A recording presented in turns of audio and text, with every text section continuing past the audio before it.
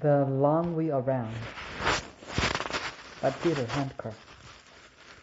And then, as I stumbled headlong down the path, there was suddenly a form. 1. The primordial forms. Sorger had outlived several of those who had become close to him.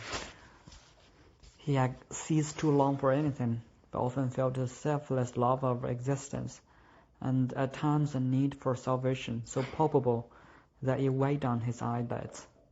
Capable of tranquil harmony, a serene strength that could transfer itself to others, yet too easily wounded by the power of facts, he knew desolation, wanted responsibility, and was imbued with the search for forms, and desire to differentiate and describe them, and not only out of doors, where this often tormenting but sometimes gratifying and at its best triumphant activity was his profession.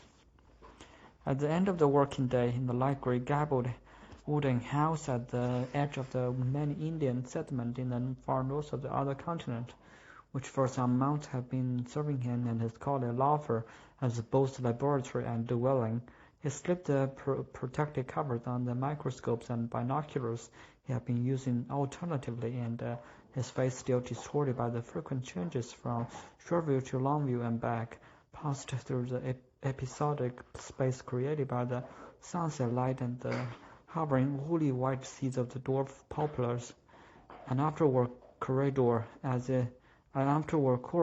it were, to his speech. A clay platform so low that he could have jumped off.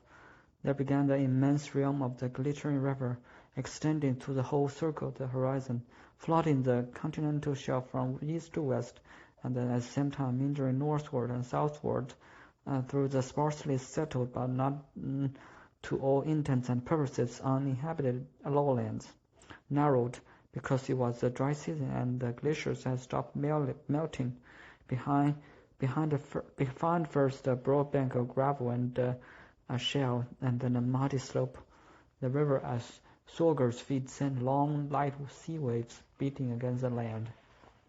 Another thing that made the valley look like a body of standing water was that it reached out to the horizon that on all sides, but that because of the river's meanderings, the lines of the horizon were formed not by streams flowing from east to west, but by dry lands, and by the banks of that bend in the river surmounted by dwarf poplars and the tops of the primeval conifers, which, though in reality sparse and stunted, seemed from a distance to form serried files.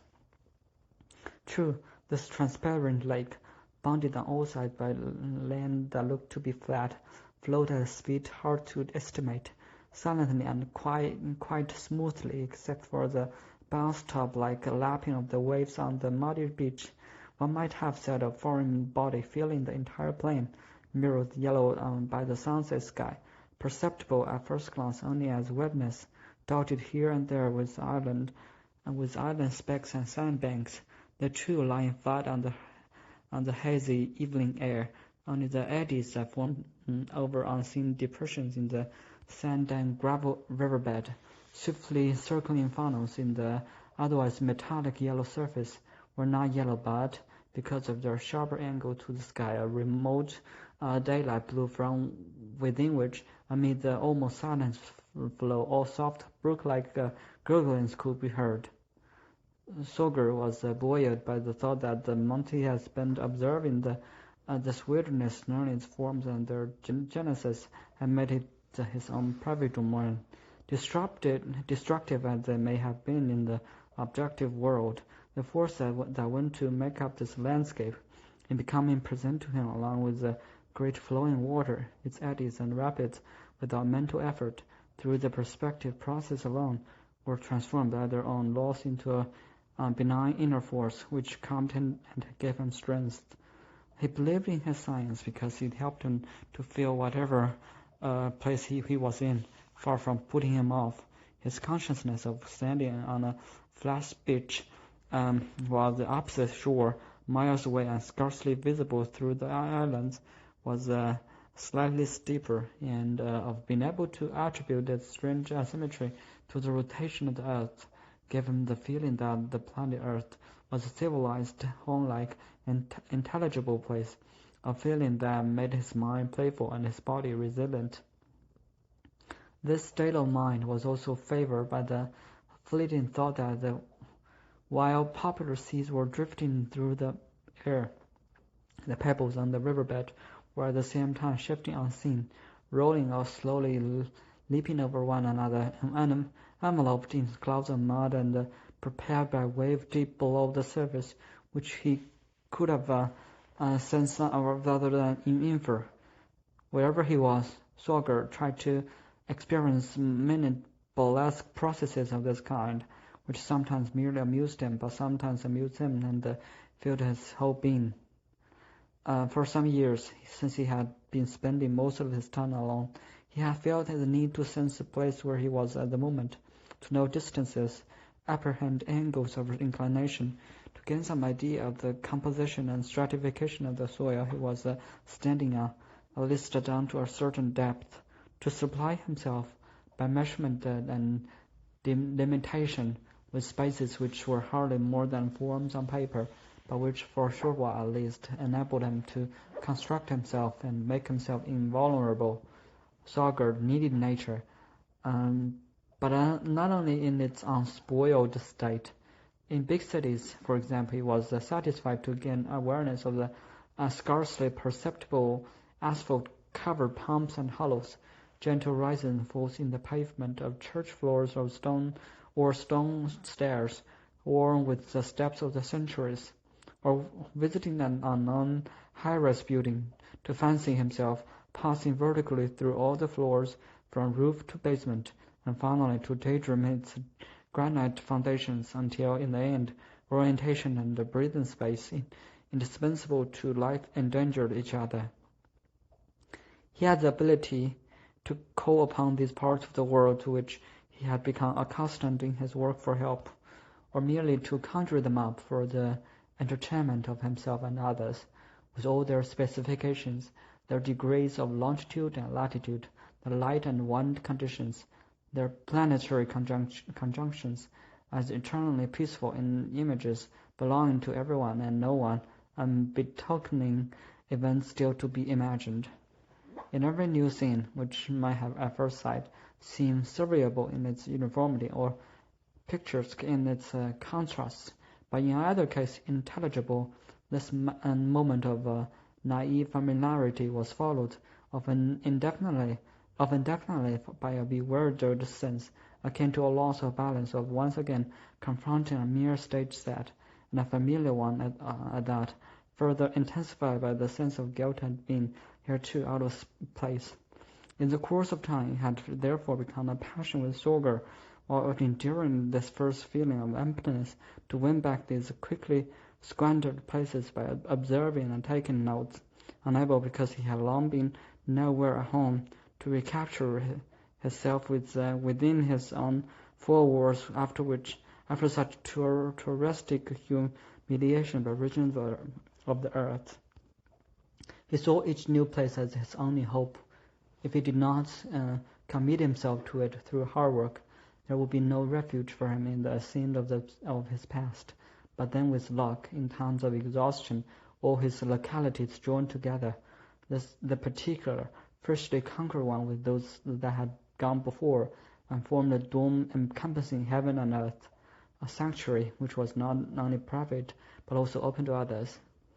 After his initial irritation with a nature too quick to promise himself, and even quicker to withdraw, Sorger was obliged to, on pain of losing himself, to immerse himself in it.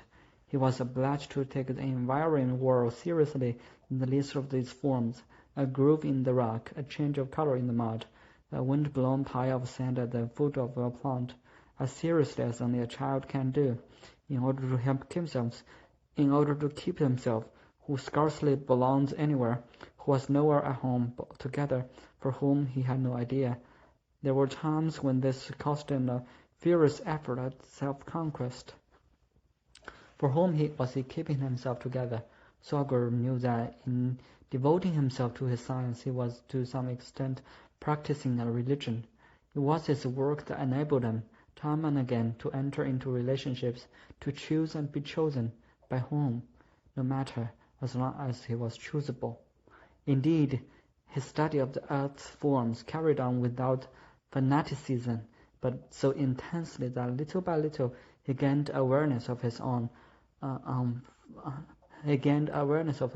form in the process, and thus far saved his soul by differentiating him from the great formlessness and its dangerous moods and caprices. And what of others?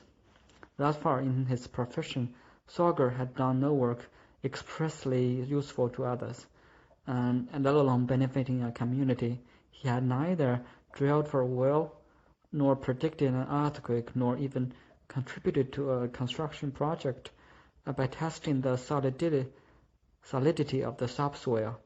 But of one thing he was sure: without the effort he made to endure the strangeness of every, without the effort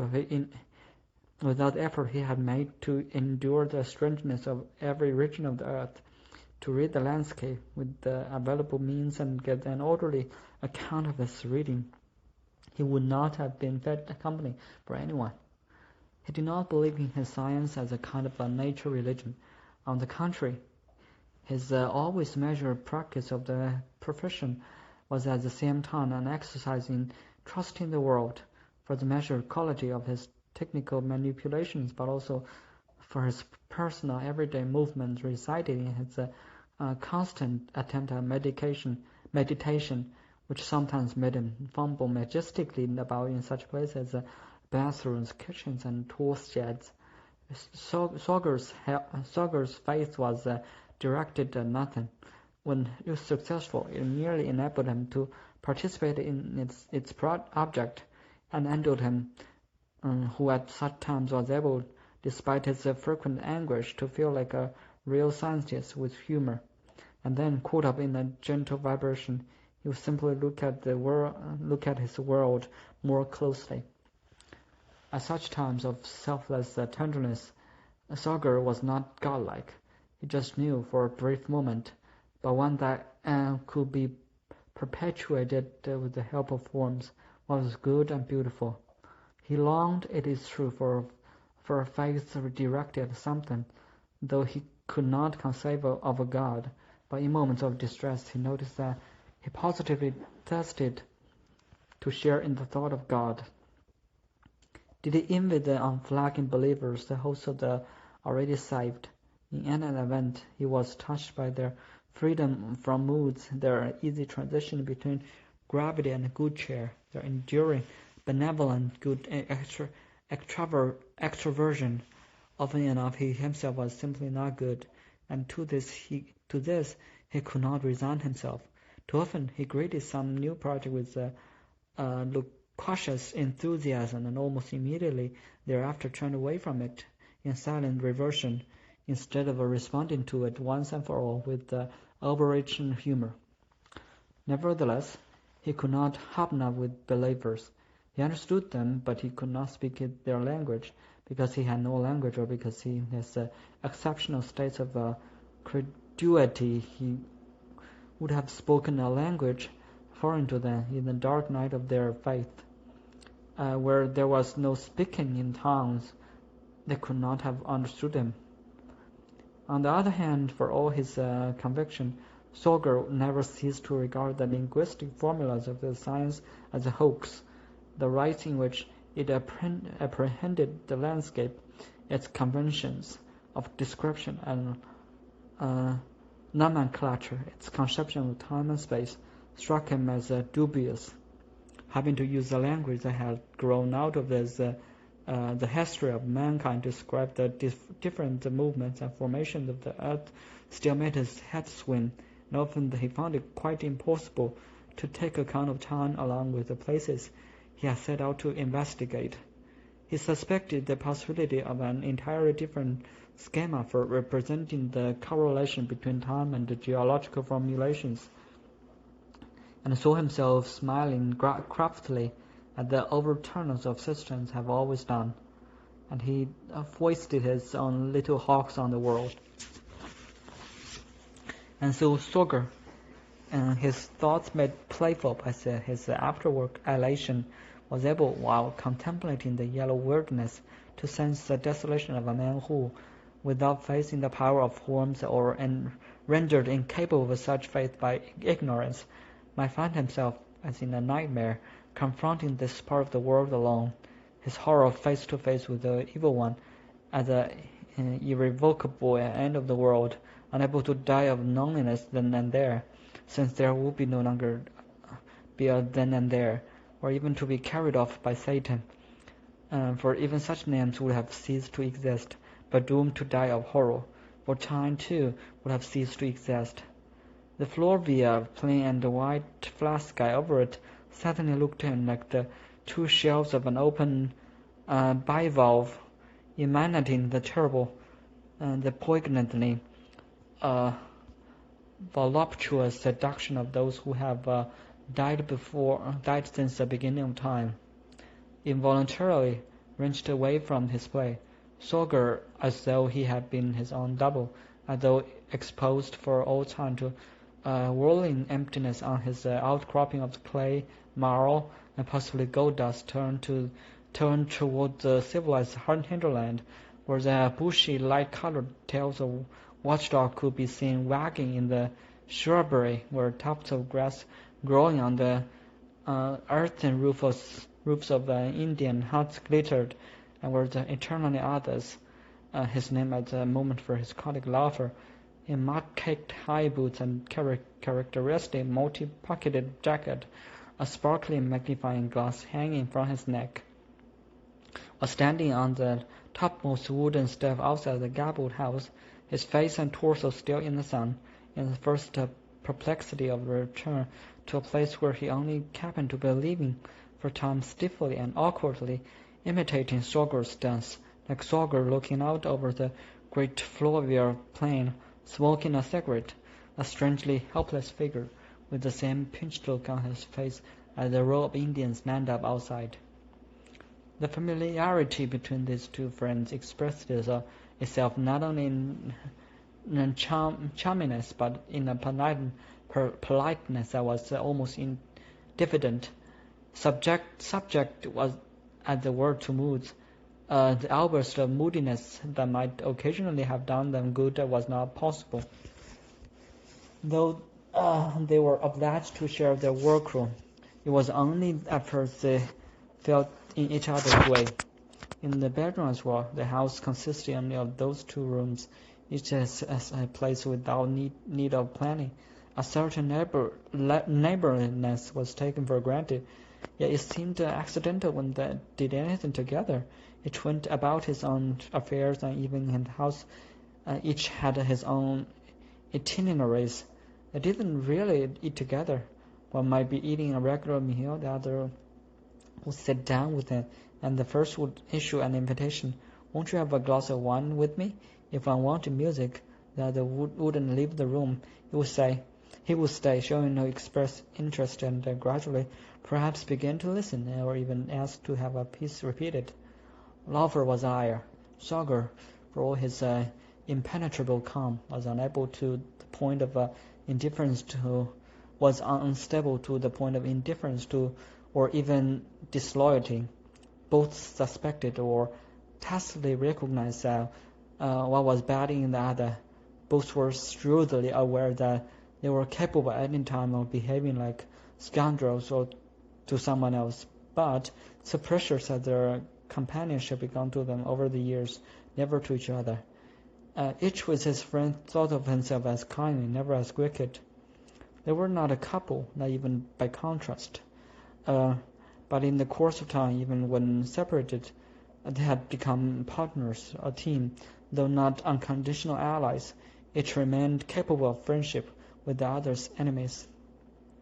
True, Laufer, the liar, had no enemies. His lying was noticed only by occasional women, who then, however, was as though privy to a tragic secret, would ally themselves with him to the death, claiming him exclusively for themselves and excluding all others from their relationship. Everyone liked him, though he made no effort to ingratiate himself, Everyone called him by his first name, even in his absence. And not only here in the American continent, where this was customary. True, his friends ran him down, but always in the tone of one deploring the shortcomings of one's hero. They would never have allowed an outsider to attack him. Despite his physical bounciness, when he forced himself to sit still in the presence of Sorger, who was often deep in thought, he gave the impression of a jumping jack on its good behavior. His massive bulk, which struck one, was more jocosely fraternal than athletic, suggested a happy unity, a restless mobile center in which others were eager to participate. Liar or not, there was something reliable about him. People were always relieved, or perhaps were just glad to see him, even when he looked in only for a moment. He didn't lie to please himself. Lying was his response to the hopes of his well-wishers. Everyone wished him well, who expected him to draw them into his center, hopes which, of course, he could not fulfill for long, but could not bring himself to disappoint. In this situation, he would lie shamelessly, obscenely. The fact is that, without meaning to, Lover connected misfits, and for that reason found himself condemned to a blandness in which he did not recognize himself. He was not sexless, and not without passion, but in secret a hero to himself in an entirely different way than to those who called themselves his friends. He pursued his dream or delusion of greatness. "I would like to be dangerous like you," he said, while sitting in the house with Sorger, at an evening meal which, as usual, had come about by chance. The table stood by the screenless window, at the center of which, traversed by river and the evening sky, or the rectangle with long dark stripes, above and below, a deepening black. Now and then a mosquito would come in, reeling rather than flying, but the mosquitoes had stopped biting. They would just settle on the back of your hand and stay there. The meal consisted of light brown mushrooms gathered in the field, whitish chunks of salmon bought from the Indians, and the last oversized potatoes from the somewhat disorderly garden on the east side of the house. The drink of wine bought at the trading post at the settlement market called itself so cold that its sweetness, in conjunction with the bitter mushrooms and the fish, was pleasant for a time. This was one of the first days of autumn in the house, whose absence of mystery, the practical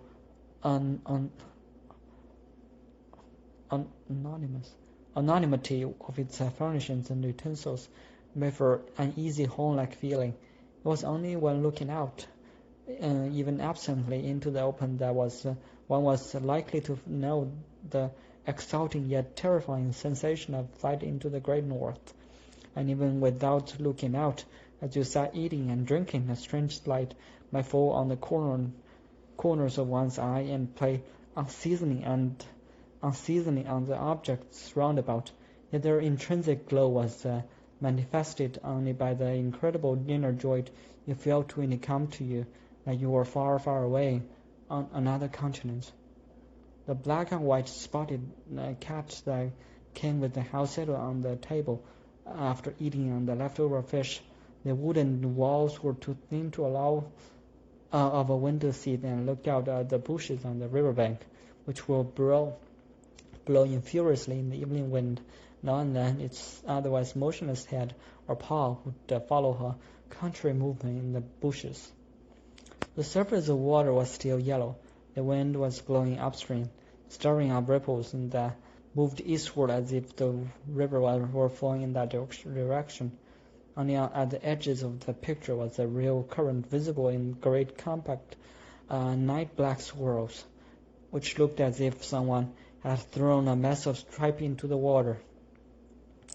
Far below in the west, now half in the shadow of the bank, a dark shape rose up from the surface of the water, rose and fell with the rhythmic creaking sound that invaded the house and filled the entire countryside.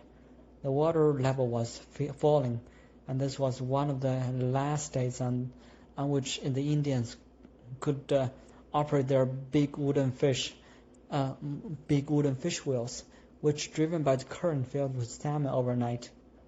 Beyond the wheel, where the river pursued its northward meander, a jagged line of stunted virgin pines seemed to form the arc of the lagoon, and since the tops of the few taller trees towered above the long, flat horizon, one had the impression, when looking into the distance beyond the lagoon formed by the river islands, of seeing the spires of Venice against a cloudless sky. In this fully darkened city, the details of which could be seen only in the reflection of the light-colored river water, rifle shots could sometimes ring out, or a lost dog might bark, but perhaps these were mere echoes, carrying a village sound back to the village, where the dogs, for the most part kept in packs, barked until late into the night.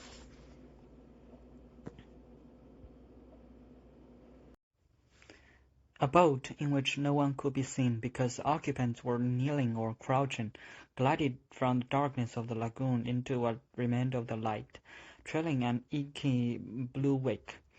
A rifle shot fired across the water as though from ambush grazed but barely ruffled the smooth surface, then ricocheted into an island thicket, flushing a few crows.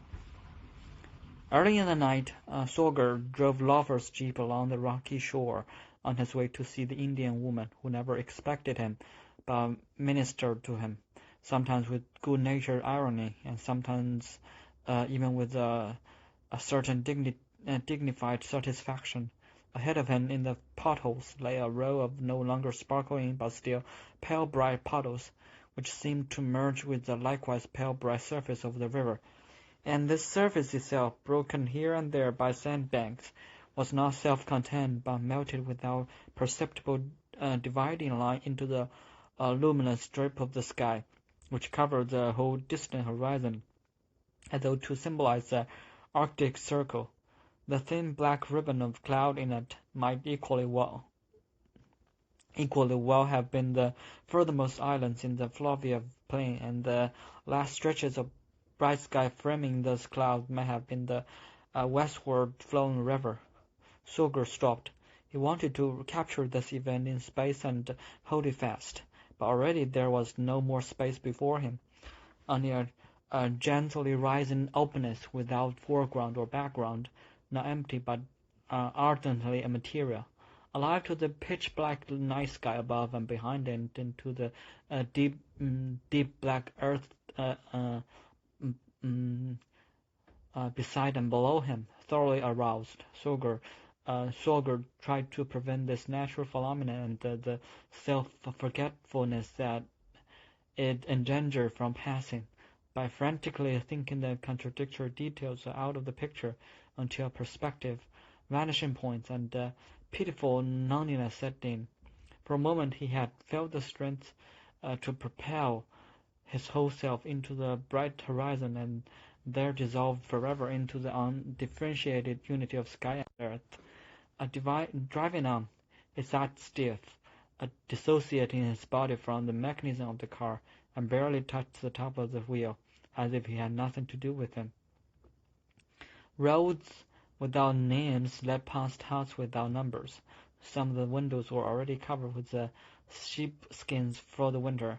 The oak antlers over the front steps looked enormous and very white in the beam of the headlights. In the dark space under the huts, which were raised on wooden blocks, moved the shadows of the miscellaneous objects stored there. The air stripped along the edge of the forest, a rocky field that narrowed in the headlight beam lay deserted, edged on both sides by short-stemmed red marker lights. A stray dog raised gleaming eyes from the hole in the ground. In this lost outpost, which could not be reached by road, or by sheep for that matter, only by plane, there were nevertheless any number of roads that went in a little way into the forest and broke off when they came to the swamps. At least one car went with every house. Even for the shortest distances, inhabitants used their cars zigzagging in and out of the bushes at top speed, hurling great blobs of mud from the roads, which never dried out, against the trees and the walls of the huts. In this country, which, though flat, derived each day a rough, bony, cutting quality from all its objects, plants, animals, and people, the Indian woman took on for him an inviting, a coolly bright smoothness. Smoothness might have been his pet name for her. In the season when there was virtually no dark night, they had met in the bar attached to the market, and she had asked him to dance.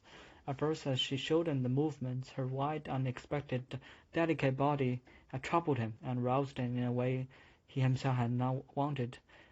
She, on the other hand, found everything about him normal. In any case, she accepted him. Her smoothness was alluring, and her indulgence contagious. She was determined to keep her relation with the outsider secret from the members of her tribe. Actually, there were hardly any tribes left, only relics drinking beer and listening to cassette music in the huts.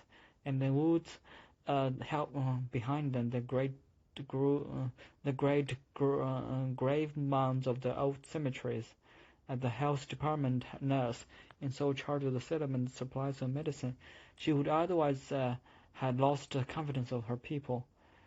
She would get body odor, frogs would jump out of her cheeks and infect their village with mysterious diseases, and if that happened, they'd have to kill her with stone scissors. Her husband, a non-swimmer like so many inhabitants of these latitudes, had been drowned while fishing in the river. Time and again she dreamed of pulling a feathered musk out of the water. Outside her house stood a totem pole, bright with color in the beam of the headlights. Her 2 children's bicycle was leaning against it. Through the curtainless window he first saw her round forehead, which he interpreted as so intimate a greeting and welcome that without waiting for her signal he went riding, sure that the children were already asleep.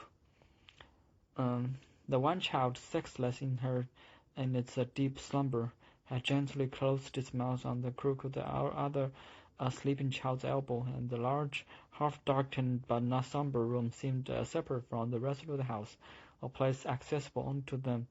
The shadows of the waving bushes outside moved over the walls, and nevertheless watching her, giving in, resolutely transforming himself into her fantastic machine, and, more than making her happy, sharing her durable pride. He did not regard himself as a deceiver, but saw the deception as an ineluctable phenomenon for which he was in no way responsible. It was not only that with her he had to speak a foreign language, in which she had another voice than his own. More fundamental than this particularity, which perhaps concerned them alone, was the discrepancy between inactive desire. Here he knew himself and his partner to be in a state of perfection, and its physical accomplishment, which had to end one way or another, with the anticipation of a triumph that always failed to materialize. Each time it seemed to be the one thing that counted, and then it counted for so little. The anticipated union did not prevent desire, but reduced it to an abrupt, unstable instantaneity, and through its very weakness made for a guilty conscience, followed by a total lapse of conscience. In other words, he did not love her. He knew that he shouldn't have come to see her, and when he was with her, his indecision made him act brusquely. How was it that he could not see himself embracing anyone, but always alone? He would have liked to love her in his language and through his language, but instead he merely stared at her menacingly until after the first surprise, and not just to please him, she felt afraid. He toyed with the thought of killing her, while it's stealing or breaking something. After all, no one knew he was there. "I hate this century," he said finally, and she answered slowly, as though reading his future. "Yes, you are healthy, and perhaps you are doomed." She didn't know when he came from and where he came from. That left at the inconceivable notion that there might be another continent. Had the stripe in the sky at last disappeared? The janitor hummed in its tin shelter behind the house, and in placeless darkness beyond all degrees of latitude and longitude, puddles of water trembled and whirled around in a circle. White yellow White yarrow blossoms curled in the frost. Clumps of yellow camellias became aerial photographs of burning forest. From deep within Sorger, an alarm bell signaling disorientation passed through the dark silent lowlands, further and further northward, which Louis was north just then, as far as alluvial tundra, where scattered a cone of ice that had formed 1,000 years before, but could not be recognized, and ice under its sheathing of sand and gravel. Now a crater would form with a lake in it, as if there had been a small volcano up there, so close to the pole. The river behind the house flowed only on the surface just below, seething and quickly encapsulating the flowing branches and leaves. A smooth sheet of ice filled the riverbed from source to mouth, giving the water the appearance of glass. The foreheads of many people lay on the cool, animal edge of a wash basin, and that night these children in bed would not turn over again. Laufer, standing reading a letter, hadn't this been mail day, holding the paper more with the pads of his palms than with his fingers. A slightly tilted basket of fruit on the sofa beside him, glanced now and then at the cat, which didn't let him out of its sight but finally dozed off. The wind rolled over the empty beer cans in the bushes outside, and at the same time the primeval wind, which had gathered the soil on which the hut was now standing, set up an roaring in his head. Sorger could literally taste the unreality compounded of so many simultaneous irreconcilables which condensed around him and would soon blow him away, and again it would be his own fault. I have to go home, I have to sleep. He struck his head with his fist, a prayer of sorts which actually worked. The hallucination passed, his spatial sense came back. What do you see? The Indian woman asked. He felt a liking for her in the corners of his eyes. He hugged her and meant it. She held him close, and when he looked up he noticed for the first time that the expressionlessness of her face, in which he foresaw a beautiful old age, was perfect sympathy. While she was ministering to him, Sorger listened to a long story about someone who seduced a sleeping woman by giving her copper to smell. She saw him to the door, and then, in a good humor, he drove home through the friendly Arctic night. His premature fatigue, which had burst upon him like a deviation from the vertigo, brought on it in part by the effort of speaking a foreign language, had never been. The gabled wooden house glowed in the darkness. From a distance he transferred its color, shape, and material to himself in the form of energy. Entering, he felt enterprising, filled with a passionate urge to investigate nature, though all he actually did in a deserted laboratory.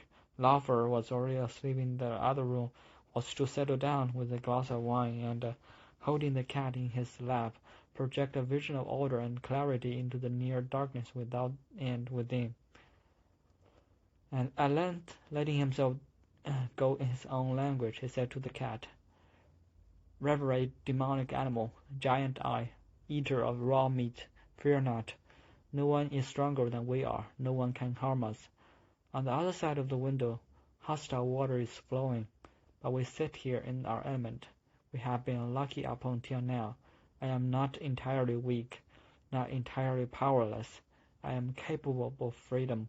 I want success and want adventure. I would like to teach the landscape to be irrational and the heavens to mourn. Do you understand that? And I am restless." They both looked out into the night, the cat far more attentively than the man. The orifice under its upraised tail turned toward him like a burning eye.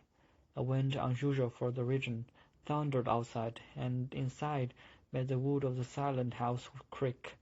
Sorger sat motionless until he felt he was weighing his brain with his scales designed to make what they weighed weightless. A nervous flutter circled his head as though veins were beating under his skin, and then came a total calm, in which everything could be said with the words night, window, cat. The cold and the wind outside were a blessing to Sorger's lungs. He lifted the cat by the forepaws, making it stand straight on its hind legs, and put his ear to its mouth. "Now say something. Stop pretending. You sanctimonious quadruped,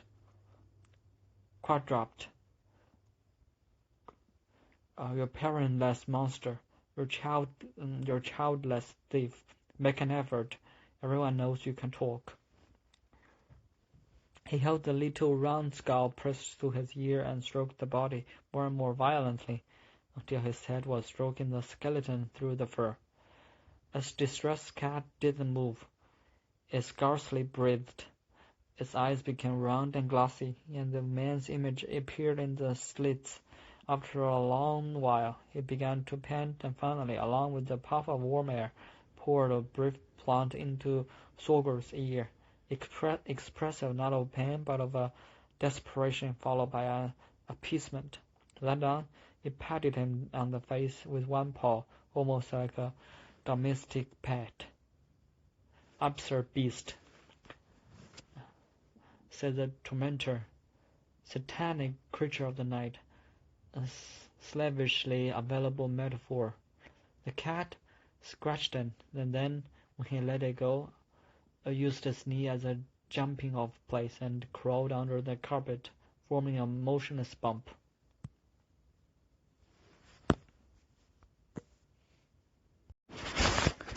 At first, Sorger had a sensation of coolness on his cheek. A little later, the scratch began to bleed. Behind the fugitive animal, the furniture was still creaking. On the table in front of Sorger, the brown tip of a compass needle trembled, and in the adjoining room, tossing and turning in his bed as though unable to find his place, the other man was talking in his sleep. Or could he be singing? But what was there to celebrate? How easy it was to give oneself away. How ready one was to speak. How beautiful, by contrast, was the cat's reserve. Be silent, man. Down, age of silence. Down, age of silence. Beside the compass lay a letter for him from Europe, which he had not yet opened. And how much else had I missed in just for this one day? A sense of inexpiable guilt more played with him than took hold of him. But since it was only a vague intimation, he could not repent or make reparation. Never again, he said. This was the hour of sleep-heavy night resolutions. That was the day when for the last time he what? A heat so stifling that it almost weighed briefly on the room and on the man still sitting abstinently awake. It was the consciousness of insatiable privation and infinite incapacity. He had no right to his scientific instruments, no right to look at the river, and it was dishonest of him to let himself be embraced. Now Lawfer was really singing in his sleep. Comical fellow man, ridiculous self, laughing witness. Something was wrong, always had been, with all of them. They were cheats without exception. The night became a solid body pressing against the window panes from outside, and now Sorger saw himself as someone really dangerous, because he wanted to lose everything, and himself as well. Of course, he had long been acquainted with those no-man's-land states. They were dispelled by sleep or the next day's fresh air. Besides, the cat came out from under the carpet and, while Sorger was getting ready for bed, ran across his path several times in token of affection. "As you see," he said to the cat, "I'm going to bed." And he added, "Rejoice, dear animal. Rejoice, dear animal. Now you have a home."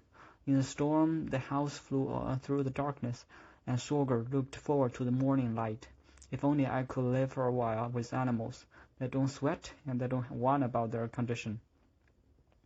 But along with the need for silence, wasn't there such a thing as joy in the spontaneous outcry, in the pure act of crying out?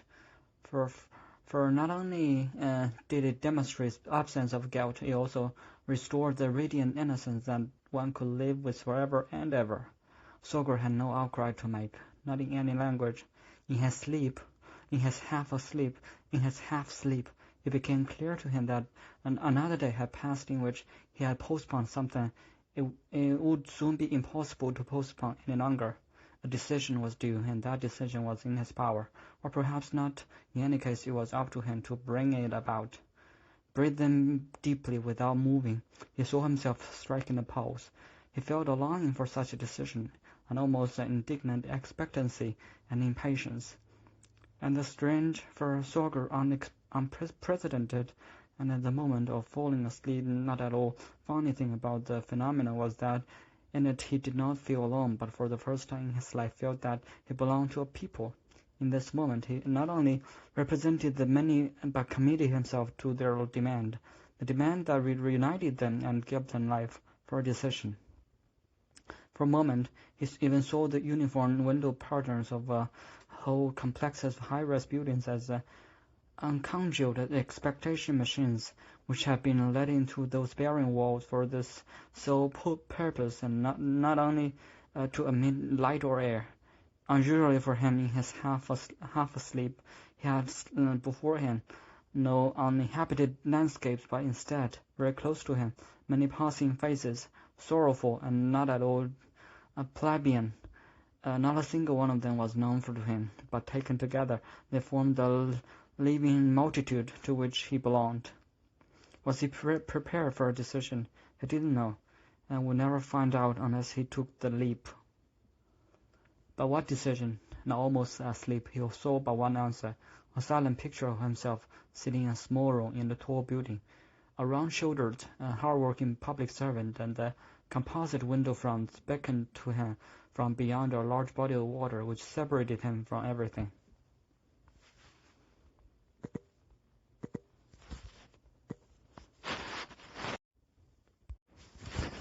A strange desire came over him to exert himself to the point of exhaustion, and he saw himself, in the event that he lacked the strength, disappearing into an arcade which led him into a refuge still closer at the moment. A great deal was at stake, but something very different from life and death. Worms spread through the whole body, and he found himself in the hollow of his limp open hand.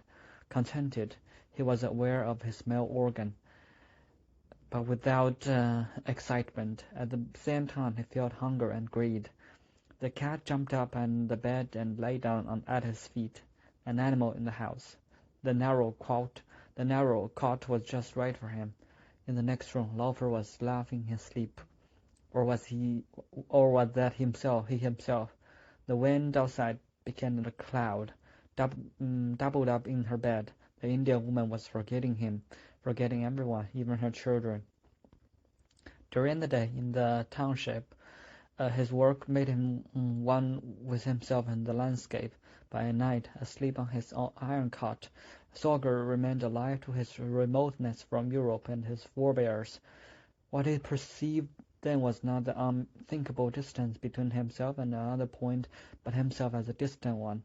His sleep was disturbed by no image of this other point, only by a constant awareness of not sleeping in his own bed. Conscious in his sleep of being wrenched out of place, he never, though years had passed since the change of continents, enjoyed a quiet, home-like sleep. Immediately on closing his eyes, he began to gravitate, growing steadily heavier and more cloud-like, toward the magnetic horizon. And what happened then? A group of screeching, drunken Indians were standing around a fire on the river bank, and one reeled back and fell, still clutching a bottle, into the smooth, swift current and sunk. But instantly the dreamer jumped in after him. He didn't come up again, and no one paid attention to his disappearance. Seen in bird's-eye view, the river was so transparent at its surface that below it, as though framed in clear still water, The brownish-yellow clouds of mud became a self-contained image of turbulent power pulsating upward from the riverbed, rolling westward and filling the whole breadth of the stream. Over these clouds, but just below the transparent surface, drifted unrecognizable from the shore, dark tree trunks, for the most part birches, stripped and blackened by the current, occasionally veiled momentarily by a surge of mud. Clearly visible from the bank were singly drifting dwarf pines, weighed down at one end by their roots so that the tops would intermittently rise above the surface and dive down again. A few tree trunks, diverted to the shallower spots, anchored their roots in the bottom, so that only their spreading crowns could be seen. No more cries. In the grey of dawn, the river arched, becoming a quiet bay in an otherwise turbulent ocean. Occasionally, breeze-blown ripples crept darkly in all directions. A dead pink salmon had been washed up on the sandy shore, a faint colour in the rigid, recumbent darkness over which, strictly separate, lay a pale sky with a colourless moon that seemed to have fallen over backward.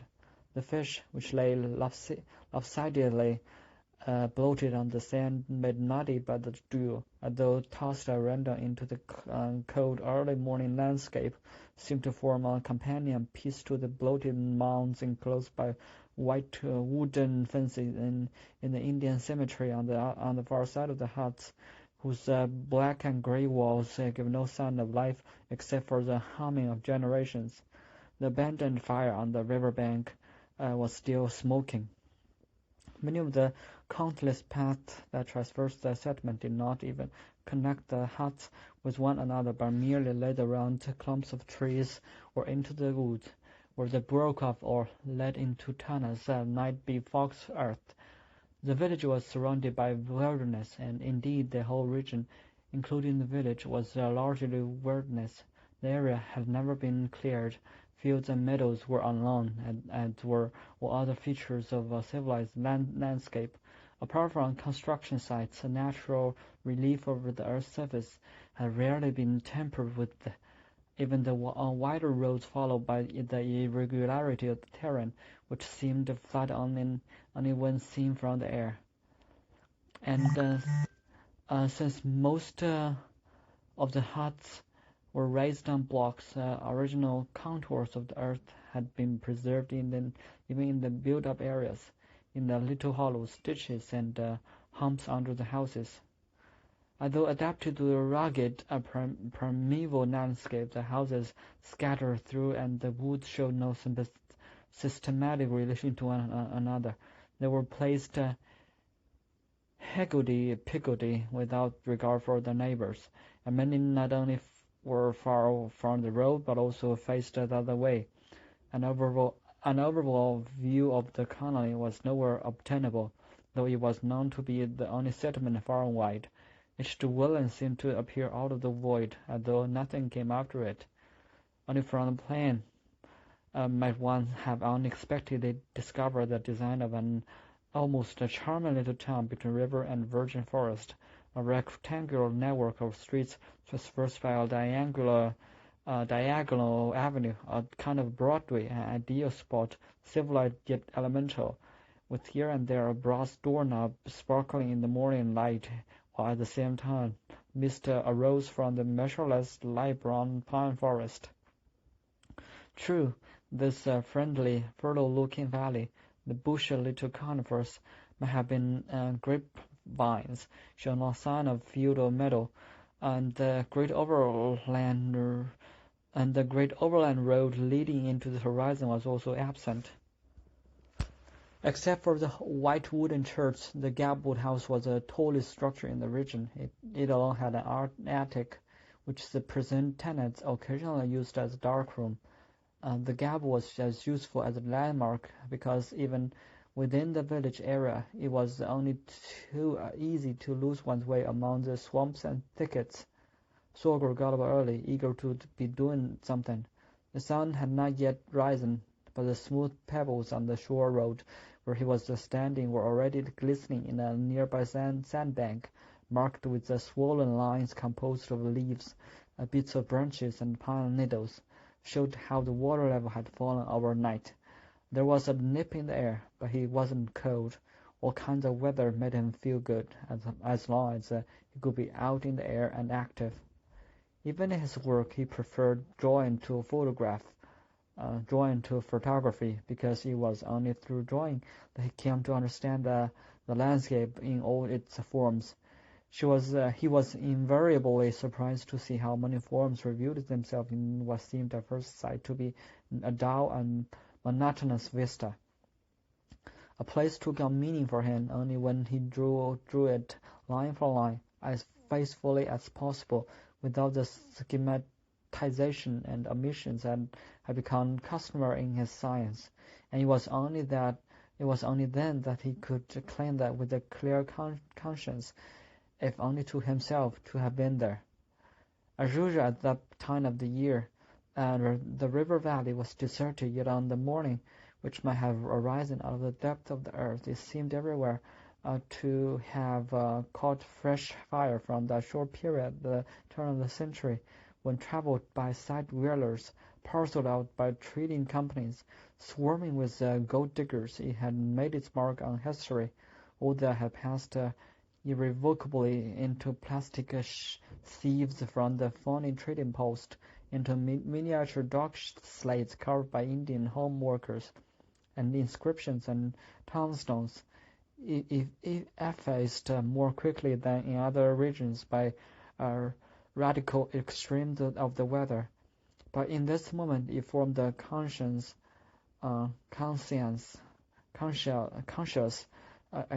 eternal current in the timeless, unconscious river. In perceiving it, Sorger felt cheered and comforted and eager to accomplish something.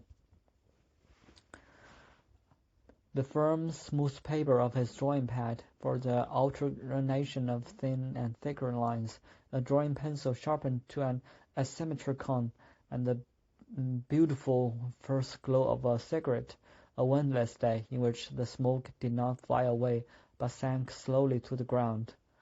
The first colors in the landscape were objects in their own right: a gravel red, an oil drum blue, an ash leaf yellow, a birch tree white, little burst puffballs in the grass, elsewhere a hairy poppy stem, whose flower was not red but a wonderful silken yellow. The locusts' bushes, rather than trees, had dark thorns all over them. The flaming red rowan berries, icier than snowballs inside. You can feel the sting in the palm of your hand. The brick red willow bark had though to bind a book with. The brown shaggy bearskin nailed to a shed. The first movements were the clouds of mist just over the river, drifting eastward. Sand martins darted out of holes in the clay embankment and soon turned back. The black mongrels rooting about in the shore rubbish proved to be giant crows, which rose into the air with a whirring of wings, and circled around the men, and flew away from raucous cries. One came back again, and this time without a sound, and flew over the standing man, so low that its wing-beat sounded like a flapping of a flapping fan belt. Almost all the fish washed ashore during the night had been eaten. Here and there, the picked-out eyes had left their imprints on the soft sand. A stray dog ambling down and the beach was a silvery grey, its head white from the bluish eyes down, a real face. He dragged a dead seagull back and forth over the sand, crunching it. That was the only sound far and wide, with his side teeth. The chained village dog emerged from their underground kennels and ran as far as they could, whining and yapping with still tamed violence. Then came the usual sound of morning traffic, not a single car driving over dry land, but several small planes rose above the bushes, and the hum of others could be heard from beyond the river. You must know that no one ever abandoned himself to such an extent in his life. that he might not have abandoned himself, or still more, whom was he to honor? Wasn't that he needed someone to honor? Didn't he want to be independent? Where was the person for whom he could do something? Where was he where was he at this very moment? The beer cans, which in addition to being crushed flat had been ground into the road, seemed to demonstrate extreme violence and despair, which he had never known but could now suspect, and over an insurmountable privation, the stony absence that had set every last dog in the village to howling with murderous fury.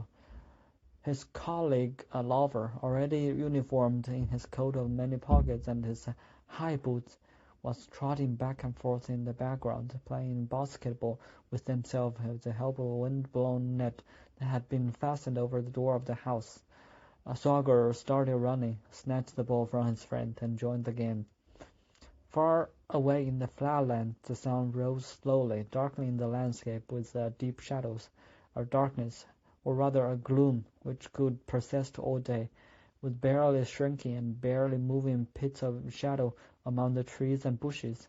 And on the spot from the moment when Sorger joined in the game, time transformed itself as an open stage into a dimly sunny space without particular events, without day and night, and without self-awareness, a space in which he was neither a doer or an idler, neither an actor nor a witness.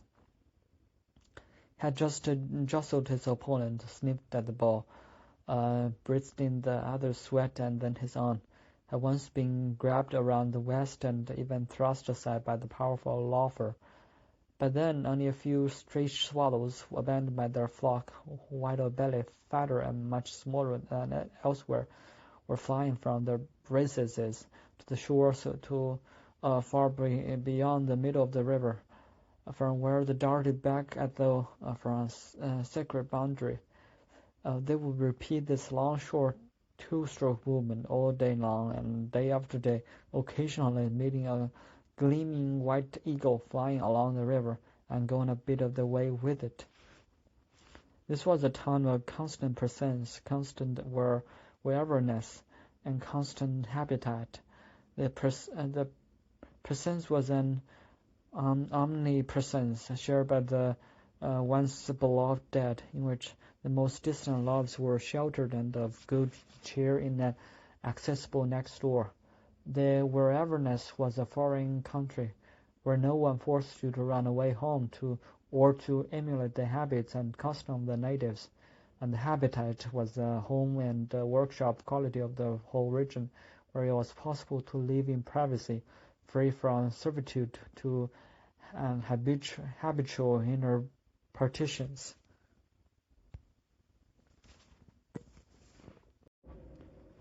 The autumn sun might be watery or hot, or it might shimmer only on a distant spot in the plain. In every case, it was something more than the usual indifferent source of light behind one's back or before one's eyes. Leaves fell on dishes that lay on tables in the open, or blew down the river in colorful swarms, or there were not leaves at all, but birds that flew back into the bushes from the grass, or stopped in mid-air and whirled about in a flock, or turned into land animals and scurried away in an entirely different direction. Now there were frogs' heads peering through the layer of leaves on marshy black puddles, or hares scampering off into the lowlands and somersaulting into the grounds of shots, or perhaps, after all, they had only been leaves. At the time, this phenomenon was something more than the eccentric delusion of someone who happened to confuse his details. There were unmistakable signs implicit in nature itself, and had the power, regardless of who the observer might be, to convert themselves into great and diversified happenings in space, delusions only at first glance, then welcome as a metamorphosis in the deeper area of revision, where in a way that is always unique, plants coalesce with animals and even with humans, and absence merges with presence. Infusing Sorger and Sorger's individual history with the movement of the northern autumn, the landscape was in turn transformed by the human history into a temporal vault in which the self-forgetful man without destiny, but also without the sense of loss, was still present. In this landscape there was one particular place where this promising history, in which nothing violent or abrupt ever happened, was clearly revealed to him. The place was not conspicuous as a scene or sight. It took shape through the prolonged effort of sketching, which alone made it describable. It was the middle ground of a quite commonplace segment of the landscape, chosen by Sorger because of an earthquake fault in the foreground and a fragmentary shelf of loess far behind it. Through no intention of his, the center, which disclosed no particular surface form, not so much as a small swampy depression, and which only a sense of having to fill up his page led him to sketch, gradually took on decided individuality. It was a smooth bit of meadow, almost entirely bare of trees or underbrush, with a few huts and a straight path in the foreground, and demarcated on the far side of by the sparse virgin forest, which, however, was so close that the sketcher would look into it, while the foreground, with its many perceptible details, suggested a garden-like fringe, distinct from the wilderness in the background. Between these two zones, which were clearly set off from the landscape as a whole, lay the formless middle ground, and though on a plane with them, it gave the impression first of a meadow that had formed in the course of the weeks, and finally of a human valley in a possible eternal peace. The Indians who traversed the sunny autumnal scene passed every day, driving left to work or right on their way back home, while their children passed one by one on their way to school, and at noon in a homeward bound groups. Here their lives unfolded without the usual incidents. In every instance, the person who entered the stage from one side complimented the one who had just left it on the other side. Those who met on the road stood together for a while and then separated. They were only on their way to farms, always in the same village area, and the howl and pack of dogs on the trucks were their household pets, which they were taken for an outing. Otherwise than in the market, town hall, or bar, the people who kept passing through this middle ground presented a picture of an indescribable, lively, and often exuberant community. And Sorger knew that he could trust this picture, which had freed him from several obsessive beliefs. Up until then, the Indians had indeed been a hostile race, and he an undesirable intruder on the land, which moreover belonged to his western world only in the most superficial sense. Formerly, he had been able to think of a great giant, great Indian nation, but now that the intruder and the alien had alas been swept away, he was not afraid to think of them with sympathy, or simply to take them for granted. And then it turned out that their anti-white slogans and curses had hardly been directed against them after all. Throughout the past month, they had ignored Sorger. They looked straight ahead when he passed, or jostled him slightly, and possibly looked around, but more as one looks at an obstruction in one's path, wishing to know what sort of thing one has bumped into. But now, perceiving them as members of the village community, he saw that through this very fact he had become noticeable to them, and that it had been in his power not to be ignored by them. At present, to be sure, they did not in passing turn their heads in his direction as he stood there with his instruments, deep in thought, and nevertheless relieved of his old misconceptions. He was sure of their closeness to him. He now no longer disturbed them, and their unabashed merriment was in itself an attention, an expression of friendliness. It seemed to Sorger that his first sight of the Indian children at play had been in this spot, as though this had been his first experience of children in the far north, and as though even the adults had become so friendly that whatever they did in his presence, even if it was merely to rush past in their cars, they seemed to be playing for his benefit. He overcame his inhibitions, and they began to play. And in the evening he actually sat down in the bar among them, huddled in close-packed rows as if in the half-darkness of a movie house. He looked at no one in particular, nor did they look expressly at him, but their movements around him were always attentive, almost like downsteps. A threatening face might approach him, then would withdraw with a look of contentment because the threat, but not the face, had been disregarded in Sorger's first answering glance. Sorger did not belong to the Indians as one belongs to a tribe, but he was one with them when he met them in the bar, in the village, or anywhere else in this district. He had not forgotten the color of the skin, but when with them he was no longer conscious of his own. Sometimes he could even see himself adopted by one of their clients and staying there for good. Or rather, this autumn, with its thoughts and perceptions, he had the effect of a natural daydream going beyond Sorger's personal world. Although for this man, who was contentedly represent and no more, nature itself was a transpersonal history. He will live with his family in the village, which of course included church and school, and with his work he will even make himself useful to the community. Church, school, family, village offered the possibility of an entirely new life, and to Sorger, and the smoke that arose each day from the huts in the middle ground was something new. Of course he had seen such smoke before, but where, then, when, freed from where and when, he was relieved at no longer having to think that the people here were lost souls in a god-forsaken hole where there was nothing. Actually, everything was there.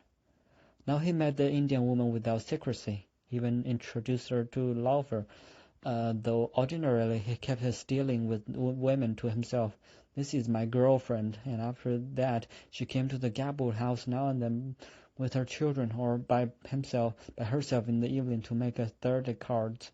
Sorger Asher longed to show himself with her, though he couldn't have said to whom. Formerly he said he had not felt concerned by the gaze of her strange eyes, with the black pupils barely visible in the dark irises. Now he trusted her and welcomed her gaze. While with her he was just absent enough to feel constantly at one with her, and he no longer had guilt feelings about her, only a feeling of pleasure, which now at last was just the kind of pleasure he wanted and no longer upset him.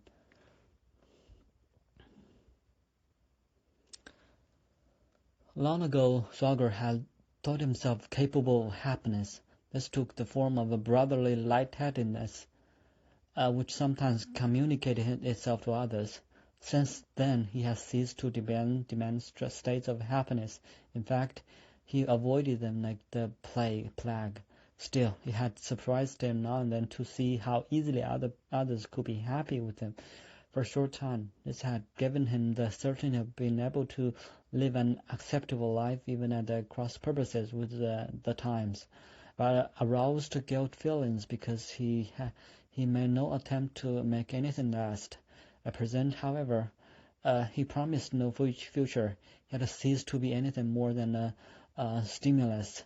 In his thoughts he saw the woman and himself nodding to each other and going their way. Being together as they were now was to be united forever. In taking his leave, he moved at ease in the foreign language, but made no pretense by using slang or homegrown intonations, or being native to it. In speaking, he lost his awareness of his own voice, just as his being had merged with the autumn landscape, so his speech now seemed to blend with that of the people around him. Altogether, he found a new pleasure in foreign language, and made up his mind to learn several more. He said, "In my native country, I couldn't even perceive of belonging to the country and its people. The words 'my country,' 'my people' meant nothing to me. Can it be the wilderness has helped me to form an idea of what a village can be? Why is it is this strange land that has first given me the thought of permanence? And with Laufer it was very much the same. Though he ordinarily yearned for his Europe, going to bed early and lying in the bed late like a child at boarding school, so as to think about home, the region had become his geological garden, which he tilled with an almost peasant-like devotion. He often got up before Sorger and with the bottles, planks, and strips of metal fashioned devices with which to measure the wind and water erosion on the river bank, the movements of the slopes, and the frost in the ground.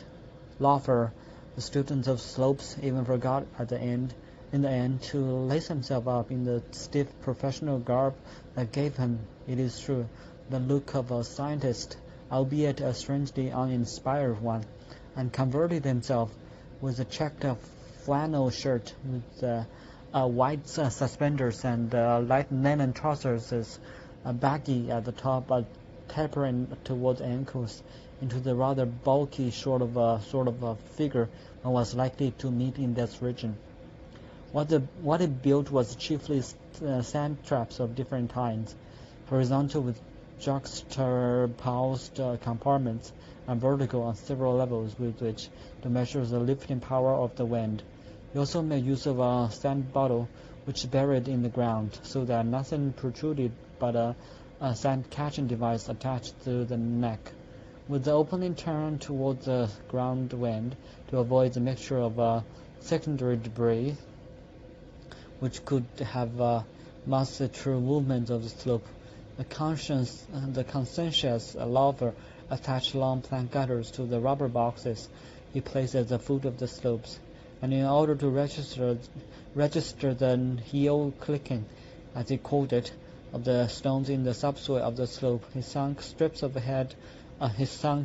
lead vertically into holes in the ground, which he had made with a drill in the exact size of the strips, and then measured the movement of rubble by carefully uncovering the strips and observing their inclination. Having planted the area with these devices, he stalked about like a trapper, waiting for the results. But his special interest was the ground under the raised huts, where the miniature geological formations, sheltered from the effects of precipitation, differ from the originally related but subsequently ruined forms in the outside world.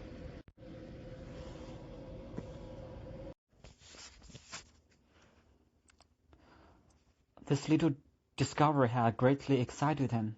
Here civilization, instead of destroying natural forms as usual, had preserved them almost entirely from the action of time. Conversely, in a South American desert, where there had been neither wind nor rain nor dew for more than a century, human footprints and the marks of horse hoofs dating from a long time past and had remained untouched by nature. Laufer was planning to write a paper comparing these two phenomena. It won't be a study, he said, more like a description of pictures. Sorger said, sometimes when I try to form an idea of the age and genesis of different forms in the same landscape and their relation to one another, the incredible diversity of this one broad canvas starts me daydreaming. I'm not a philosopher, but at such times I know it's natural for me to philosophize.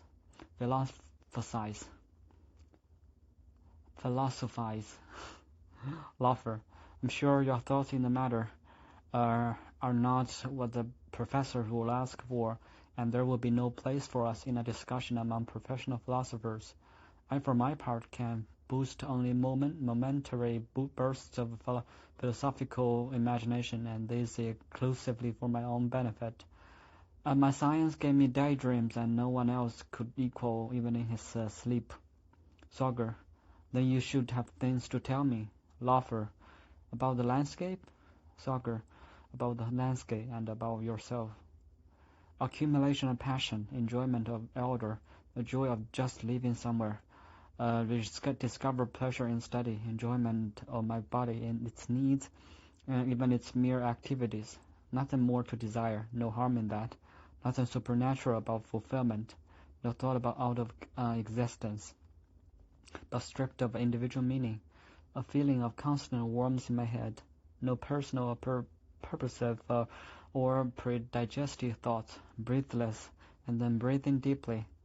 No thinking that is not a thinking with, thinking the earth with the earth as thinking world without end. The earth whose circling begins with my circulation, with me, the finite object of my thought, the only remaining object of thought, no more blood, no more heartbeat, no more human time, only a universal transparence, pulsating mightily and trembling with my pulse, no more century, only this season, from lying to standing, from standing to jumping or running.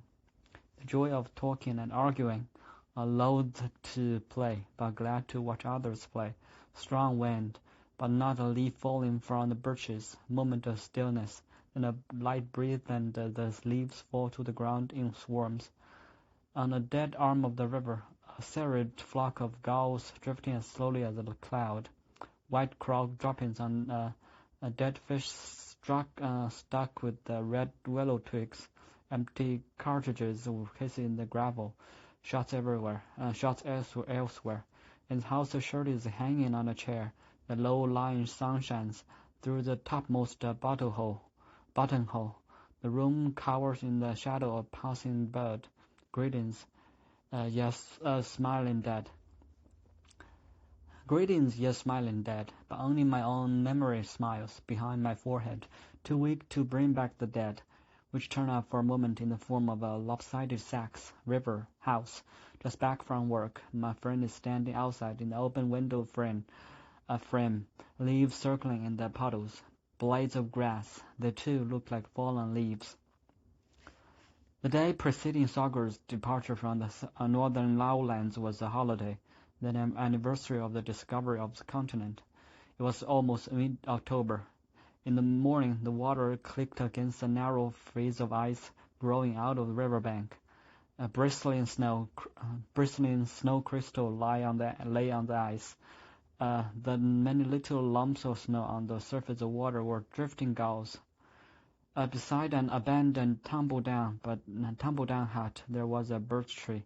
The basketball net fastened to it had been blown over its iron frame by the strong wind. In the fine grooved river landscape, dark wind spots moved like wandering underwater sandbanks. Later on, spots of shadow on white tree trunks would remind Sorger of the cat, which, with its head buried in its fur, lay on the table by the window, as at peace with the world as only a house cat can be. Laufer was still asleep, his head buried like the cat's. He had got up in the middle of the night and wandered about the living room. Questions on his return he had only mumbled with thick, heavy lips, no tongue, shutting his eyes for a moment at every syllable as the times did when telling a lie. Only then did it dawn on Sorger that his friend had been sleepwalking.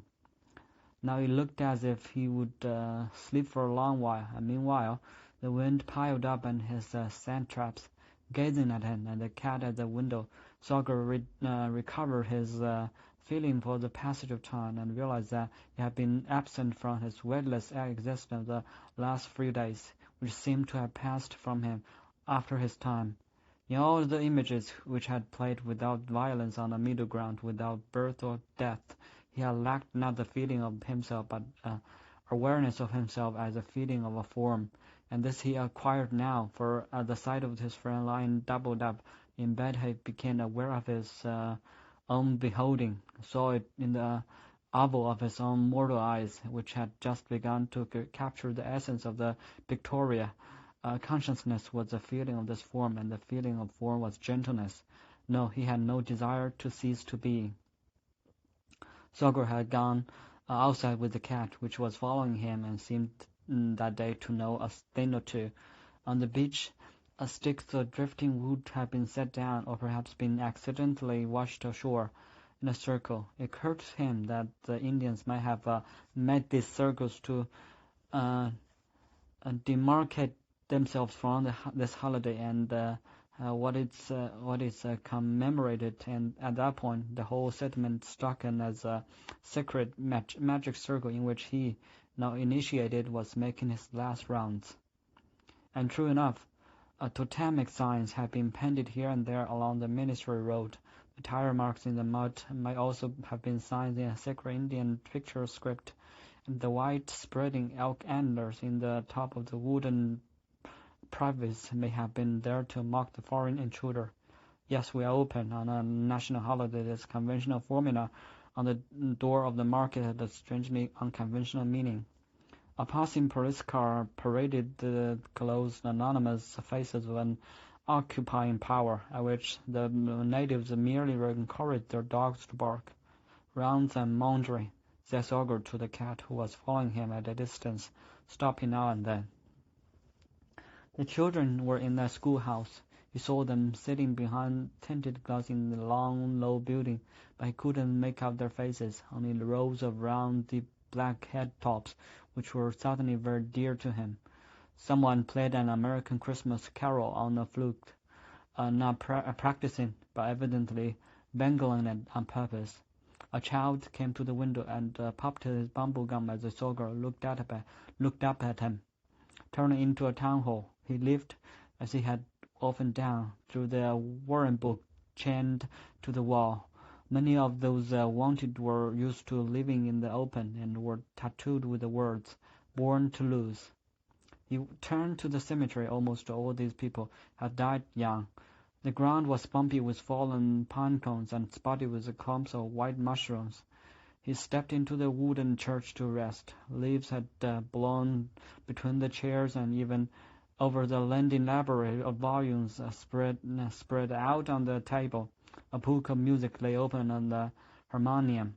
Clouds of breakfast bacon blew in from the adjoining room where the pastor lived. At the next bend in Sorger's path, he caught sight of Indians clothed, all dark, hung up to dry. Behind the windows of the huts, he saw the silhouettes of the inhabitants, who were so small that even standing there could be seen only from the neck up. And so, in going away, he managed to take leave of them. The wind was so strong that it unbuttoned his coat as he walked, but warm, interspersed with icy gusts that tasted like snow in his mouth. The cat stopped now and then, and the movement of its head followed the shadows inside the house. And when Sorger picked it up, he arched its back and blew colder in his face. It disliked being carried when out of doors. Followed by the animal, he returned to the river bank, completing his circuit. He thought, "Today for the first time, I've seen yards around the houses and rediscovered that the village has a circular road around it."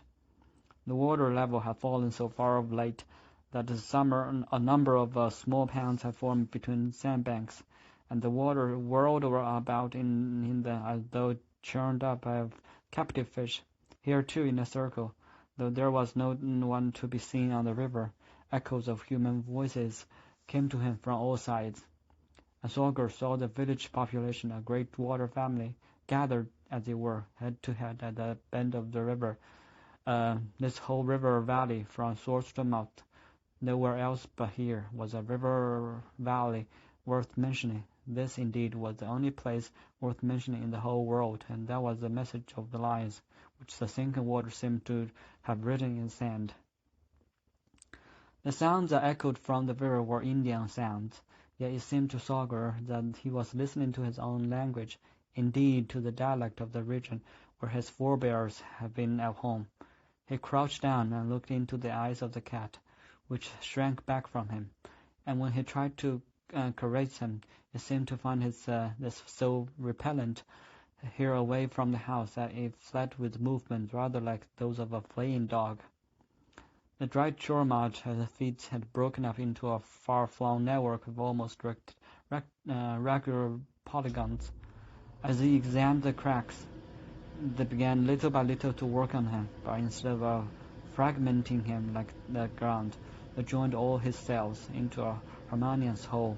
Something that rose from the split surface of the earth struck his body and made it warm and heavy. Standing there motionless, looking out over the pattern, he saw himself as the receiver, not of a news or a passive message, but of a twofold force received on the two levels of his head.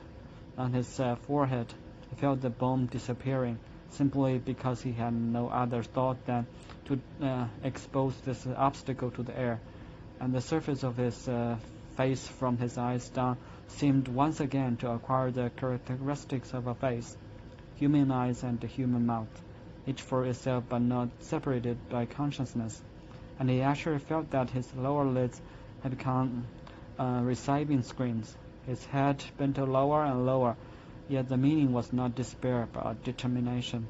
The decision rests with me. Raising his eye, he was prepared for anything. With every look, even into the void, it would have met other looks. Indeed, he would have created them. The murmuring of the stream, and once again the bushes were murmuring as gently as on the summer day when he arrived and gained his first intimation of the river landscape. The man who rose from the ground was not ecstatic, only appeased. He no longer expected illuminations, only measure and duration. My face, an unfinished sketch, when it become complete, he could say that he enjoyed life, accepted death, and loved the world. And now he saw that, correspondingly, the river flowed more slowly, the clumps of grass shimmered, and the sun-warmed gasoline drums hummed. Beside him he saw a single yellow willow leaf on a flaming red branch, and knew that after his death, after the death of all mankind, he will appear in the depths of the countryside and give form to all the things on which his gaze now rested. The thought gave him a blissful feeling that raised him above the treetops. Only his face remained behind, only a mask representing happiness. Seizing the moment, Sorger, the hero, dropped the stone that he had meant to put in his pocket as a memento, and ran through the grassy meadow to the gabled house. The spotted cat, which was sitting out in front, and had forgotten him again. Why had Laufer once said that he would probably live here for quite a while but go back to Europe to die? And Sorger stepped into the house. Laufer greeted him with an almost mischievous look of superiority, meaning that he was staying in the place his friend was leaving.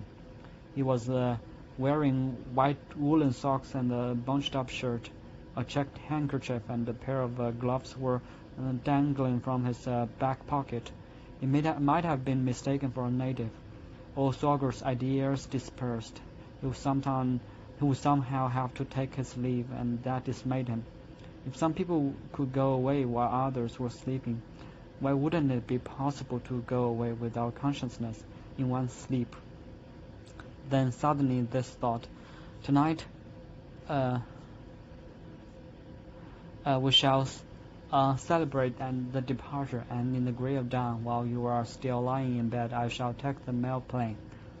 It was decided that they would work together that day, or rather, one formally invited the other to participate in his activity, and in the end, they agreed to take aerial photographs together. The rented single-engine plane flew so low over the river valley that even the outlines of the dark little ice lentilles under the surface vegetation were visible. Though Sorger had often observed the region from the air, it took on a special form for him now that he was about to leave it. He saw the essentially shapeless plane as a body with many limbs and the unique, unmistakable face that was now turned toward him. This face seemed rich, eerie, and surprising. Rich not only because its forms were so varied, but also because it seemed inexhaustible. Eerie because innumerable forms which always reminded him strangely of a human world and seemed to cry out for names were in large part nameless, and surprising because every time he looked at it, there was the rolling stream. Every prevision was a mistake. The wideness of the river was always a new event. Even if one had looked away for barely an instant, it was truly unthinkable. One met Sorger, who soon forgot about photography, regarded the river as a feature in his face, was a palpable gratitude and even admiration he felt toward the territory that had been in his place of work for the last few months. Horseshoe lakes, saucepan springs, trough-shaped valleys, lava cakes, or glacier milk from glacier gardens looked down on his landscape. He understood these conventional terms, which had often struck him as unreasonably childish. If he saw a face here, wouldn't other observers in other parts of the world see dream edifices with columns, gates, stairways, pulpits, and steeples furnished with bowls, basins, ladles, sacrificial vessels situated, why not, in a trumpet-shaped valley and edged about with flocks of hills?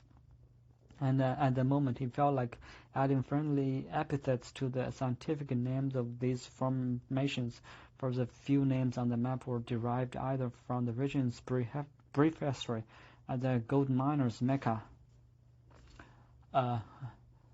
or they were mere numbers.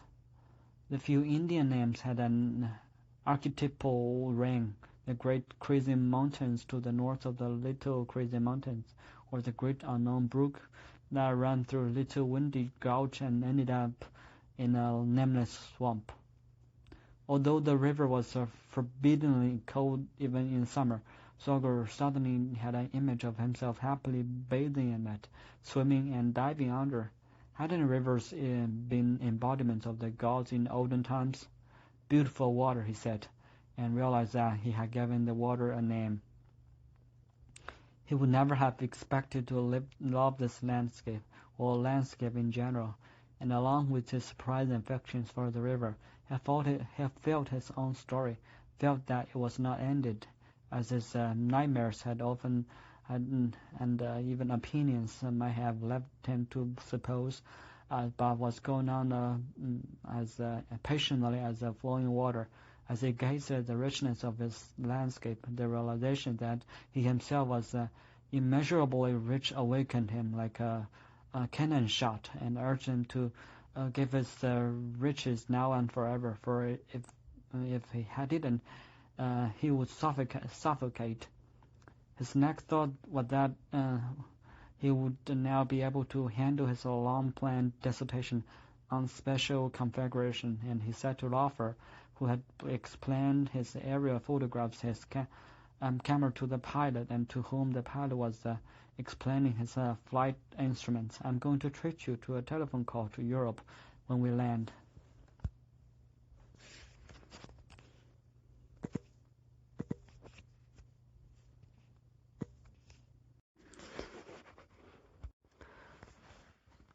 The public telephone was in a windowless log cabin built in the corner of a sheet metal hangar on the side of the airfield. Although meant to be lived in, the cabin was furnished with a table, a reading lamp, a bed covered with a wolf hide, a shelf of books, and a small cast-iron stove. The telephone, which had a distinctly public look, hung on one of the two sheet metal walls formed by the hangar. The key to the cabin could be obtained in the market at the other end of the village. In the early days, Sorger had often driven the jeep there, in part because he enjoyed sitting at the table in the dark cabin, waiting, just before the line was at last opened to him, and he could hear the bell ringing far across the seas, a satellite crackling set in, and with it an image of oceanic distances. As he was preparing his mind for the conversation, this brief sound threw him into a state of the indescribable excitement in which he literally called the person at the other end of the wire. After that, even in the middle of the conversation, he was often enough merely bewildered, clearly as it might come over. The other voice seemed to recede further and further as he spoke, and to make matters worse, there were never any background noises. At his end of the telephone cable, Sorger felt excluded. His own voice echoed in his ear, and his dizziness as he hung up had all the earmarks of the unreality.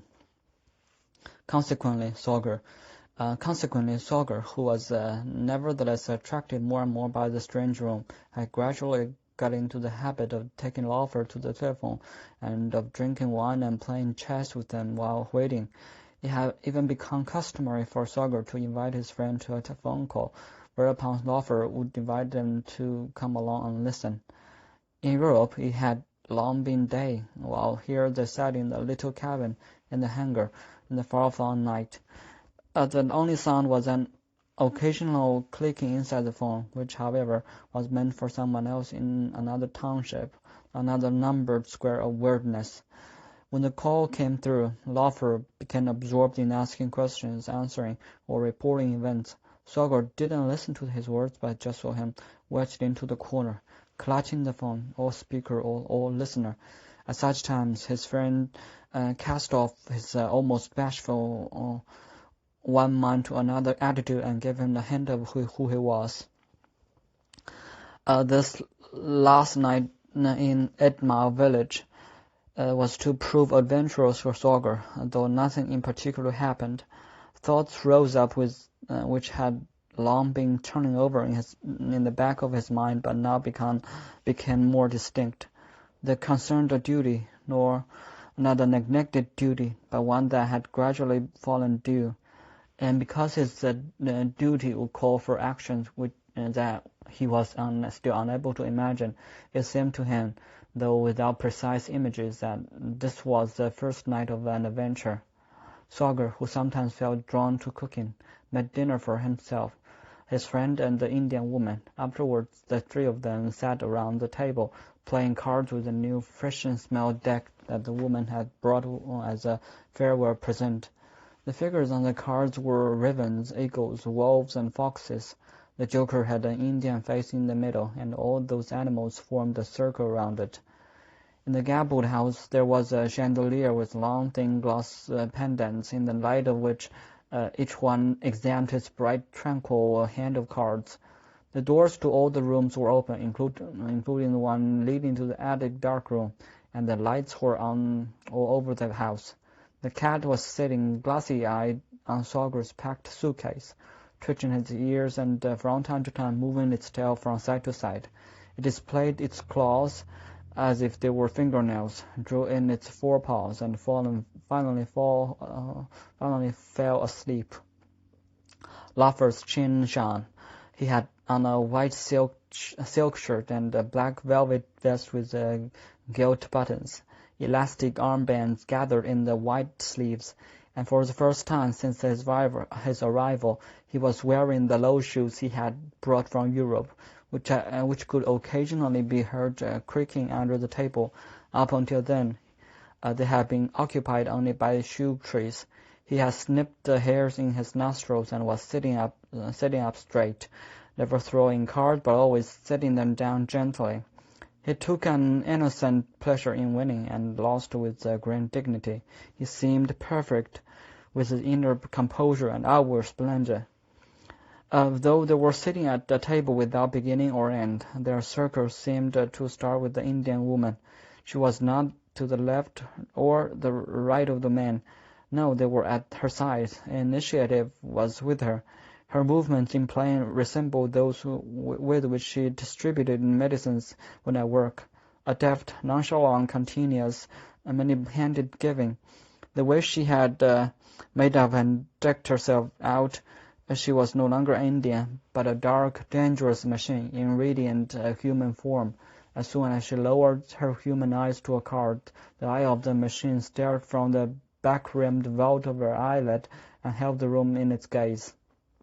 Yes, at times Laufer had really been his friend, and recently he had been one with a woman in their true screaming and clutching bodies. But what presumption in him, the stranger, to importune those two with the claims of a friend or lover. Sorger did not foresee that these two would come together. He saw their union before him in the present, the perfect couple. the consummate student of earth forms and the divine beast. No one asked why he was laughing, they knew, and the next moment played Sorger, who mechanically went on playing in the midst of the prehistoric event that was just taking place. In the river there was a narrow, gently sloping island with a small rounded hollow in the middle, where the conifers, which were sparse and stunted everywhere else, grew dark and dense. This hollow had probably resulted from an underground cavern into which Sorger, while his fellow players, who at that very moment were on a level with his eyes, rose to the upper edge of his field of vision, sunk all at once, as slowly as in a dream. Already moss was growing in the pit, and dark bears rose up between the trees. As though in triumph, Sorger went out into the open. He moved in the glow of the windows outside. Outside there was no other light, not even the dot of a star. At first he saw the two of them sitting at the table. Then the bushes merged with the receding bright rectangle, as though the panes had been smeared with dirt. Please forgive me. He saw so little ahead of him. Now and then a lighter colored stone silhouette, but he had to feel his way with his feet and elbows, not even a splashing, only a soft scraping from time to time. Then nothing more stood out from the darkness. At last, no more images. A short while before, or distinct surfaces, regardless of color, had reminded him of a dead people, as though he were staring at those who had died there. Then he saw the river flowing in the darkness, thick anthracite against a thinner black. And these forms, as the painter he admired and had said, were now his performers, able to perform in his place because they were unabashed, free of its embarrassment. Once all recognized techniques had been applied to the description of a phenomenon, Sorger's science called for one additional, ultimate technique, which he called comprehensive vision. Here, in the face of the black-on-black Arctic night, such comprehensive vision was achieved, though it had not been planned and the requisite composure was lacking. A different sort of calm took hold of him, and at the same time reached out beyond him. It warmed the palms of his hands, arched the balls of his feet, made him conscious of his teeth, and transformed the whole of him into a body which became a radically extroverted organ of all the senses. Seeing himself in strips of darkness, he was overpowered by the calm of a savage, which could be expressed only in the one word, beautiful. Not merely turning his head, but nimble and twisting his shoulders and hips on their axis, he recognized in the darkness that his life would inevitably become dangerous. He did not see the dangers. He had an intimation of them. He could not go looking for them. They were necessity itself. He had an intimation of necessary solitude and continued remoteness, and all these intimations crowding in on him and forming no clear prophecy, added up to a feeling of adventure, as if he had just gone away from all his dear ones with no possibility of return, and his head whirling with the intoxication of being forever alone. He rejoiced out loud. No one knows where I am. No one knows where I am. And then he heard a whimpering beside him in the darkness as of an abandoned child. Or was it the breathing of some large animal? But it was only a human standing beyond reach, but fairly near him, clearing his throat to show no harm was intended. And between these two who could not see each other, the following words were said. Hi, stranger. How are you feeling this evening? Sorger. Fine, thank you. How are you? And the speaker. Short autumn. Run out of fuel. Sorger.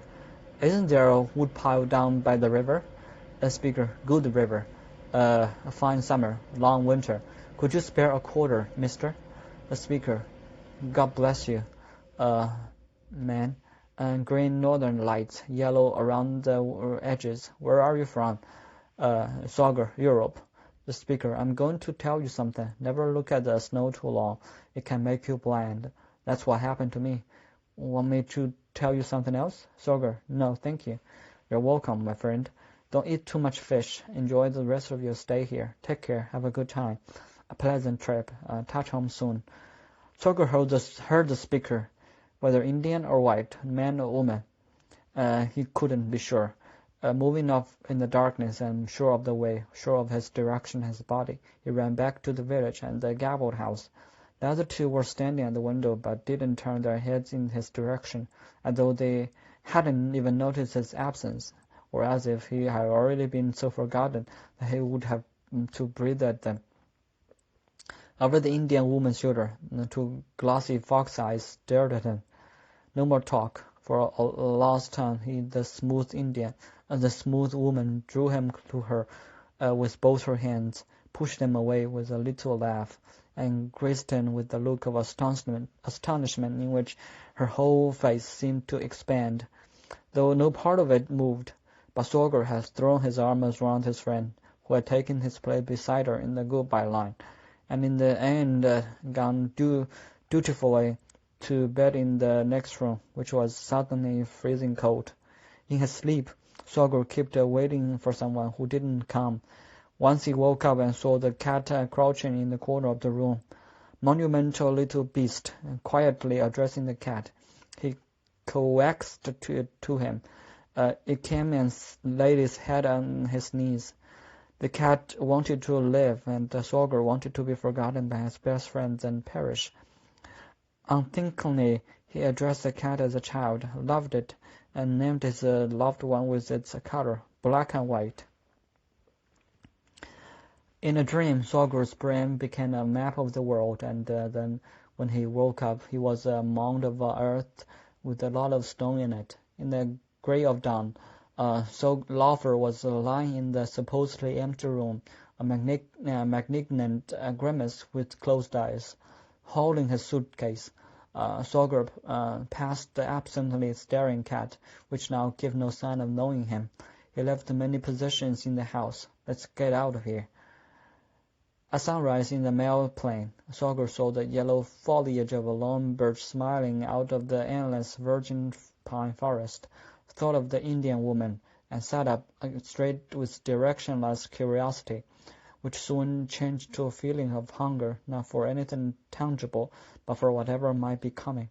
Without images, he anticipated the future. In the midst of his imageless fantasy, he saw the pilot turn around and read from his lips and words, "We have to turn back."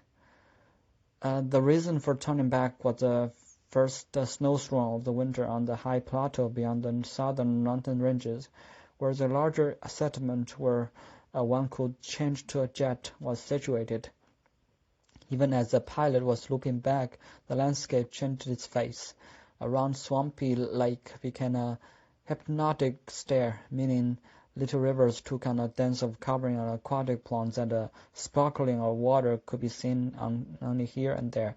And the long gullies on the hillsides, long straight stripes etched into the rubble by the spring thaw, curved in all directions.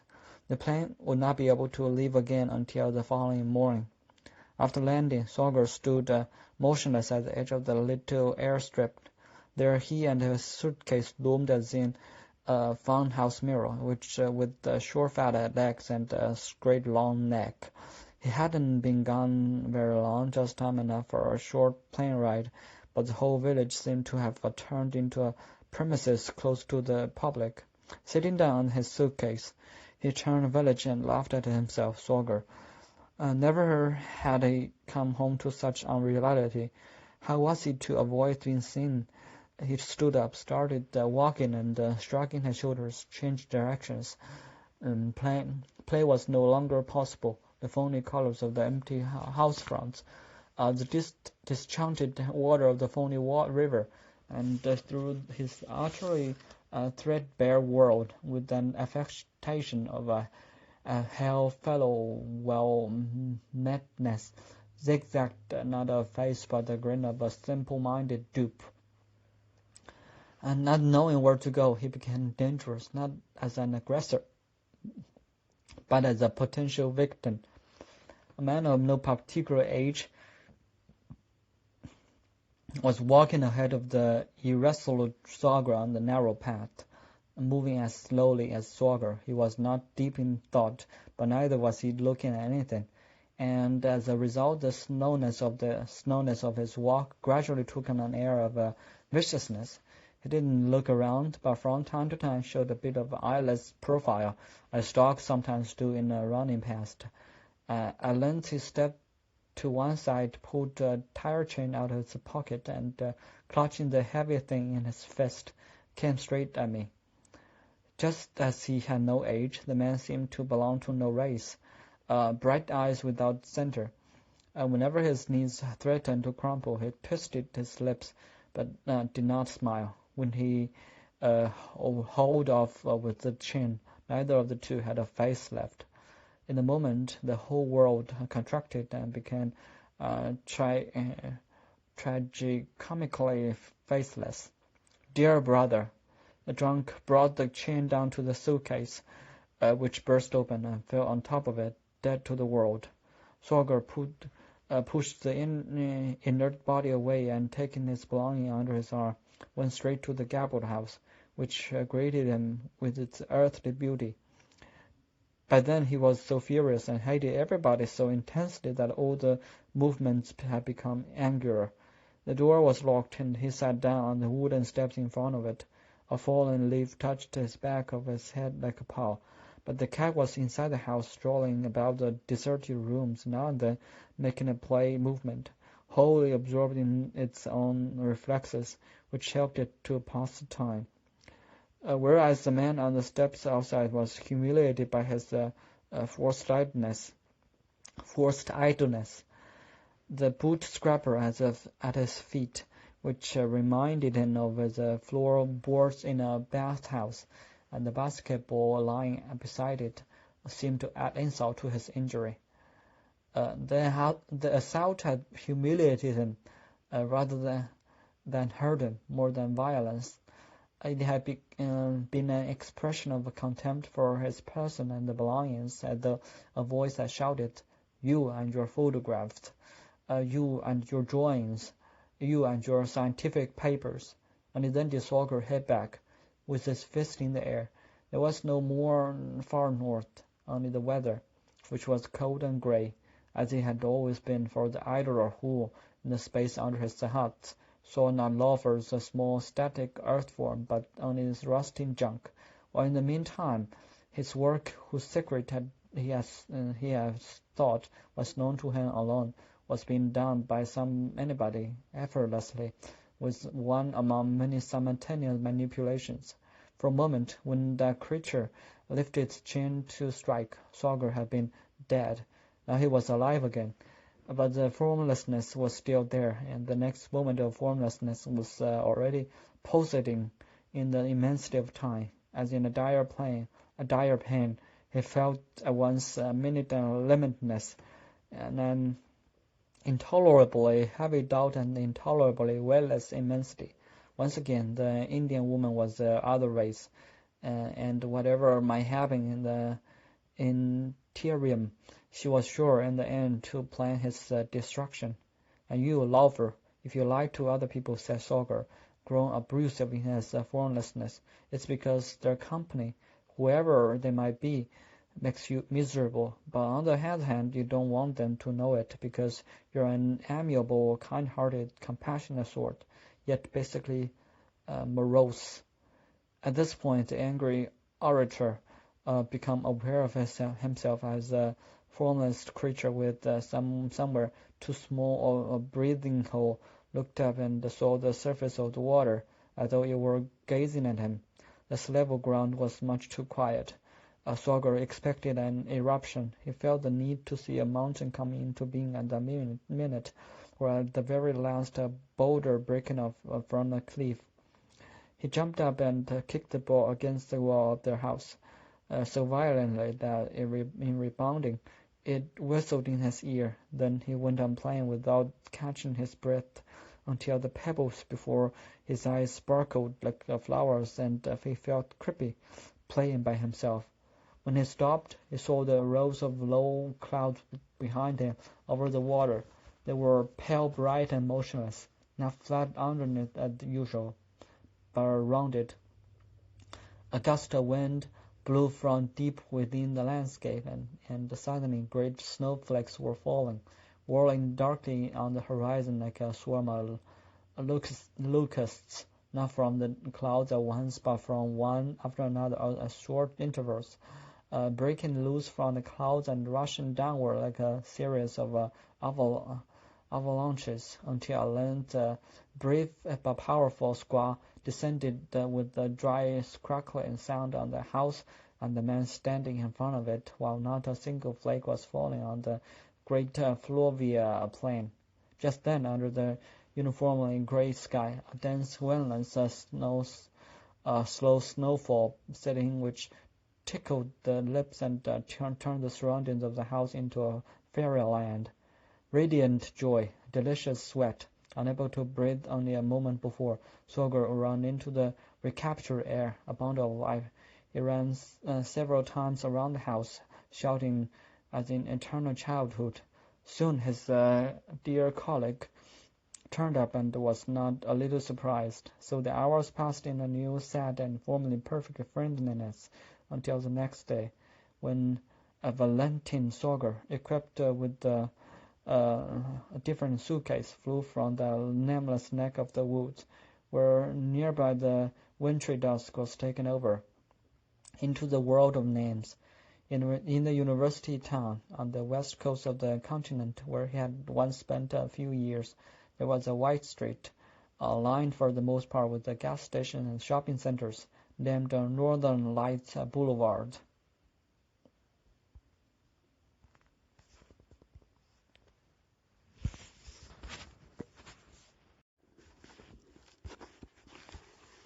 Part 2.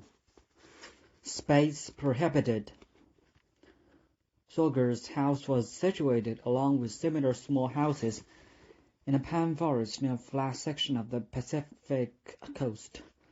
Between the sea and the houses, there was no road, only bushes and low grassy dunes. The roads through the forest ran at right angles to the ocean and ended at the dunes. From there, all the houses appeared to be deep in the woods, each with its own driveway, which circled around the trees in complicated loops. The soil was sandy, covered with prairie high light yellow beach grass, interspersed with small pine trees. Some of the dunes, displaced by the wind, had moved so far into the forest that here and there they formed light-colored embankments colonized with the new grass, above which only parts of the parched trees still rooted in the old ground could be seen. But in the course of time this vegetation had halted the movement of the dunes, and since they were the only hills in the area, they had become playgrounds for children, as at the strange dense prairie, which, because of the trees with which it was interspersed, could not very well be mowed. Nearly all the houses were within sight of each other, and yet, because of the woods around them, they gave the impression of hermitages, though trimmed with bright-colored stucco. They were all, because of the constant threat of earthquakes, built of wood, as the tap of the knuckles sufficed to show. Some 10 years earlier, a tremor had sent a small hill on the coast nearby sliding into the sea along with the stucco villas on top of it, and since then the colony, its stairways and terraces and great overgrown clefts, had become an uninhabited earthquake park. In the airplane the sky had long remained wide, warmed by an afterglow of friendship for those who had stayed behind. Sorger saw himself with them, as though imprinted to the triangle of the Arctic pediment. Immediately after takeoff, he had started saying to himself, "Last summer and fall I was in the far north." The west coast was in a different time zone, and the night had fallen when he arrived. He had just seen the dark mud rolling in the river he had left. There had been many people on the railway, companions on a long flight, just people picked up and put down by the plane after another. In landing, as the plane circled from the level of a snow-covered mountain range over a hilly countryside descending in distinct stages to the white coastal plain shimmering with canals. He had glimpsed the sun setting in the ocean mist. Then he was walking over the plastic floor of the air terminal building, past the backs of little television sets, each of which formed a unit with an egg-shaped chair and a temporarily egg-shaped viewer. And though he had lived here for a long time, it was on his return to the lower 48 that he first noticed the imprint of government on this continent that seemed to govern itself. And though there wasn't a soldier in sight, the glaringly lighted air terminal looked to him like a military installation. In spite of himself, he looked around twice. Though no one could possibly have known of his arrival, he looked for a familiar face among those waiting at the exit, and then he looked for the man with the two short trousers and the stiff white leather shoes who had boarded the mail plane with him that morning and at each stopping place had taken the same plane as himself. They had not spoken, but had exchanged looks of silent amusement, and Sorger severed the thought that from then on to the end of their days, always by chance, never exchanging a word, they would go the same ways.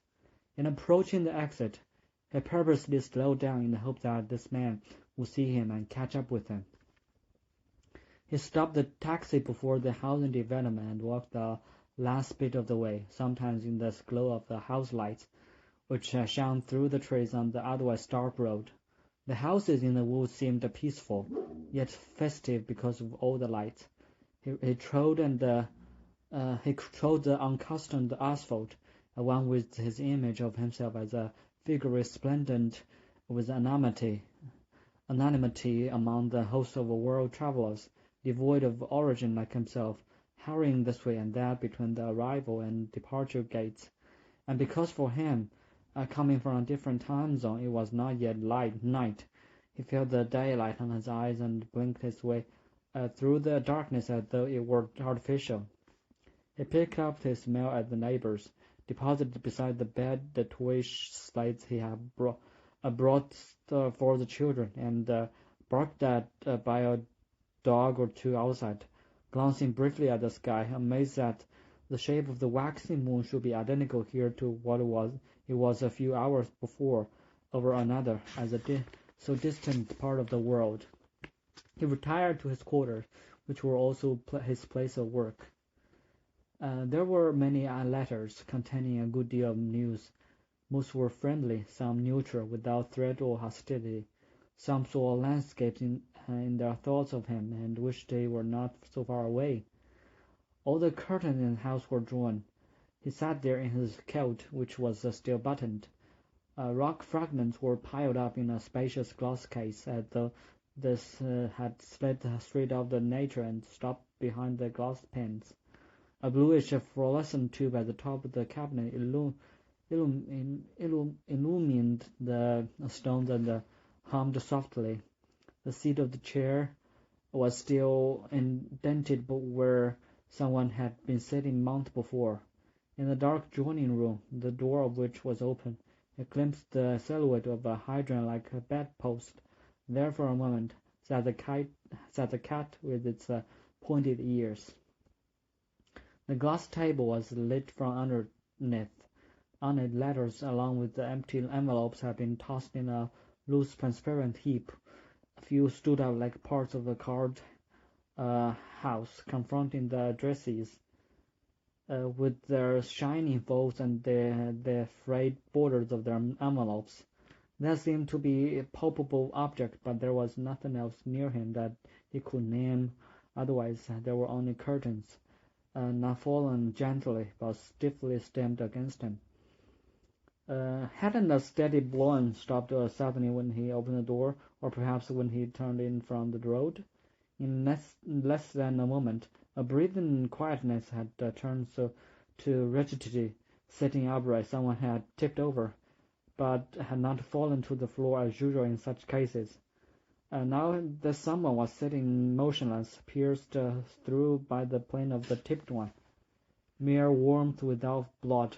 Sorger, on the night of his return to the Western world, saw himself dreamless, born into a planet without atmosphere, heavy as lead, but not falling, not alone in the world, but alone without a world, and within him, timeless, the stars and the nebula were eyes that did not look at him. He was forsaken not only by speech, but by the power to make the least sound, and just as he lay inwardly silent, so he remained outwardly mute. Not a sound, not even a cracking of joints. Only in his imagination was he able to turn toward a rocky wall and convert it into a stone image, nestled in the stones. In reality, his flesh was trembling with weakness. To be swept away by a whirlwind into one native land. In the image that followed, Sorger saw the reason for his rigidity.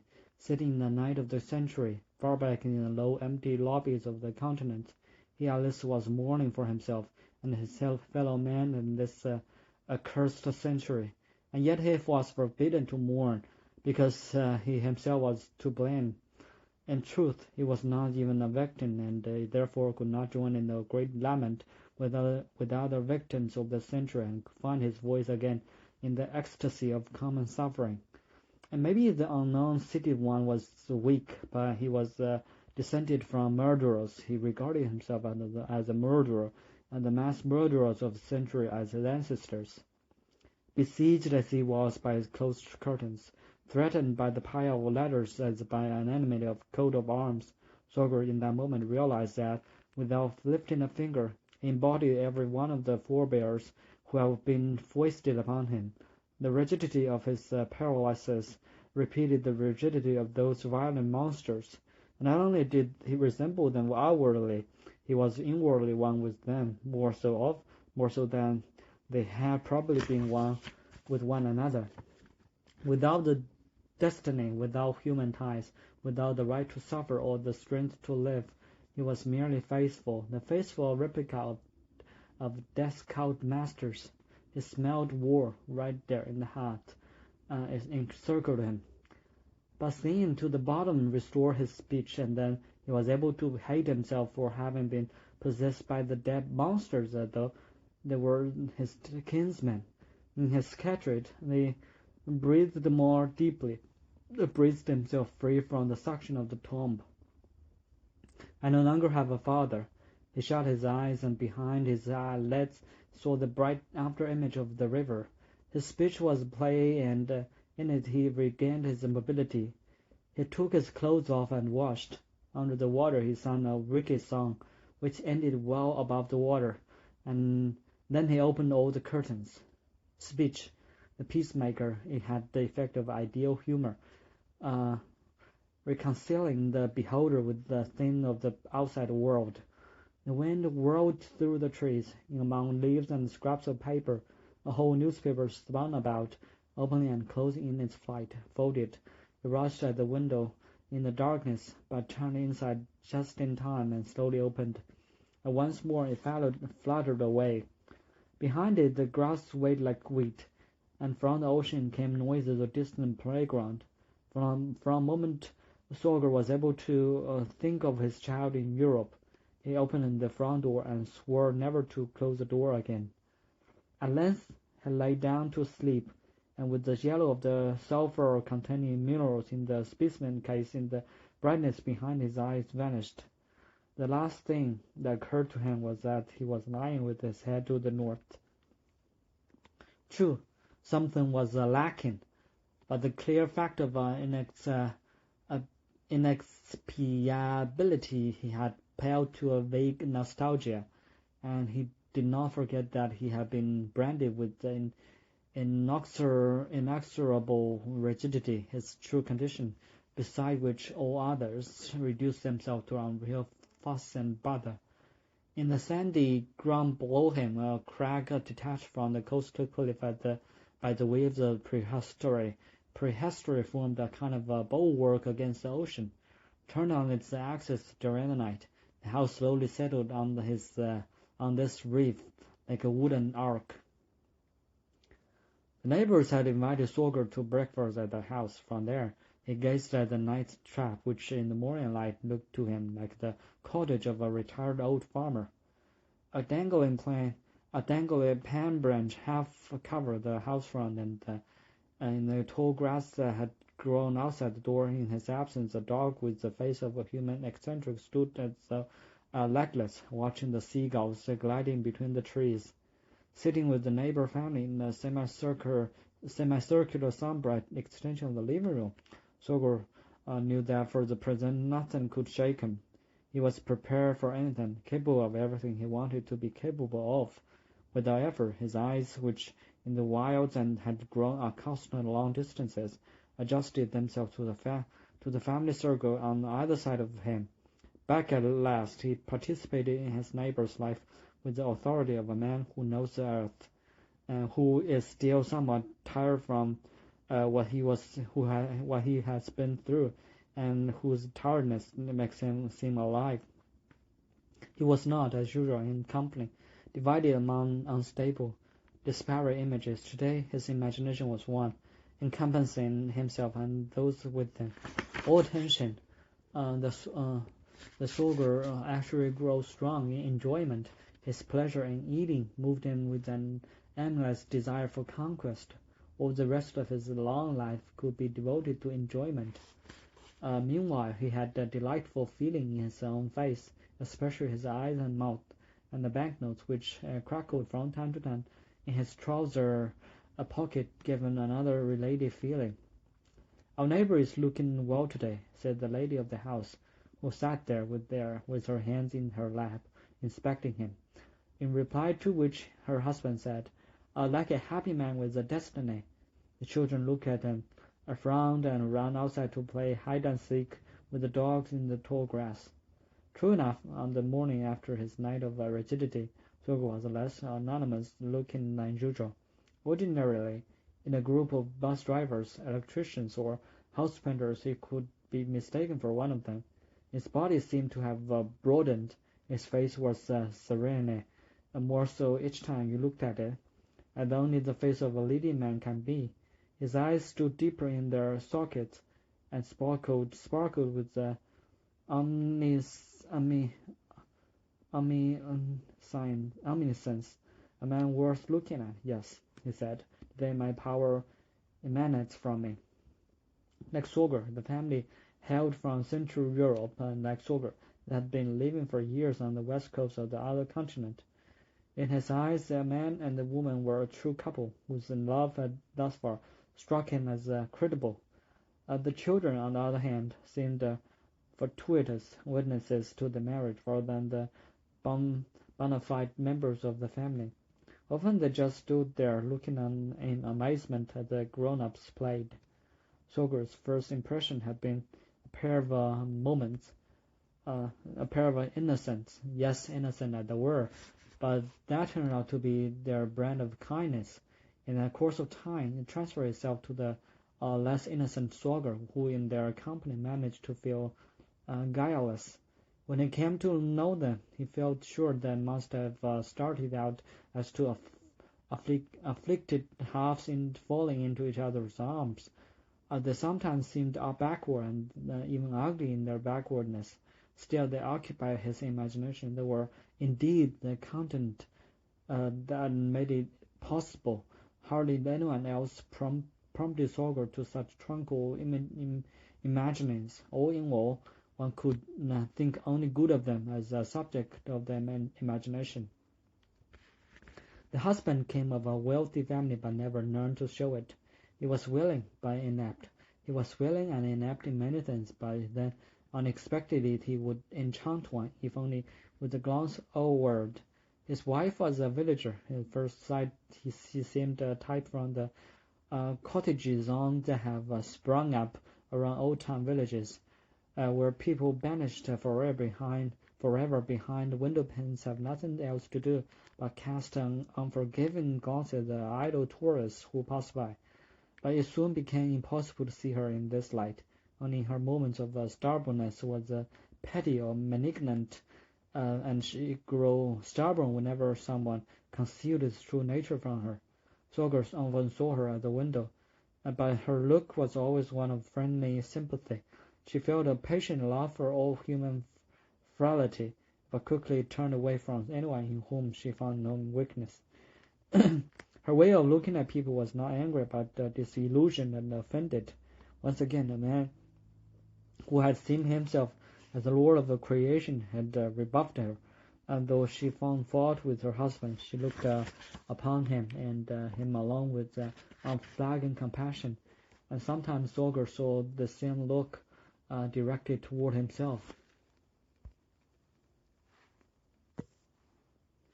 Unassuming, awkward and slow in everything she did, others could be frantically waiting for her, while she was still absorbed in something they had begun together. She was nevertheless the exemplary one of the two, and it was only through her that the husband could be recognized as a person in his own right. This mediocre, often impersonal man had once been rediscovered by her, who was more, and even now it was only her presence that gave him a character of his own. His wife did not flatter him, but herself as a proud woman, she could admire him so completely that he forgot his inner contradictions and, deeply moved, believed her as a man believes one of his own people. She was also moved by him, but for the sole reason that the two of them had once been pronounced man and wife. To her, who seemed free from servitude to all current opinions, marriage remained a sacrament in which the dispersed senses were gathered together and made one, in which sympathy for others were greatly enhanced and made into the inexhaustible source of life. But what made her exemplary to Sorger's mind was that for her, others were not confined to her husband, but included everyone, even a stranger. For her, marriage had become a form which preserved her childlike openness and expanded it into a sense of unconstrained fellowship, was very different from a mere adult sense of duty. There was nothing oppressive about this couple. They showed no sign of worrying about each other. It was simply unthinkable that they would ever die altogether. Were they anything more to Sorger than convenient next-door neighbors? Their relationship had grown with the living together and had developed without abrupt mutations. There had never been any confidences, for instance. Confidences. There had never been any confidences. For instance, one had never told the other what he had thought of him at the beginning of their acquaintance. Sorger didn't even know exactly what the husband did for a living, only that he had an office in town. They were simply the neighbors, and yet Howard Sorger counted them as friends, like letters. His thoughts of them often went in with good wishes, and that he would not have wanted them to go out of his life.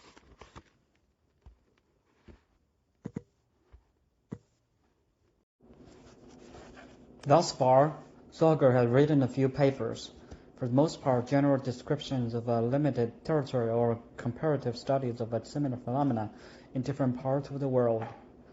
In his projected essay on special configurations, he would have to abandon the conventions of his science, which at the most might occasionally help him to structure his imagination. He had long been preoccupied by the fact that in every landscape, consciousness gradually creates its own configurations, even when there seem to be no delimiting features as far as the eye can see. A person who lives for some time in a region seems to find a variety of distinct configurations in what on his arrival had looked like an endless plain surface. But in a hilly or mountainous region, the articulations of which were evident at first sight, a quite different configuration arose from those discernible in the obvious monumental features. His point of departure was that in any countryside whatever, if only the mind has time to form ties with it, characteristic forms reveal themselves, and above all, that these forms are created not by the immediately evident dominant features of the landscape, but by inconspicuous elements which no scientific insight can lay bare. Another thing that stimulated Sorger's scientific curiosity was that most of these localities were not the mere fantasies of an individual, but bore traditional names. When discovered by an individual, they proved to have long been known to the local community, to figure in land registers and geological surveys with names that were often centuries old. The question then arose, which of these unimpressive forms could achieve autonomy and take its place in the daily life of a remote settlement or of a big city, for that matter? What colors conspired? What substances? What special features? Here Sorger could still use the approved methods, but all the rest was, in a manner of speaking, the geography of a childhood. And indeed, that had been Sorger's original idea, to describe the shapes of fields in her childhood, to draw plans of very different points of interest, to prepare cross and longitudinal sections of these seemingly impenetrable configurations of childhood, which in retrospect added up to the feeling of being at home, not only for children but for himself as well. He wished, in the year of freedom that was to begin for him in a few weeks, to explore such spots all over Europe, especially in regions where he himself had known them. He knew, of course, that such play could be of no use, but he often dreamed of it, anticipated it with joy or trepidation, as though everything depended on it. And when it was with joy, he was conscious of a new darling. He felt almost invulnerable. He would be making a leap, possibly to nowhere, but at least away from something. He had never thought of himself as a scientist, but at the most as a conscientious describer of landscapes. As such, to be sure, he sometimes felt as excited as if he had invented the landscape. And as an inventor, he knew that he could not possibly be wicked or selflessly good but was, in his work, an ideal human being. But then it might occur to him that perhaps he was doing good after all, not by giving something to others, but by not betraying them. And this non-betrayal was not a failure to do something. It was a strenuous activity. At times he felt that his study of landscape was a science of peace. To bring peace to life. On the very day of his return, he had set out with the camp chair under his arm. Beneath the afternoon sun, he walked along the shore to the bay where Earthquake Park was situated. There he sat down on a hillock to sketch a profile of the terrain. This park had not been landscaped. It was just a piece of land that had been torn loose by the earthquake and subsequently labeled park. At first sight, there was nothing very striking about it. A broad expanse sloping gently toward the ocean, covered sparsely with the bushes rather than the pine woods usual in the region. No vestiges of houses or cars jutting out of the clay soil, which had become quite firm again, forming a humped terrain, bare except for the bushes and crisscrossed with the paths made by hikers. The old fissures had formed small valleys of gullies which zigzagged between the humps. Sorger had the impression that the walkers he saw were there, emerged from the alleys of a strange clay city and quickly vanished into the hidden byways. But for a long while their voices remained audible beyond the walls, a phenomenon otherwise known to him only from Europe. Sketching made him feel warm, and the water of the bay in the background came closer. Nothing distracted his attention, and he had plenty of time. The subject began to answer his gaze. He is himself expressionless. He waited in the landscape for a figure to emerge. Only in immersion do I see what the world is. He was sketching a tract of land which the trimmer had turned upside down, raising an underground stratum to the surface. The thin root ends of the trees that had once grown there could still be seen among the new grass. It was a small tract, yet in it different strata could clearly be seen to disperse in all directions, and in every minute change of direction. Sorger, as he sketched, could sense the overpowering force of the trimmer. He was on the track of something, and his lines, at first almost fussily close together, began to diverge. They were aiming at something beyond physical reality. With excitement, he observed how the formless mound of clay transformed itself into a grimace, and then he knew he had seen the grimace before, at the Indian woman's house, on the dance mask that was supposed to represent an earthquake. The forehead of the mask was edged with bright-colored feathers, and there he now found again in a fringe of grass. Wooden pegs took the place of eyes. There were the roots. The nostrils were thinner wooden pegs. However, it was not directly in nature that Sorger saw the mask by in his sketch of the nature, and he did not actually discover this particular mask. Rather, he gained a sudden understanding of masks in general. This led to the idea of a series of down steps, and in a single moment, Sorger experienced the earthquake and the human earthquake dance. There is a possible connection, he wrote under his sketch. Every moment of my life is connected with every other, without intermediate links. The connection is there, and is only imagined in full freedom. The setting sun revealed two women in one of the passages between hills. The light fell on their hips, and they were so splendid and so full of life that Sorger, fired with enthusiasm, cried out, "Are you movie stars?" To which they replied, "Are you a soldier?" And from the valley that had seemed so far below him, that immediately took a few steps up to where he was standing. Sorger knew that if he seriously wanted these women, he could have them.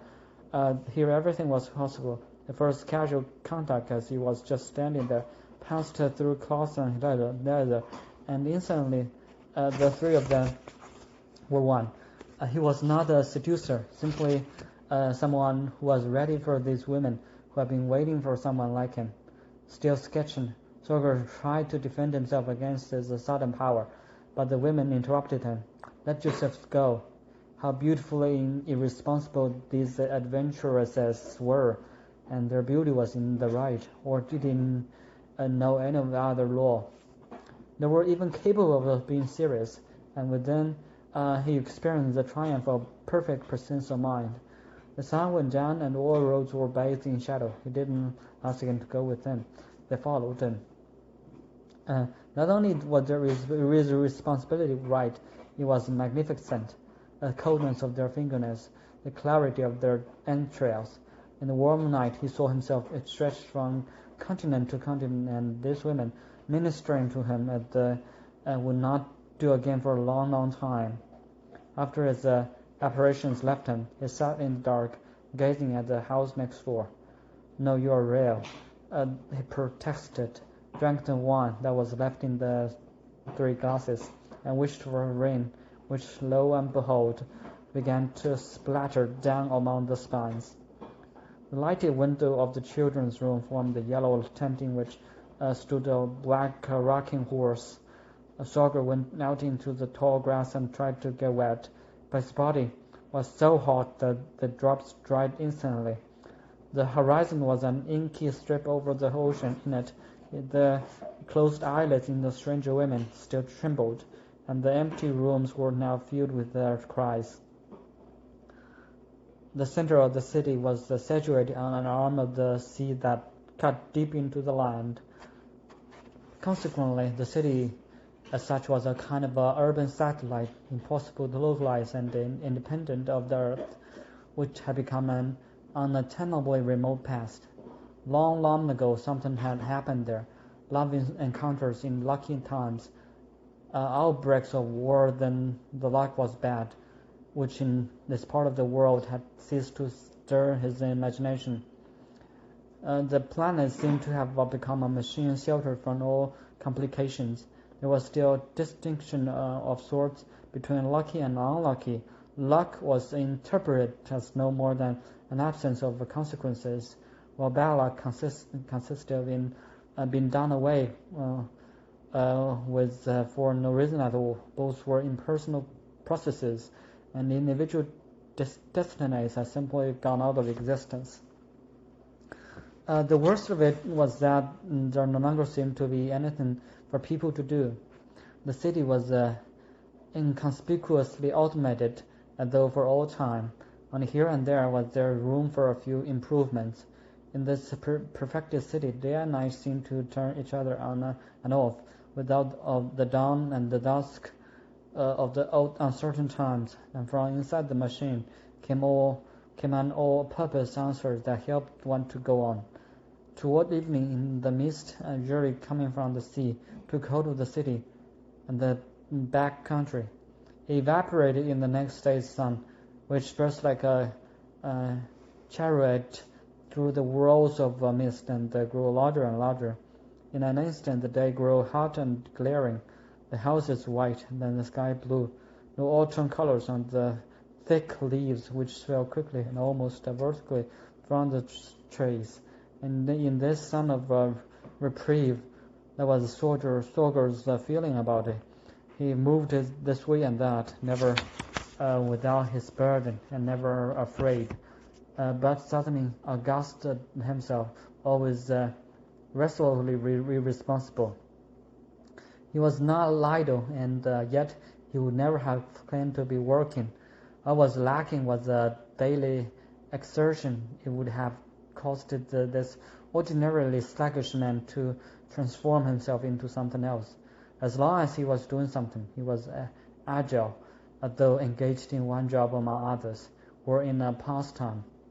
In this sort of solitary occupation, he needed no one, and no one needed him. Though he knew the city well, every time he set out to go somewhere, he ended in a detour, as though he had gone astray. He would stray into a church, to the ocean, to a nightclub. True, he never lost his sense of direction, but it made him wander instead of keeping him awake as usual. Wherever he ended up, he had got there without the decision. It was only afterwards that he thought to himself, "Oh well, now I'm here." The two cardinal points which had always meant something to Sorger were north and west. But I present the words west coast seemed to apply not to the whole length of the continent, but only to a small zone distant from everything else, not to a vast expanse, but, like the term west end, to a mere part of the city. Here, too, to be sure, Sorger found the polygons of dried mud known to him from the northern bank of the river, but their similarities struck him as fortuitous, derisive. This world was not old like the river landscape of the far north, but remained unsuspectingly young, thrusting Sorger back into a time when, as he now recognized, he had been no better than an obstinately frivolous consumer. "Who is the king of the town?" he heard himself asking. Often in the far north, and particularly in the wild, it had pleased him, in contemplating the vastness of the country, to know that he was in a nation. But the city on the coast remained a place apart.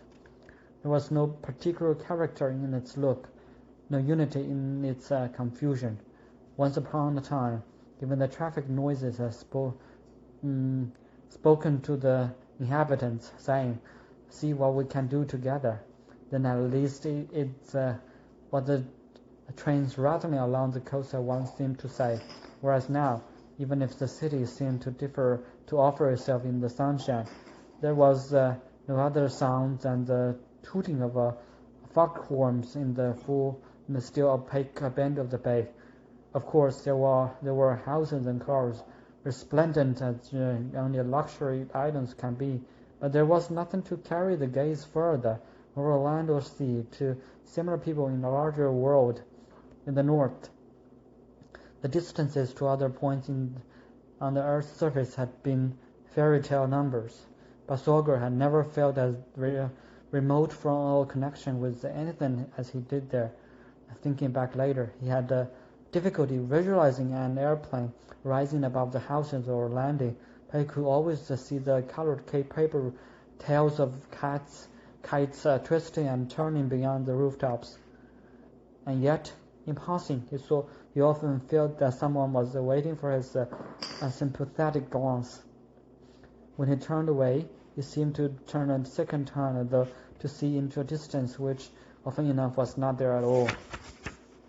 His true purpose been to prevent people from noticing him. Other times he would sit alone, grave and attentive, in a dark striptease joint, wishlessly daydreaming. The man with the wine glass to the rhythmic movements of the naked bodies. Or he would sit without announced in a porno movie, the man with the folded arm, and recognize himself as one of the performers on the screen. He withheld all personal communication, not by lying, but by corroborating, always with the secret feeling of triumph, the many misstatements he heard people may make. He kept appointments with strangers, determined to forget their faces before he had finished looking at them, and he too, in leaving, was often asked, "How was the lamb again?"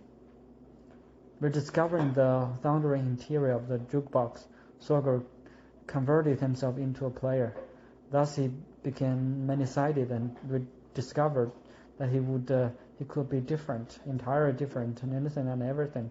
Later, it seemed to him that all through these weeks he had understood no one, but that with a gambler's dismay he had foreseen every reaction. He no longer experienced the momentary shifts between strength and weakness that ordinarily gave him the feeling of endurance. He just roamed on steadily, accompanied by a clinking of coins through the city, where autumn leaves figured as a permanent decoration in shop displays. He was glad to have stopped passing himself off as a scientist, glad that, though he worked every day at his science, it had lost its professional character. Then at last he was going through the motions of life as he wished, with the uncommunicative, somnambulistic gravity of a layman, averted from all, sharing his time with no one. He sometimes felt surrounded by a magical beauty.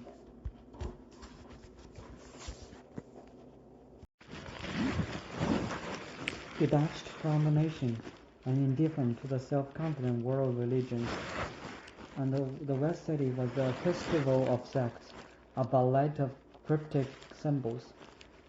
Here no one seemed related to anyone, but persons who chanced to be like-minded for a short time would get together and hastily hide in meeting halls. Thus one evening, Sorger found himself moving down the street in a long line. Then he was standing in a spacious, darkened auditorium, surrounded by the masses, who, like him, were waiting for the singer, who had been a hero of their youth. He had no great desire to go there. Rather, he was fulfilling a self-evident, rather burdensome duty. Not for years had he been able to let someone think, feel, and act for him. Now he required the guidance of forms which, unlike the final measures of songs, gave him the idea of a perpetual new beginning, something on the order of the first age-old, but poetically appealing rather than coldly demonstrative literature of his science, or the formal investigation of painters, in which he could lose himself as in the music of the singer, but at the same time find himself again strengthened by his own resources. The singer was a short, broad-shouldered man. He seemed excessively strong and totally absent. He came out on the stage, stared at the light, and immediately began to sing. At the very first measure, the entire auditorium imitated the twanging chord of the microphone, which the singer held in his hand. His voice was so powerful, but never loud. It didn't come from inside his chest, but existed independently of him, firm yet impossible to localize. What the voice produced was not a song, but rather the sounds made by someone who, after long intolerable brooding, suddenly lets loose. Only as a whole did each of its numbers have a tone. Its elements were quick, strident, bitter, menacing, sometimes stuttering and repetitive cries of pain. He never smiled. Once, with his heavy body, he jumped high into the air. Staring vacantly, he was able, with a voice which he took from outside and drove deep into himself, to tell about the people he had beside him, What he wanted most of all was to have nothing in common with anyone. He didn't sing with feeling, but searched frantically for a feeling which was as puzzling to him as to anyone else. For a long while, partly because he was accompanied only by rhythm instruments, he seemed selfless, damned by his own machinery. But little by little, the steady mechanical beat gave his voice the vibrant undertone with which, toward the end of his performance, though inwardly raging, storing up his almost vindictive disdain of the world, he broke through a hum that embraced his entire audience. Along with everyone else, Sorger learned what a ham can be, and saw this ungainly man, who resembled no one else, as a reluctant freedom singer. In earlier years he had revered him, though strictly speaking he had no right to. But now, as no more than an interested listener, he felt upraised to the singer's level. Going out into the crowded but quiet street, he wondered why he had often forgotten almost all the heroes of his youth, and was glad that, body to body in the slowly moving crowd, he could still hear the singer's voice in its sound, even in the scraping of his own shoes on the pavement. In the end,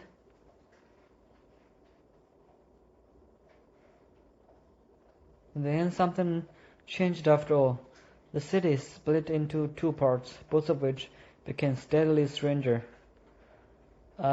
Beyond the flat, narrow coastal strip and the pine woods where Sorger's house was situated, the land rose gently to a densely populated, woodless hill and then sank to the level of a narrow bay that delimited the university campus. The road leading there across the hill in a barely perceptible trail, which daily use had transformed into a path. The campus was now far from the Pacific, and yet in time he came to feel that in crossing the little path he was moving in and out of a mysterious gateway that held some vague meaning for him.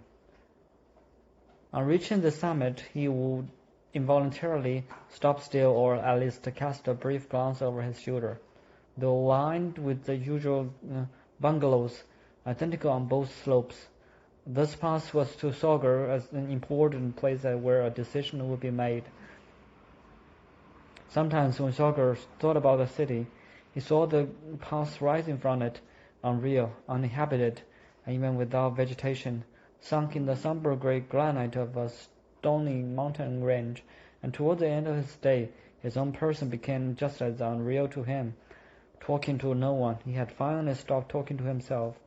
For a long time, a long and short breath had conveyed secret code messages, and he was almost relieved at the thought that he could manage without speech.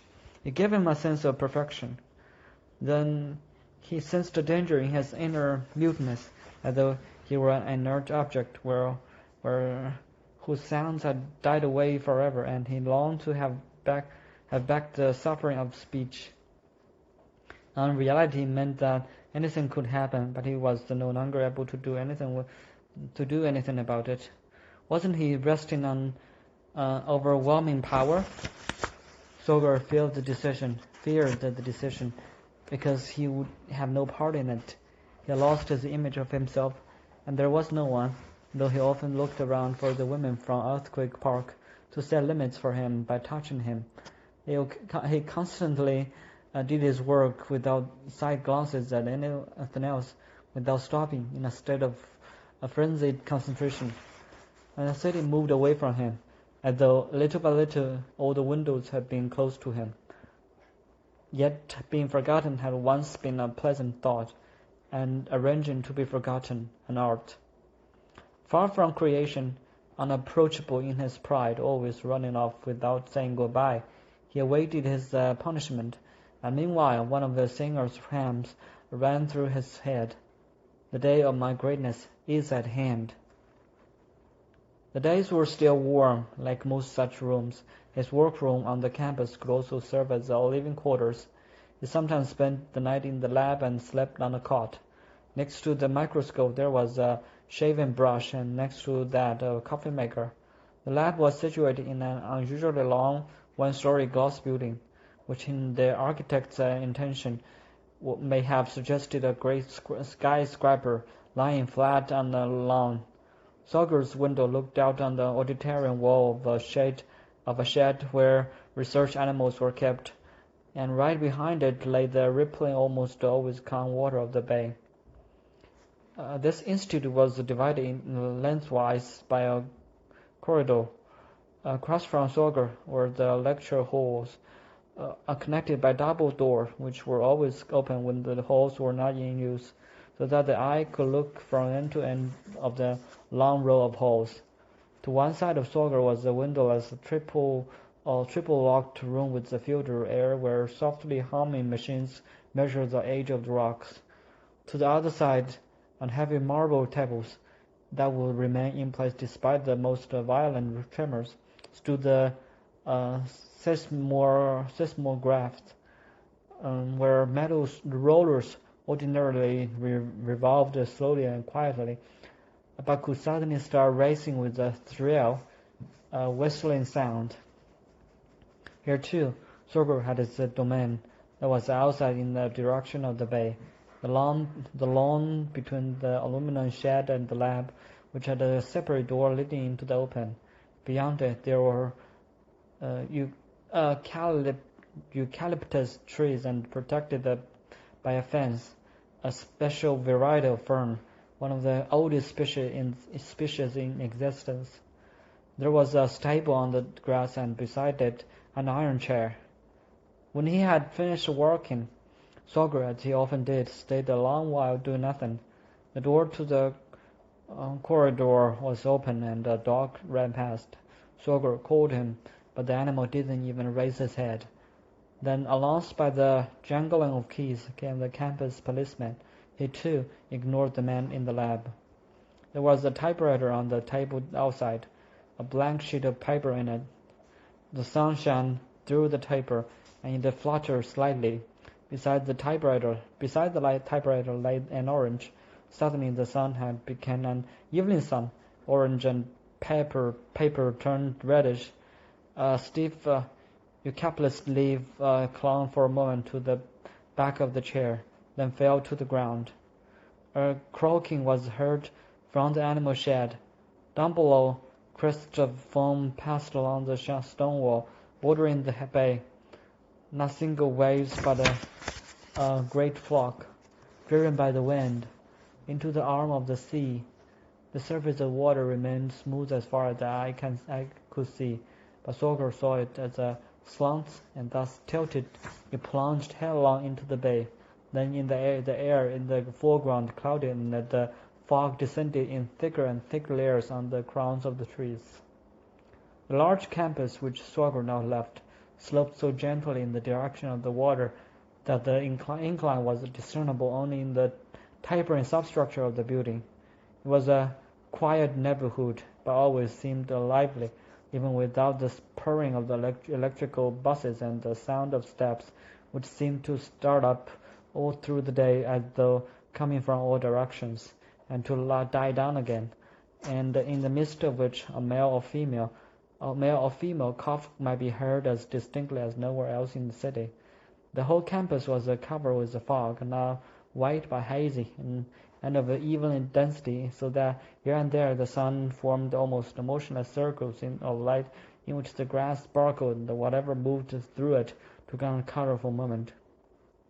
On one of the tables an empty beer can rolled slowly forward and backward in the fall wind that was still pressing down in the fog, keeping time with the sustained but tinily distorted strokes of the campus clock, which offered an electronic imitation of chimes.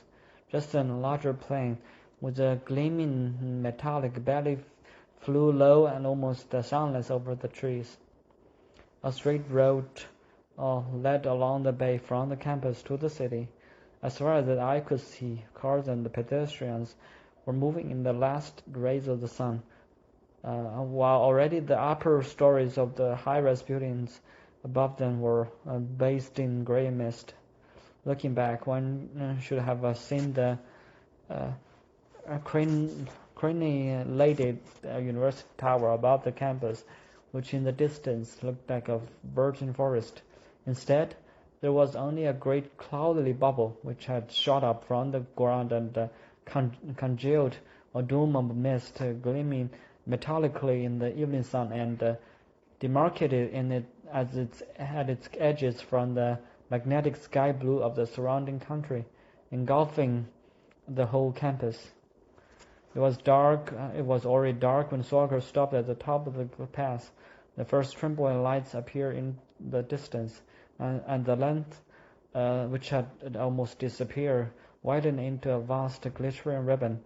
The fog had not fully dispersed, but had become so thin and translucent as to be scarcely visible in the darkness. Sorger turned to the midtown section, which, unlike the residential areas, hardly twinkled at all, but formed a rigid, luminous design, and saw himself floating along the house fronts. The place where he was standing became as palpable as the ground under his feet, and he sat down on a bench at a bus stop. In the cars, which were passing in unbroken procession, the drivers were almost always alone. Highlighted by the car behind, their silhouettes emerged from the darkness, and after a while, the uninterrupted sequence of motionless black busts passing singly formed a leisurely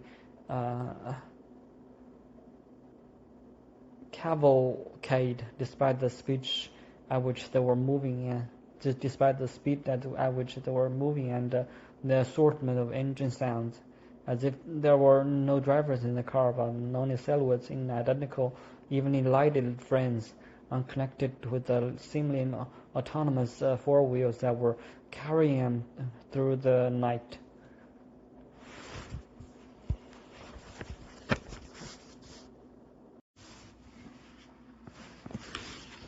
This otherwise endless transparent procession was punctuated here and there by the massive and opaque shuttle buses. Behind their dark-tinted panes, one could only guess at the existence of passengers. Still, an individual or small group might become visible now and then when the spotlight was turned on above them. The one would see not silhouettes but clearly delineated human figures, made especially distinct by the surrounding blackness. Most of the passengers thus illuminated sat with their heads against the backrest and tilted slightly to one side, seen through the tinted window. Their features were reddish yellow. These rapidly passing faces were images recalling a forgotten era of peace, an era of sitting, thinking, reading, resting figures, which provoked a shock of recognition in the eyewitnesses by suddenly coming very close from far away. Then a brightly lit city bus turned into the stop, and in it Sorger saw a neighbor woman with her children. The children were talking to each other while the woman looked on in silence. He had noticed her because in the bus she would remove her hand from her forehead with almost the same gesture as he on the bench outside. On her face, he thought, there was a touch of pain, which he had only sensed in himself. She smiled to herself and took off her scarf as if she were at home, and in the white light her magnificent hair seemed for a moment kingdom of its own. He waved. When the bus started moving, she turned her head, saw him, looked at him from top to toe, but failed to recognize him. He jumped up, tapped on the window, but it was a different window from a very different face, which looked back at him in surprise as the bus drove off, and then unseen, under the open night sky, Sorger blushed violently. At first he was only confused, and in his confusion he spoke to a woman who had got off the bus and was standing there undecided. Without looking at him, she said no, and when he tried to explain, she showed him her closed hand. and walked away. Sauntered off into the darkness without him, a melody unknown to him in her body. Much later, when Sorger was able to remember and understand that a decisive moment in his life, it seemed to him that it would have sufficed to call a halt, to slow down everything, and then nothing would have happened. But in that moment, as he followed the woman for a few steps, his only thought was, "But I have money." Then the ground at his feet became as distinct as if he had fallen. Silence was after an accident, a barking of dogs. The fall was sudden, the emptiness quite unexpected. Instead of a "no one knows where I am," it was now, "I no longer have anyone. Everyone else has someone." He paced back and forth, incapable of thinking. He had thought himself indestructible. He stood still, sensing that where his projected scientific paper was concerned, he was doomed to failure. Perhaps he'd be able to write it, but then no one would hear him. No chaos. That was all he could say. Then, like a rocket of speechlessness, he shot out of space, which shrank and was gone. Space prohibited. The ocean became sinister and unreal, but so did the economy in the pine woods. The whole city was black, but so was every suggestion of nature. "Yay, buses, take me away from here." He paced back and forth. He stopped. He had forfeited not only his past, but also all the spaces and places of his imagination. The table under the eucalyptus trees, as well as the northern river, which with the most poignant parting sorrow he saw vanishing for all time behind an empty embankment. The plan of his life was destroyed. There was no longer a field, nowhere. Gone was even the possibility of orientation by the stratification of the ground under his feet. Along with the beautiful water, he too was drying out. He burst. His skin was pulled off, and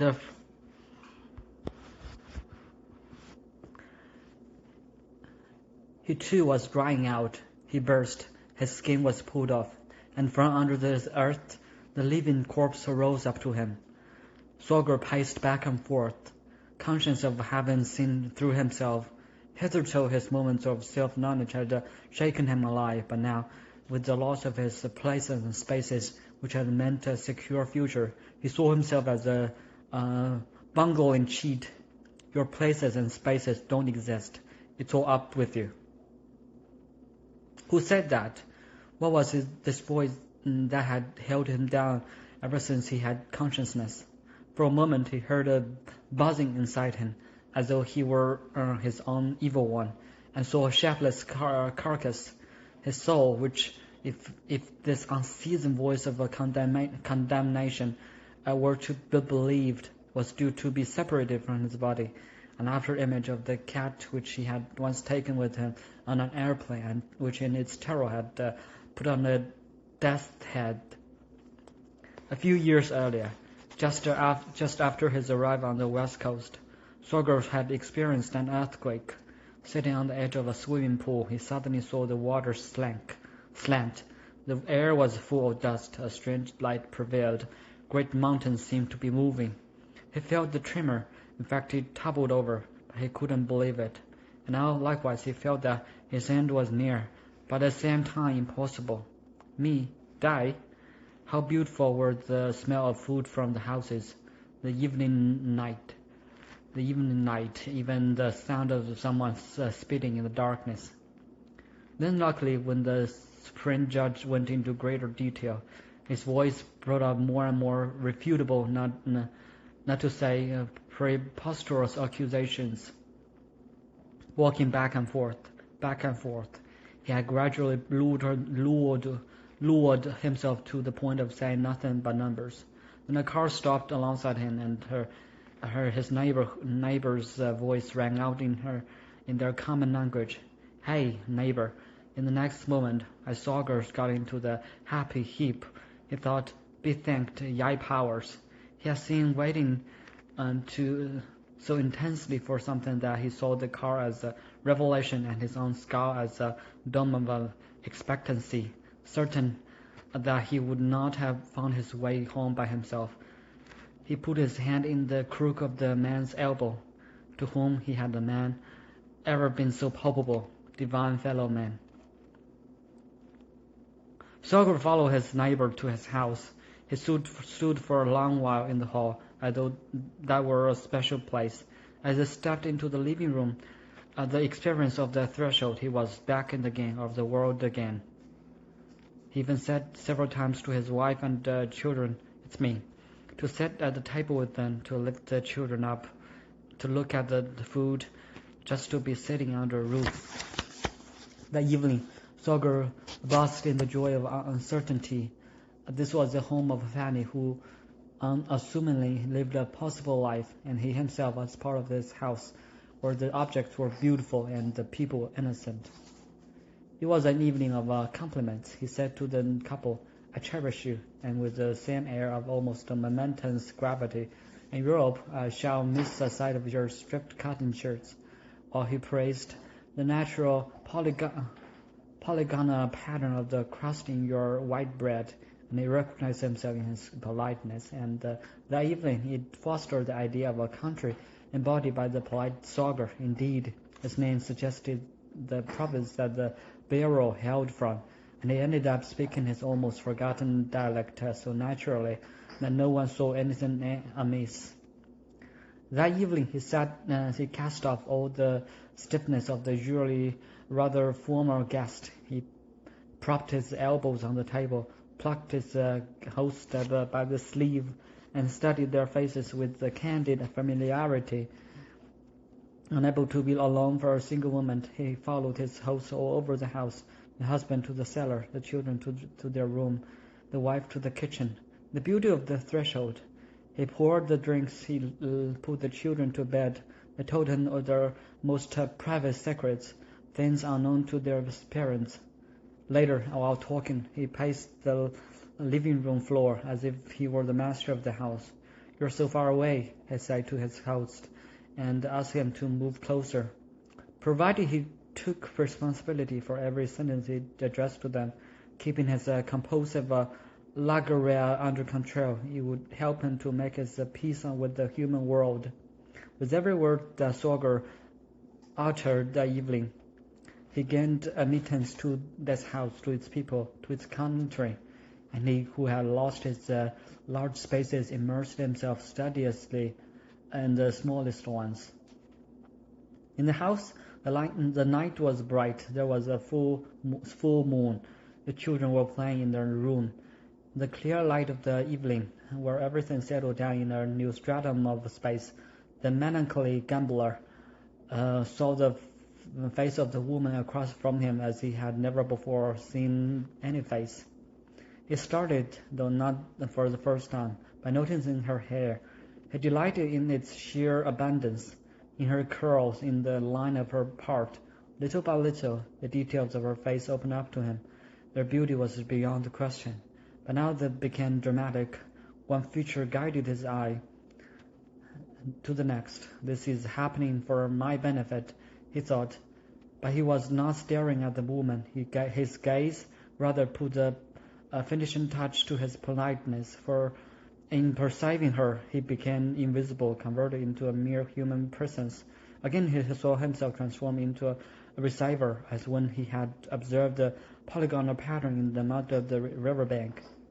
But here, instead of concentrating his powers, he managed, in reconstituting the woman's face, to expand every last one of the energies he had there, until I learned the ability to assimilate another person became in itself an all-embracing new energy. At present he had no other, but that sufficed. The first thing to come alive for him in the face was the slightly protruding upper lip, which by casting a thin shadow on the closed mouth made it seem open. In any case, Sorger saw it, not as mute, but as prepared to speak. Without fuss or pretense, those lips would find the right words to say to anyone, and even when done speaking, they would remain eloquent for that person. There was nothing unusual about her cheeks. except that they seemed firm, thus giving Sorger a momentary impression of a spaciousness which he could not hold fast, but had to conjure up over and over again. And how helpful were the eyes darkened by shadow and all understanding in their mere darkness, and how needful protection the mere fact of the high forehead.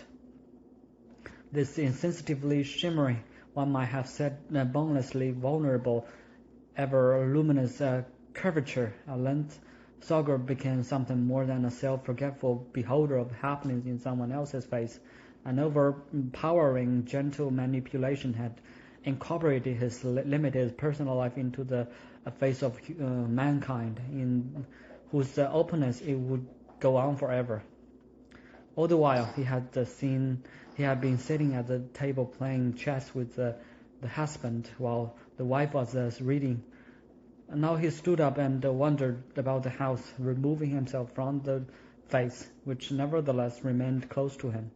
And then, from the distance, in the increasing shadow under the lamplight, this woman became a contemporary, an impression of substantiated by the slight double chin resulting from the lowering of her head. We come from the same region, on the throat of a small circle of light, strong enough for two, and though her hand seemed to hover in mid-air, one finger of it rested firmly in her book, as down to earth as you. Sorger resumed his place at the table, and instead of moving his chessman, began to speak.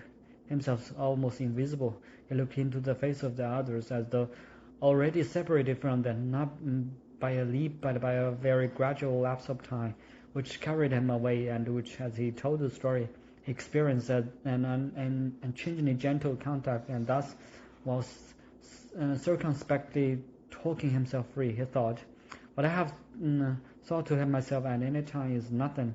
I am only what I have succeeded in saying to you." For another little while the children's laughter in the next room, then the distant cry of cows. But by then Sorger was calm enough to tell them quite simply how space had been taken away on his imaginary path. Suddenly one of my faculties failed me. I lost my special sense for earth forms from one minute to the next. My forms ceased to be nameable or even worth naming. At that point, he managed to raise his voice and say, "Oh, listen to me. I don't want to perish. At the moment of losing all that, I long to return, not only to a country, not only to a certain region, but to the house where I was born. And yet I wanted to go on living abroad in the company of a few people who are not too close to me. I know I'm not a scoundrel. I don't want to be an outsider. I see myself walking in the midst of the crowd, and I believe I am just.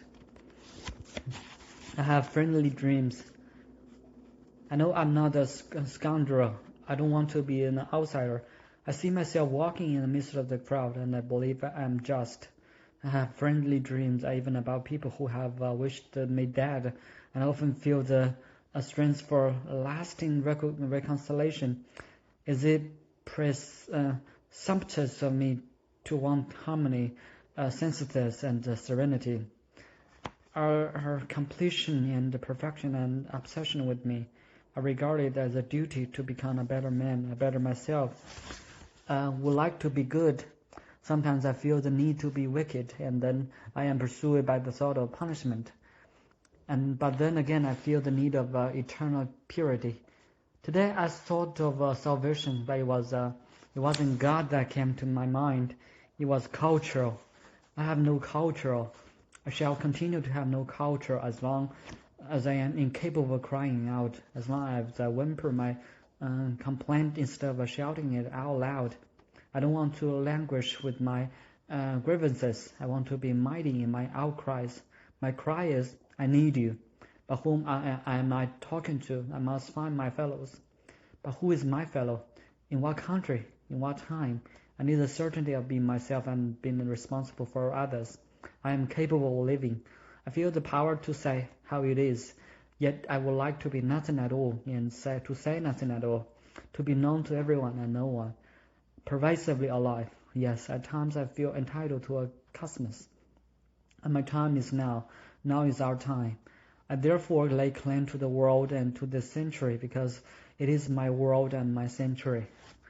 Sorger saw himself move his head like a ludicrous but proud animal. After his a long speech, he craved something sweet, and the lady of the house brought him a piece of straddle. He wanted music to go with it, and then he asked his neighbor to tell him their story, probably to show they were on his side. They began with their mishaps, but soon dropped that, and finally, serenely, narrative gradually turned into excited dialogue, each playing his part and frequently interrupting the other, told them how they had come together. Sorger thanked them for the hot meal and added, "Please don't forget me." Afterwards, as he was leaving, it occurred to him that they had laughed at his last words as though to ridicule the very idea. And so he added, speaking to himself, "I would like to sit under your lampshade soon again." The night was warm, without fog. While still among the trees, he enjoyed the feel of the sea sand under his feet. Swarms of leaves blew through the pine woods, clung to the grass as to a wire fence, and turned out to be dried seaweed. A bicycle sound in the sand was made by a running dog. The wind roared in the stunted pines as in a forest of tall trees. Sorger had a sensation of air on his face, as though he had rediscovered reality, the air of happiness. Suddenly, as he rounded the jutting dune, the ocean roared up at him in a white wave. The spray, flung high into the night sky, seemed for a moment to stand still, and only then, mingling with new lighter-colored foam, fell to the ground in a brownish flakes. A moment later, the ocean, along with the moon and the wave-skimming gulls, resumed its customary aspect. Its crashing and the pounding made Sorger think of a factory as he walked along. He didn't so much as glance at the water, but looked only at his feet, which floated over the sand far below him, as though in bird's eye view. Shut the doors of your senses. He began to run. Closing his eyes, he ran for a while. Then, still with closed eyes, he walked more and more slowly. A streetcar passed through the surf with an old-fashioned screeching of rails. As Sorger went down, the ocean sound changed from the clatter of an old-time farm wagon to the noises of his past.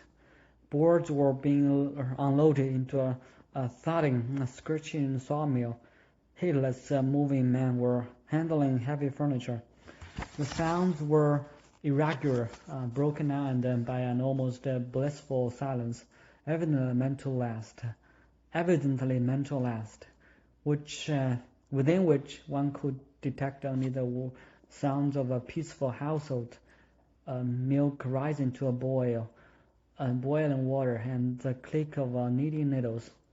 But then the handle of a bucket fell off. Then someone dove into a swimming pool, and someone's face was slapped. Amid the rising street noise, a muffled shot was heard, and a body hit the ground. Cans of milk were loaded onto the platform.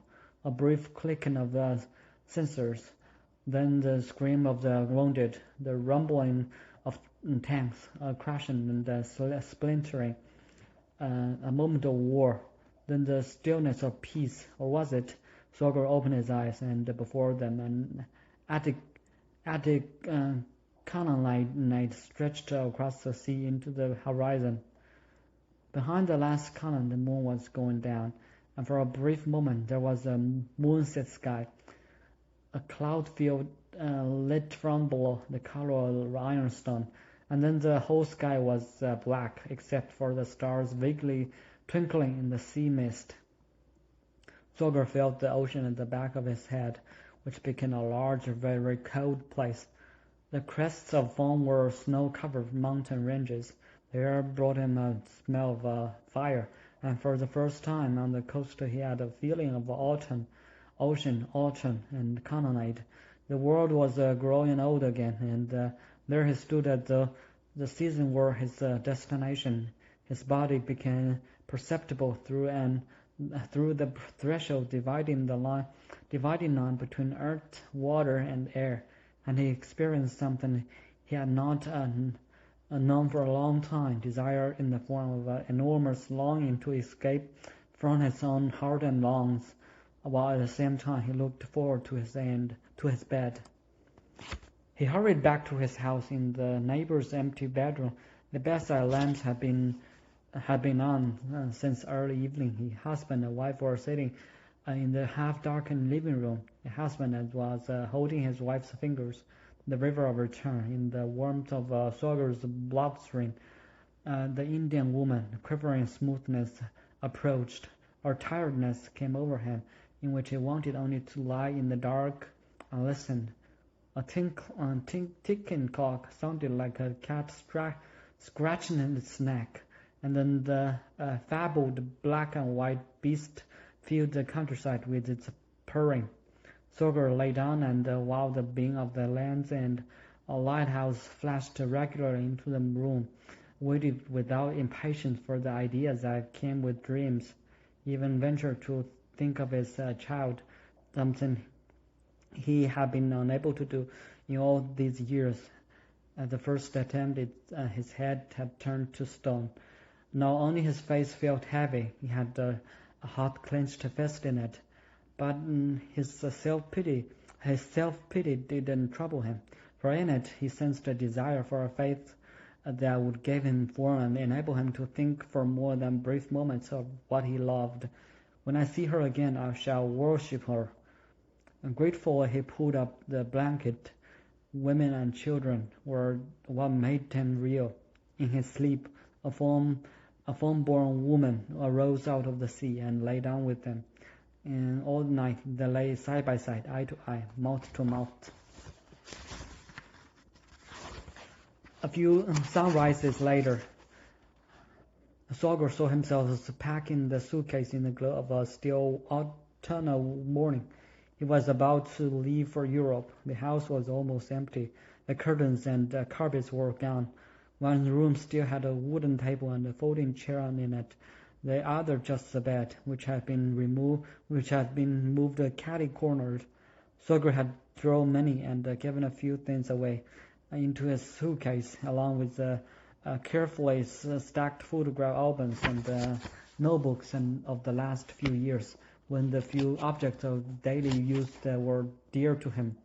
He began to dress for the trip, a nylon shirt frayed with age, which fitted soothingly around his wrists, a sullen blue European worsted suit, the trousers of which clung slightly at the knees, and thin woolen socks which warmed him pleasantly from bottom to top, and his laced boots from the north. Looking down, he made a speech of thanksgiving to his faithful garments. The air was fresh and clear, a fine morning, an American morning. The sun shone on the floor of the emptied room as in the lounge of a ship, and the passenger stood beside the packed suitcase, reading his last mail and casting an occasional look at the house next door, where there was movement in every room. The children were getting ready for school, the husband for the office. With all the hectic excitement, there were moments of perfect calm. The husband, when bent over the papers he had spread out on a slanting desk like a missile, his wife sipped tea with an elegance that was almost grotesque, and the children, with their school bags already on their backs, stood hypnotized by a top that was spinning on the table. A lover wrote that the river was frozen, that at first he had worn a woolen helmet, but had then taken to going about with his shirt unbuttoned like the Indians. That his paper was amazing him more and more, that he saw himself engaged in a kind of ideal competition with Sorger, since Sorger's aim was to get away from matter, and his was to increase and enhance it. That his problem accordingly was too much speech, while Sorger was threatened with speechlessness, and finally that he The cat was becoming increasingly regal and approachable, and would soon be uttering its first word. Clouds, which Sorger did not look up at, drifted along with the prospective traveler as he sat at the table reading a book. The crowns of the pantries swayed as if they were already somewhere else. Meanwhile, behind his back, people who had been sent by an agency strolled about, inspecting the house was up for sale. Not once did he look around at him. Next door, only the neighbor woman was moving about. Some white cloth draped over her arms shone bright when he passed the spots that were in sunlight. Once he saw him and waved from a carefree, untroubled movement, as though he were already far away, and then she seemed to forget him and herself in a game that she played from room to room. He was reading a Roman naturalist's 2,000-year-old attempt to explain the world, a language which retained the mild transitional quality upon. Therefore, solid matter can be eternal, whereas other forms of matter disintegrate. Chapter 3. The Law. In the plain, a deeper roar, remote from death. This was also a flight inside himself. How easy it was to speak, how easy life was altogether. An instantaneous idea. Something new is beginning in me. The west coast city on its peninsula receded quickly. Sorger was flying with the time, and with it, little by little, came daydreams as changing as the faces of the moon.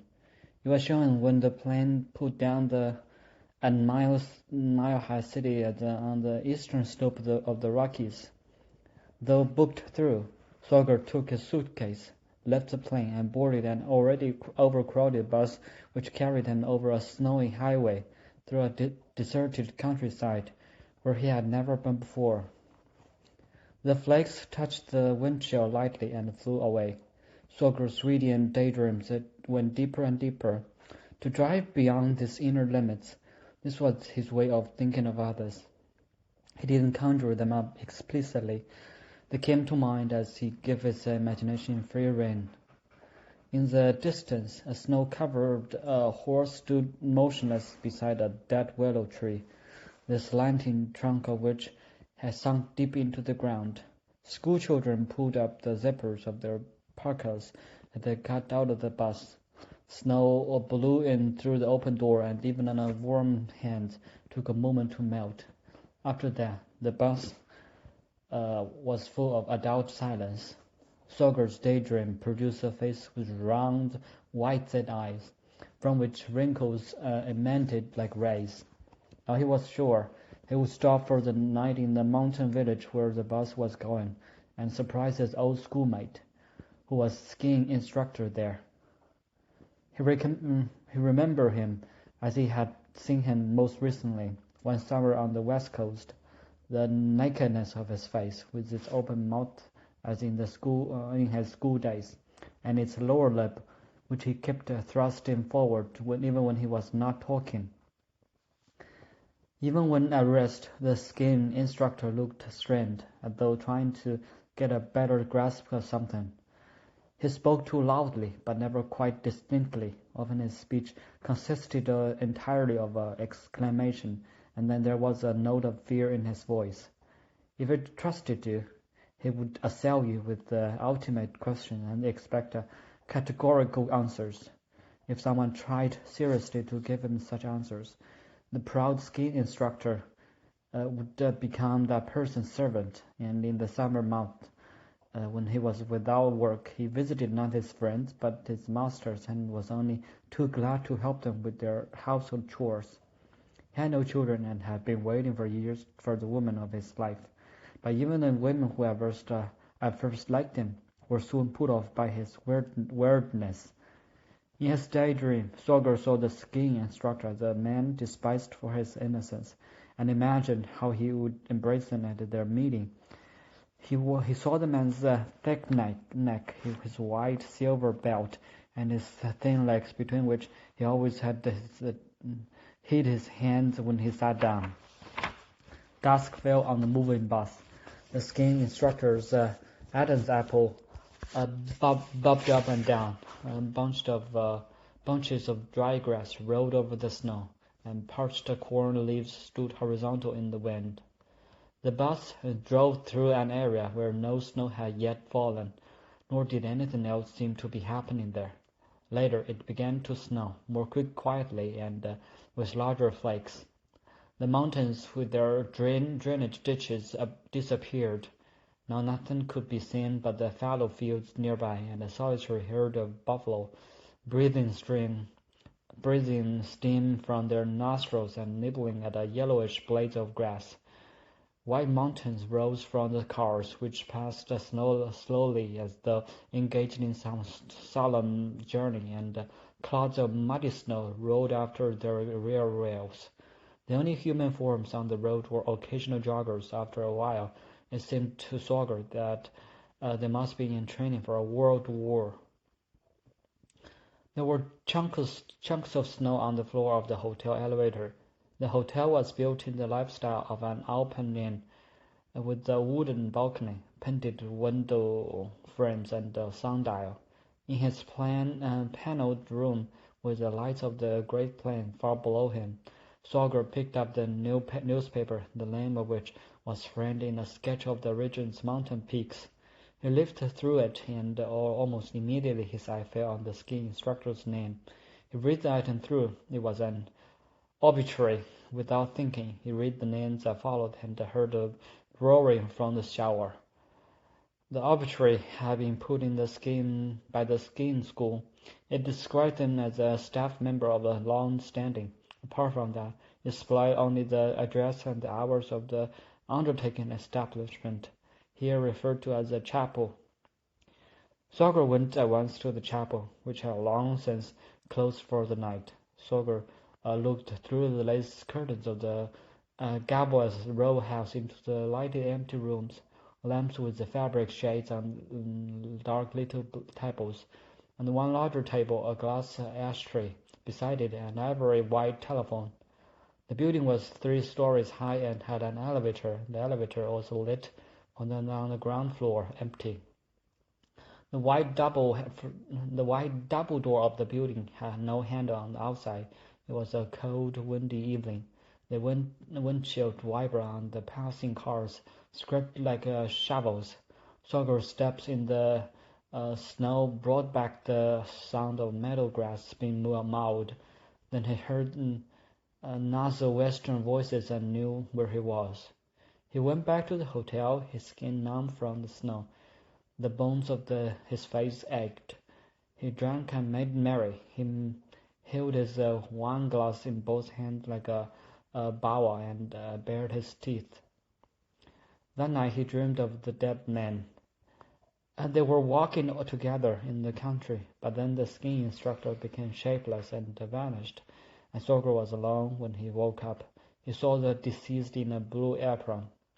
His eyes were sealed in with shiny black lacquer.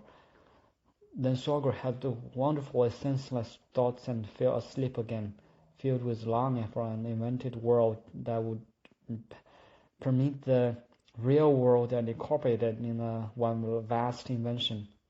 In the morning, the sun shone on the empty wooden clock case standing in one corner of the room. Sorger visited his corpse in the mortuary. The skiing instructor lay like a doll in his coffin. The folds of his eyelids extended to his temples. One eye, which was not entirely closed, glistened. He was wearing the woolen cap in which he had almost always been seen, with the inscription, "Heavenly Valley." A turquoise amulet hung from his neck. Sorger stood on the sidewalk outside the building. The porter, in a uniform with the brass buttons, was walking back and forth outside the gate. All over the street, his discarded cigarette butts were smoking. Over his head hung an American flag. Beside it, the wind-blown shoots of a dark green trailing plant flapped against the wall. A large drum of cable was rolled past. Clearly delineated clouds were piled on other. vaporous clouds near and at the same time far. Outside the village, Sorger took a funicular that went into the mountains. The car swayed as people got in. Their ski boots crackled underfoot like burning faggots. Still, there were good faces in this crowd. Out in the snow, children were running around. When they fell, they picked themselves up and ran on, moving like cheerful little wheels. When he arrived at the top, Sorger attached himself to a group of strangers for no other reason than that they were all wearing light-colored fur coats. But after a while, he went down alone. No one had been there since the snowfall. The air was warm, but the snow was not melting. It was deep, but not powdery, that the ground could be seen here and there. Sorger climbed until there was nothing to be heard. After crossing a ridge, he saw the Rockies proper. They were a dull reddish yellow, and beyond them a white cloud bank was drifting past. He ran up the slope until his face was plastered with pine needles, then stopped as though he had come to a forbidden precinct. The bird song, only the still distant Indian shapes of the mountain tops. Ahead of him, at the edge of a deep gully, stood a solitary mountain pine. Beside it, a scrub oak with snowflakes whirling between the dry leaves. Though there was nothing whatever to be seen, the tree gave up a sound, a faint but distinct whirring, which went on for a while and started up again after a silence. And then the whirring was heard for the third time, not from the same tree, but from another solitary pine far down below in the gully. In the next moment, plunging vertically, a flock of shrill, white-bellied birds landed on both trees. Sorger stood in the deep snow as in an actual pair of boots and looked down into the great yellow misty plain, which from the foot of the mountains extended eastward for thousands of miles. In this landscape there would never be a war. He washed his face in the snow and began to whistle monotonously. He put snow in the mouth, but only whistled the louder. He coughed and he sobbed. He bowed his head and grieved for the dead man. When he looked up, he had the impression that the dead were laughing uproariously at him. He laughed with them. The present blazed and the past glittered. The thought of not being around anymore gave him a profound pleasure. He had a vision of a thicket on the riverbank, not ecstasy. To conjure up ecstasy, he looked about for a landmark. In the snow-covered, sunlit gully, he distinguished a shimmering furrow, the most beautiful woman he had ever seen. Involuntarily, he cried out, and a faint echo came back at him from a bush. He was overcome with melancholy and lost. Again, on the way back to Mile High City, bunches of hard grass rolling over the frozen snow. A single bush cast an enormous shadow on the bare plain. Fervid expectation, but even if nothing happened, that would be what he expected. That would enable him to play a game. Everything is possible, and just as an earthquake gave rise to a human dance, meaningless being alive endangered a meaningful game. Was there no one else in the plane that carried you further east that night? Your row of seats was empty, and the backrests in front of you were upright in the dim light reflected from the roof of the cabin. The even hum in the deep, half-darkened cavern provided background music that preserved the passenger's connection with the past few hours. He thought of his people and made plans to see them soon. He was determined never to be late again. The dead skiing instructor brought the members of Sorger's own family alive for him. Once upon a time, he had felt responsible for his brother and sister. There had been a bond between them that linked them all in a circle. Of late, they had little opportunity for a language in common. Brother and sister had embraced for the first time at the death of their parents. That, at least, was how it looked to the daydreamer, who was the light of the towns behind him and below him, as paths in the cemetery had, and then a constellation. Then they had fallen silent for many years, and first in indifference, then in hostility. Each regarded the others as lost. When his brother and sister came to Sorger's mind, it was in the form of a sudden death notice. True, they often appeared in his daydreams, sometimes in talking to each other, as they had never done in reality. But more often they were malignant corpses lying around the house where they were born, impossible to get rid of. Because they had never become explicit enemies, there was no possibility of reconciliation. It didn't even occur to Sorger that his relation with them might begin as before. He wanted only to be as clear as he was now. The outside world had become a living dynamic space behind his forehead. Then perhaps different social forms would be self-evident. After that, he saw the other villagers, most of whom he had hitherto regarded as a group of people malevolently looking forward to his death. And now he knew that the opposite was true. They had always sided with him, in spite of his going away. They had thought he was in the right. He wrote mental letters to his brother and sister and added friendly insults. Question: aren't these plans too contrived? And the self-assured answer: I'll just have to make them come true. The sound of the plane changed. The traveler's acceleration left him, and he went on speaking in silence.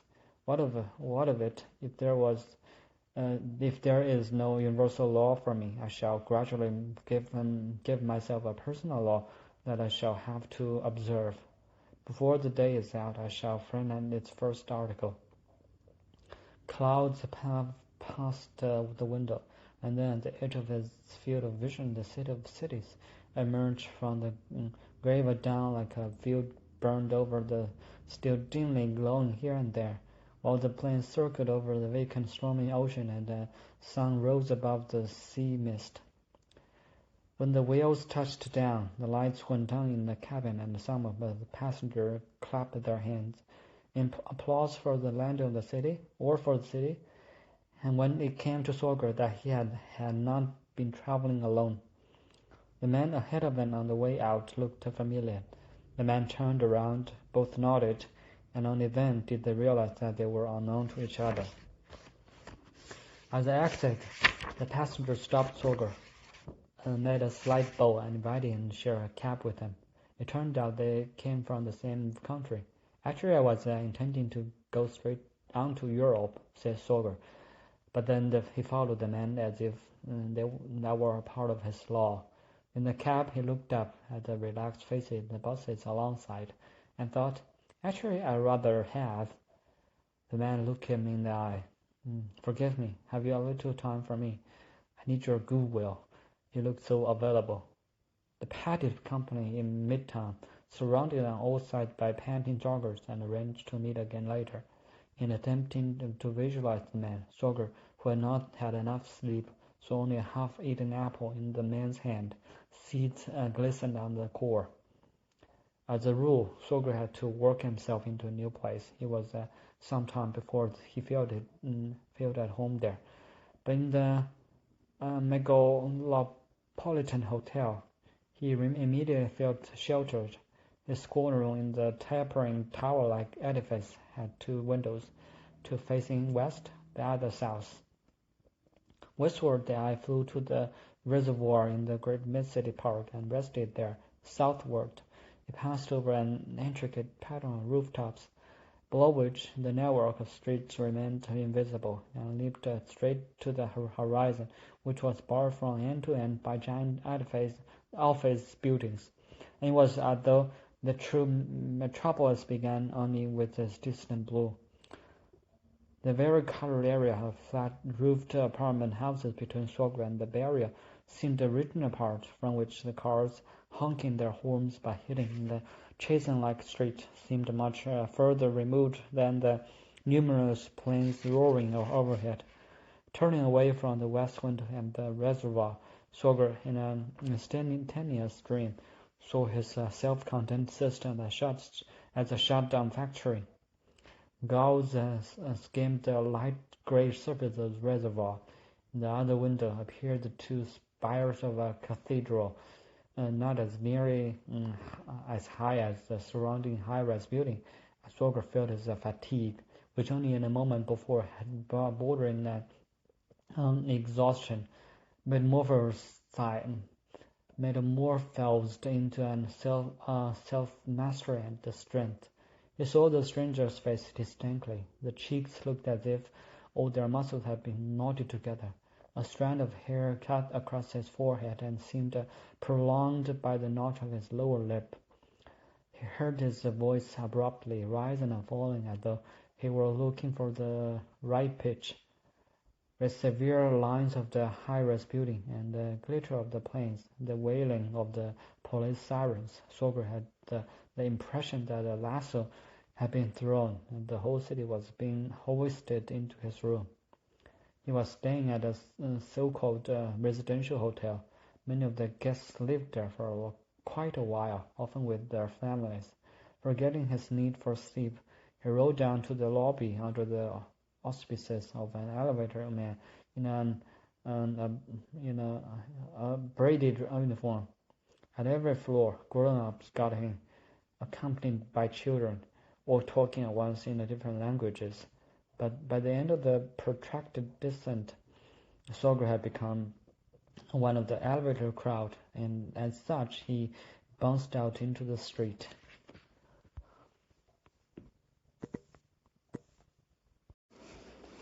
He had time for detours. As he made his way in the sunlight, his sleepy grogginess turned to erotic self-assurance. Was it his fatigue which, more intensely at each detour, made many places more seem like repetitions, separated by wide, flushing expanses? By way of getting ready for the stranger, he walked slowly into the park and stopped, facing one of the granite boulders, which jut out of the grass like the wingtips of buried airplanes. Looking up, he saw people passing through a wide, still shady hollow between two hills, like Indians in the far north. Here and there in this unbroken procession, he saw reminders of his dad. Not because of the similarities, it sufficed to immerse himself in the big city crowds as they moved this way and that, to dwell on an insignificant gesture, the outline of a cheek, a rapid glance, a headband, and quite naturally, without dream or evocation, the departed would enter into the picture, but without obstructing the general movement. On the contrary, giving it new life. Unlike any other landscape, the big city swept his people along in its movement. Not only the living, but the resurrected dead as well. Seeing his dad walking sprightly in the crowd, the survivor involuntarily rubbed his hands against the grooves in the granite, for joy at his new understanding of time, which until then he had thought of as purely and simply hostile. Here, time no longer meant loneliness and death, but reunion and shelter, and for the length of one lucid moment, he conceived of time as a God who was good. Yes, he had the word, and time became a light in the middle of the city, shining in the glass globe of a park lamp lit up by the morning sun. The thick, cloudy, dusty glass containing the shadow of an electric light bulb enlarged by the sun, flared up in the city mist and led his gaze onward to running dogs, from these to a bright-colored pile of clothing in the fork of a tree, and from these to the children playing ball down below and the still shadowy dark ball at their feet. Like a primeval man, he moved on to partake elsewhere of the daylight that was beginning anew on every object. The eyeball of a man coming toward him, a shimmering needlebox, and the pale moon seemed joined into a triangle. Too much light, alone and released from his task, with the disciplined gravity of natural forms. How was he to avoid the folly of and incoherence of ecstasy? He went into a coffee shop and read the paper. He had a weather map on which the various regions were indicated only by bitter cold, snow showers, mild, foggy, then sunny. As he immersed himself in the map, amid the clatter of China and the soft radio music, they coalesced to form a cozy late autumn continent in whose biggest city he was drinking coffee and reading the paper like a citizen of long standing. And here, as he glanced at the sunlit buses outside, Sorger, more confident of the future, experienced his second return to the Western world, and with that, the place in which he then happened to be began to take on importance. The coffee shop was very narrow, with a single row of seats which led deep into a kind of a tunnel. The subway entrance was directly outside the front window, and some of the people passing horizontally on the street would suddenly vanish down the stairs, moving obliquely out of the picture, while others rose headfirst into the rectangle of this window. Behind Sorger were big city voices, not always free from accent, but even when there was an accent so very self-assured, he was struck by the number of children, which here of all places seemed surprising. A child came in and wanted to buy something they didn't have. Sorger heard the child sigh. At that moment, someone at the cash desk behind Sorger was making out a check in a loud voice as he said the date. A general breathlessness set in, and time became increasingly active and irradiated the room with the warming wave of light.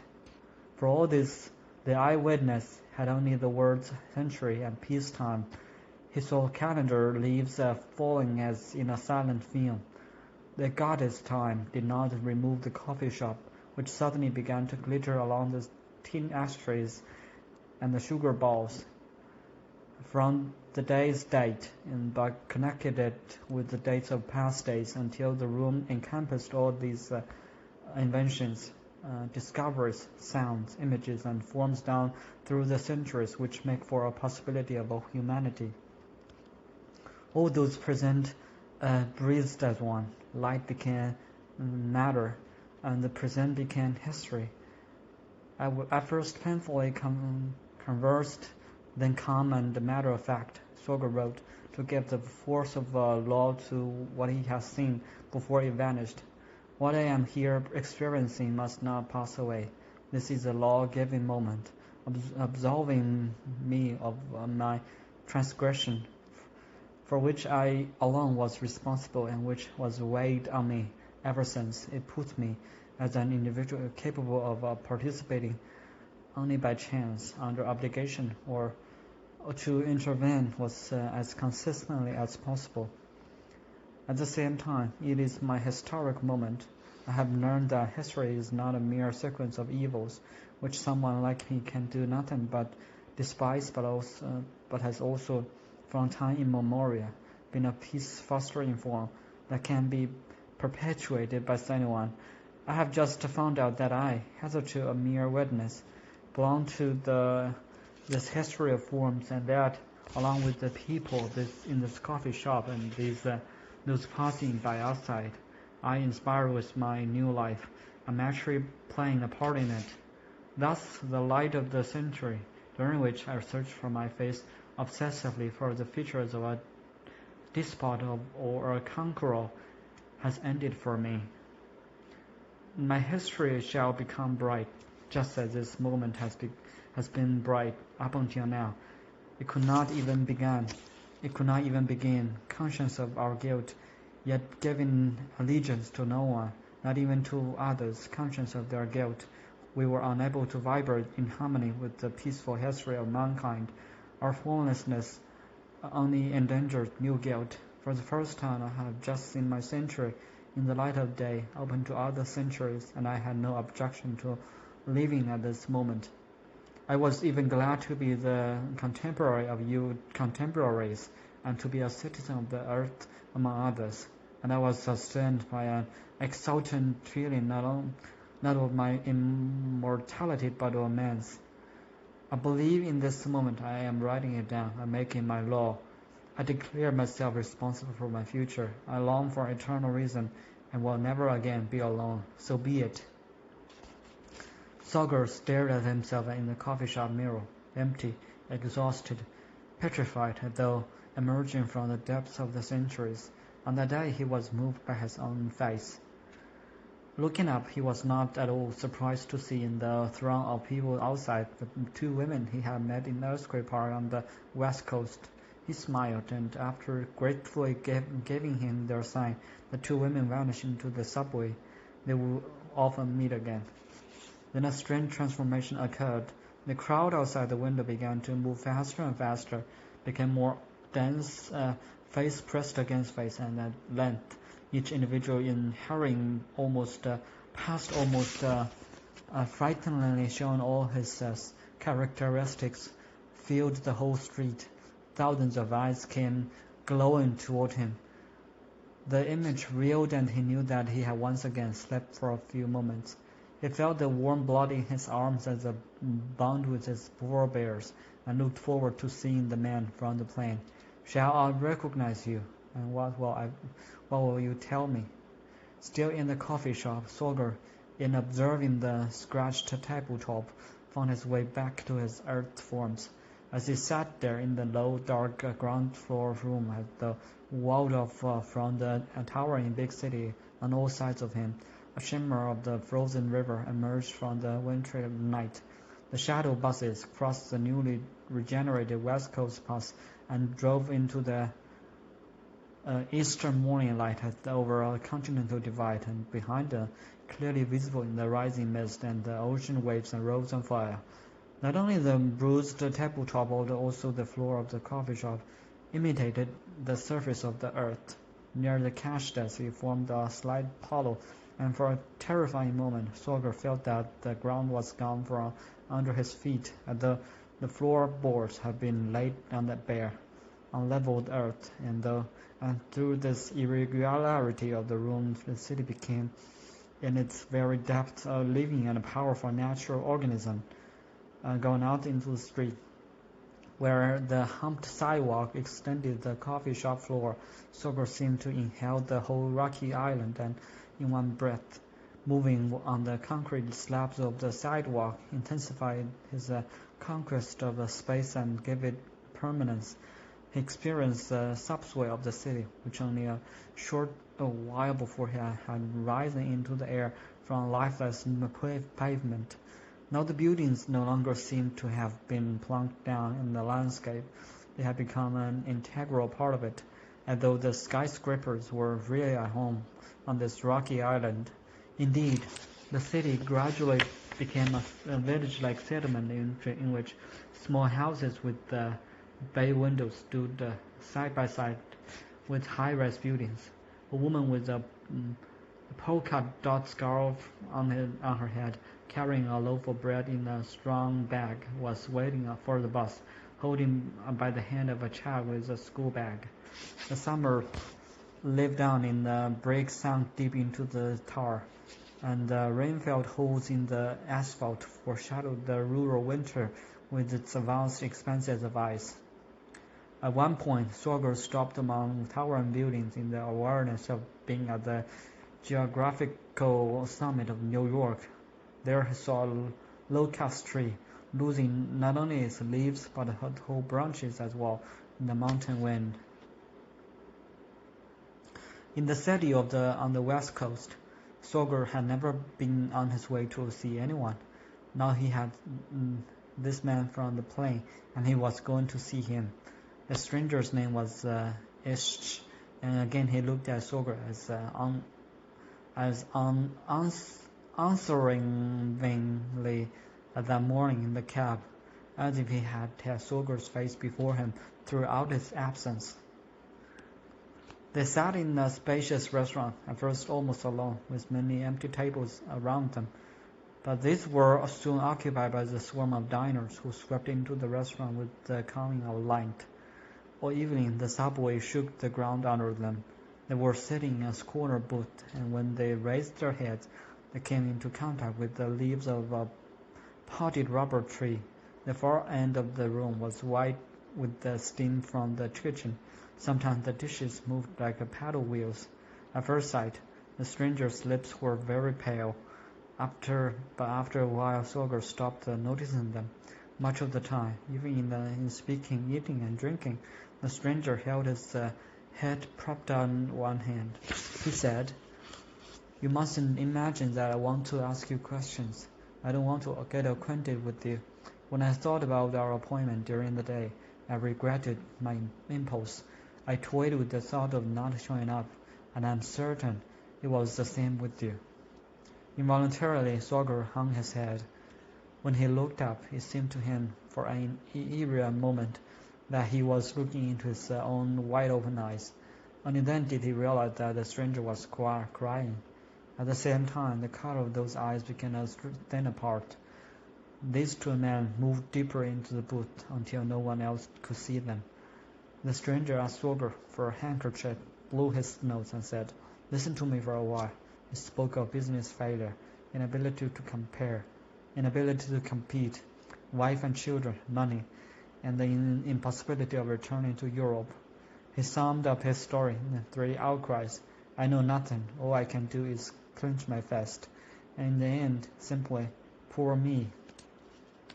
Sorger summoned up his power, transformed himself into the booth where they were sitting, and surrounding his chance acquaintance, who shook his head in surprise at the state he had got into, and from time to time politely asked for Sorger's handkerchief.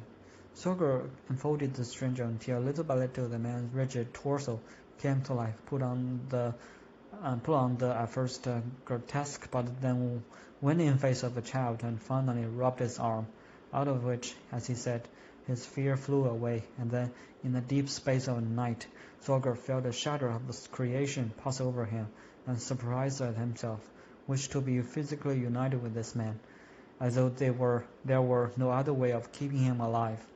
But then once of these glances that want everything to be different proved sufficient, and in the stranger was able to lean back, as it were. Later, Sorger deliberately looked the other way, as though one could cure the sick world just by disregarding it for a while. From the start, he had the impression of listening to his own story, not because of any resemblance in the stories, but because in this man's words of self-accusation, he recognized the voice that had often denied him too, the right to live, but speaking from another man's mouth. This voice did not condemn him, Sorger. It was identifiable as an absurdity which sometimes stifled others as well as himself. And so Sorger, opening the gates of his senses and stepping back from himself and his companion, was able to become the laughing witness, who fitted them both into a serene order.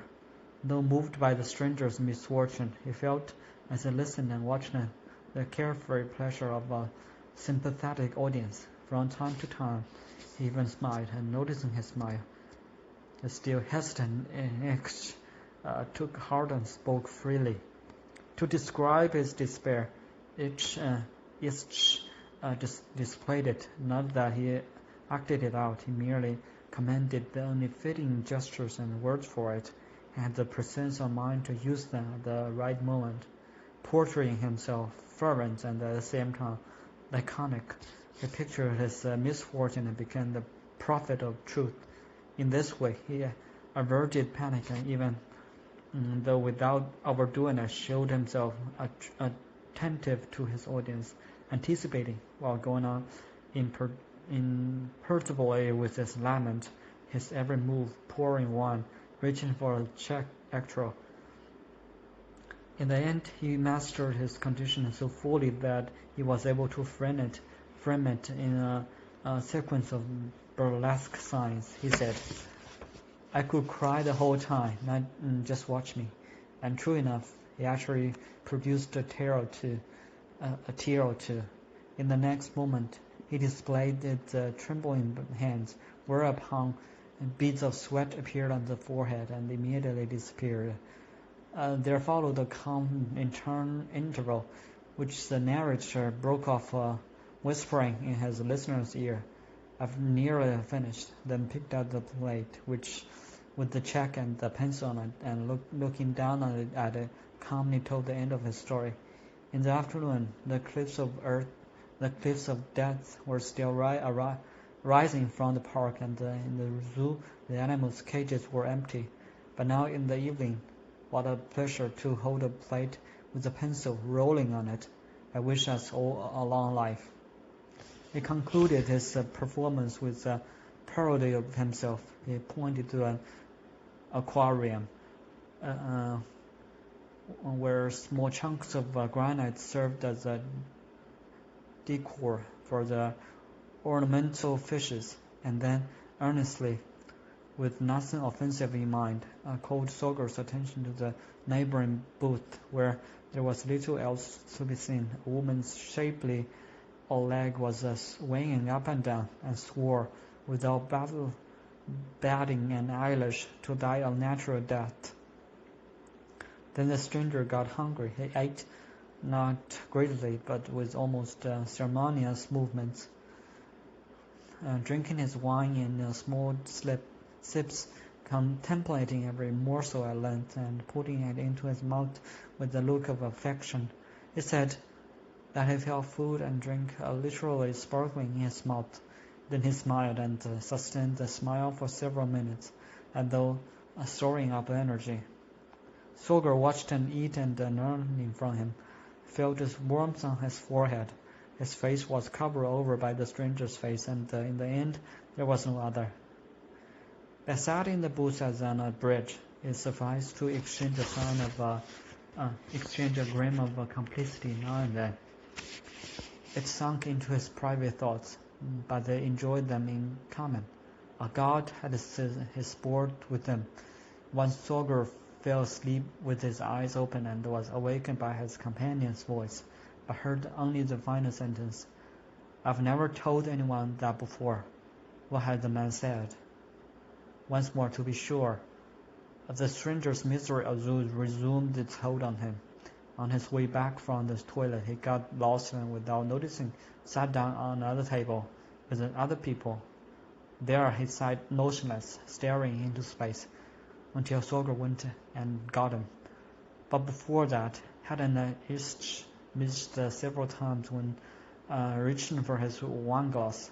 Hadn't he put on his jacket inside out? Power came back to me.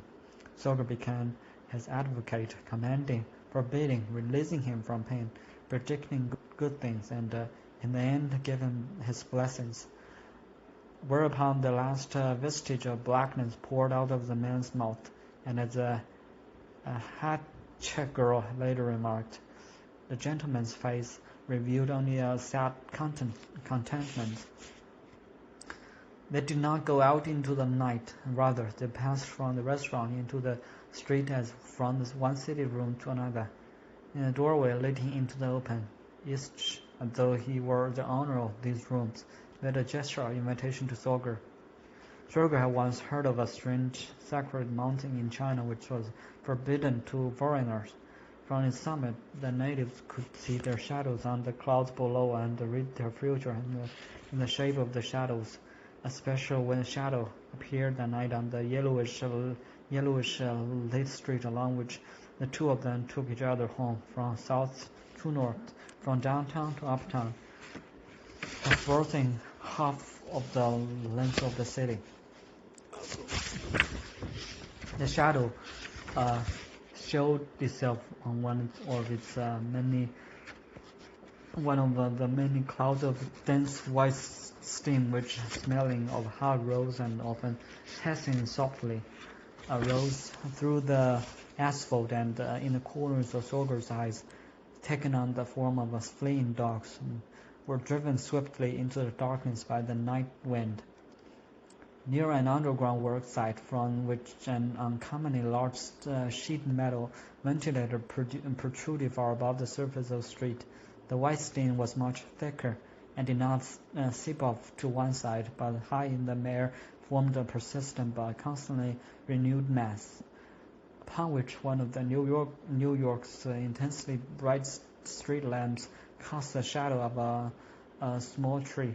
When sitting to the wind and the rhythmic burst from below, from this mass of steam, broadened or lengthened and narrowed, the street shadow on it expanded or shrank with it. For a moment it was bloated and blurred, and in the next it was more shrunken, a deep black and clearly delineated.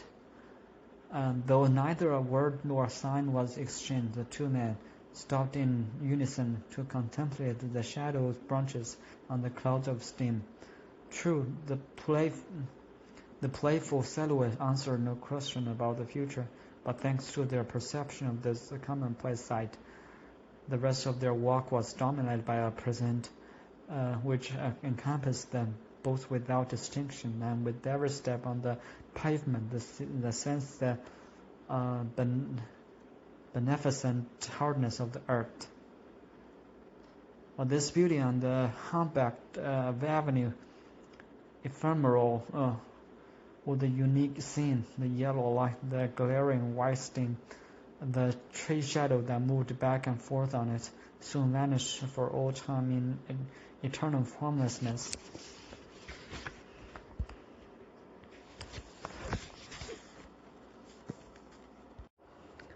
The avenue of the present, where Sorger and Liszt continued on their way, jogging now and then along with the many night joggers, took on life before them as a place in itself, with its own unique nooks, vistas, and eminences, just as a neighborhood takes form for people who have lived there for years. And indeed, a number of shop windows display signs reading Sunday branch of the avenue, as though this avenue, leading straight through the metropolis, were a traditional sightseer's goal. On the left, the park appeared at the end of every cross street, as though inclining downward into the darkness, where here and there a light rose from its rocky hillocks. On the right, the waning moon, which at every street corner appeared slightly higher in the sky. Gradually, the air had grown noticeably cooler. The moon put on a white halo, and at a crossing where the two walkers stopped outside in an all-night grocery store, vanished in a great cloud that reflected the city lights. The swarms of vague shadows belonging to the great snow crystals, which descended into a softly crackling sound from the night sky. Each man said, "An hour ago I had rather taken these shapes for rats." They were now in the vast American region of snow flurries, and had time to stand side by side in the snowfall. It was past midnight, but everywhere, far up and down the avenue, people were still afoot. Some were even scraping the snow from car tops and trying to make snowballs. Close by the two walkers, a woman hugged a man, who merely responded with a smile. But when, after a short conversation, the man tried to fondle the woman, she turned away. Speaking softly, he tried again, drawing her whole body to him. She stiffened, and he turned away with a gesture of discouragement. His cheeks went violently red, and Sorger, who now noticed for the first time how young the two of them all were, thought of the skiing instructor whose face in the chapel had worn an expression of bitter disappointment, and he drew the young fellow entirely into himself, that is, into the shimmering world-wide snowy night, into the healing wintry space, to make him well again. Then behind the window of the grocery store, the sad people reappeared, a grotesque, mocking world in the form of two elderly men. They avoided each other's eyes, as though, aside from the actual circumstance of their being clerk and customer, black and white, something more, something worse than personal enmity had erupted between them. The wretched incomprehension that blurs the features and muddles the mind, something that neither wanted and that made them both miserable. Unlike the young couple on the street outside, the faces of two old men in the grocery store were deeply pale. They did not speak, they hardly moved. Both kept their eyes lowered, their lids quivered. Not once did either appeal for support or help to the other customers, who stood and congealed with their purchases, not even impatient, just as pale, silent, as forlorn as the protagonists. Only then the black man, soundlessly moving his lips, finally opened the door. Did the clerk raise his face to the next customer? But he did not grin. He merely showed his dark, desperately wide open and for a moment earnestly imploring eyes. Immediately thereafter, while Sorger's eye followed the black, who occasionally throwing up his hand, disappeared down the avenue, a beam of the light flashed over the two companions and all those who were still abroad, including a group some distance away, waiting in the darkness for a bus, and then continued down the street like the beam of a searchlight, though no cars were passing just then. The trembling of the ground and the wind that followed made it clear that the flash rising through the street grating came from the subway below. Sorger looked at each, who had turned into a half-shadow. Each answered his look, and glancing at each other from time to time, both went their common way, first helplessly rounding their eyes in a fervent plea for counsel, then half closing them like enlightened ones, then almost roguishly winking at each other, and finally bidding each other goodbye with pure veneration, until their eyes turned away from each other into the nocturnal city, where snow and the autumn wind pursued the people descending the stairs into the subway, and where a night plane followed the night plane, occasionally flaring up in the sky, as though their course were just one more avenue. In the end, each held out his calling card and jangled his European keys as a sign that he was capable of going home, thrusting in a positively puckish face into Sorger's. Esther castigated him for his absent-mindedness and recited a few lines from a poem. The passage of beauty was brief, as a dream in the snowing light, and as a farewell gift, gave his compatriot his hat. Had the catastrophe only been postponed for a short time, no one would die. Sorger had the power to wish, and the repose of the horizontal world set in. The wind changed, snow and leaves danced up the street, their flyway wall. Strange to say, the hotel entrance was below street level. From it, a few steps led to the dazzling bright and the deserted lobby, and in a far corner of which the elevator man had fallen asleep in a stool, while the voice of the night clerk, who was himself invisible from the entrance, welcomed Sorger, whom he had recognized in the hall mirror, with the words, "Getting late?" For a moment, the air from outside poured in through the slowly closing door. Then it was suddenly very still in the lobby, and Sorger put in a transatlantic phone call. He sat down to wait on a red upholstered chair along the side wall next to the sleeping elevator man, whose white hair was combed smoothly back. Only the house sounds were still audible, the rattling of a ventilator and the clicking of an ice machine as it spat out more and more cubes.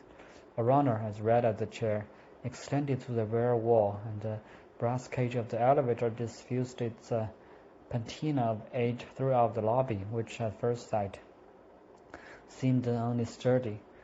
When had it last had time for such humble, undramatic, merely heartwarming object? Do I want any more?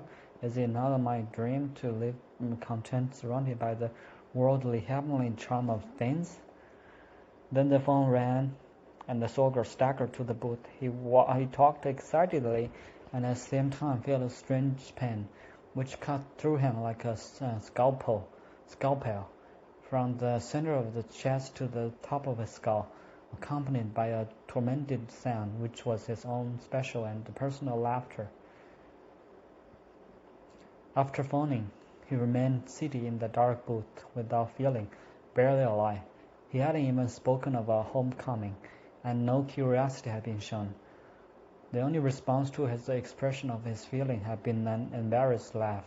Sorger learned that he was not needed.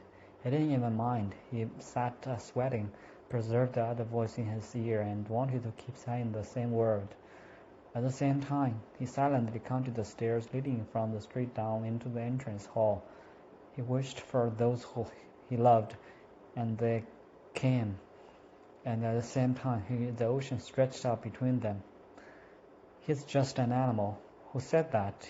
He opened the door of the phone booth, and through an opening in the key panel saw the night clerk talking with the telephone operator, who was sitting caged at her switchboard.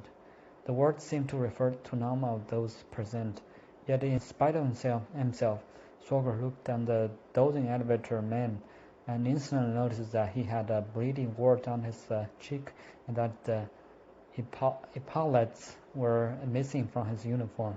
And again, the night clerk had said to the woman through the opening, "He's just an animal gone mad, and there's only one way to deal with mad animals: exterminate them." A deeper night descended like a sudden foreboding over the cheerfully lighted basement. The ventilator rattled for a moment as though the four characters present were riding a ghostly train.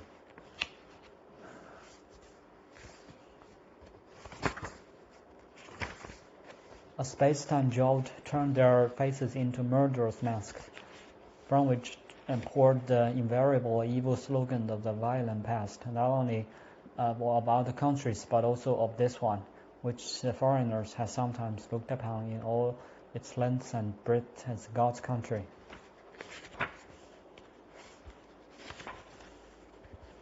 The slight jolt sufficed to transform the day-bright lobby, along with the city of lights outside, into a jungle bristling with the shadows of bayonets.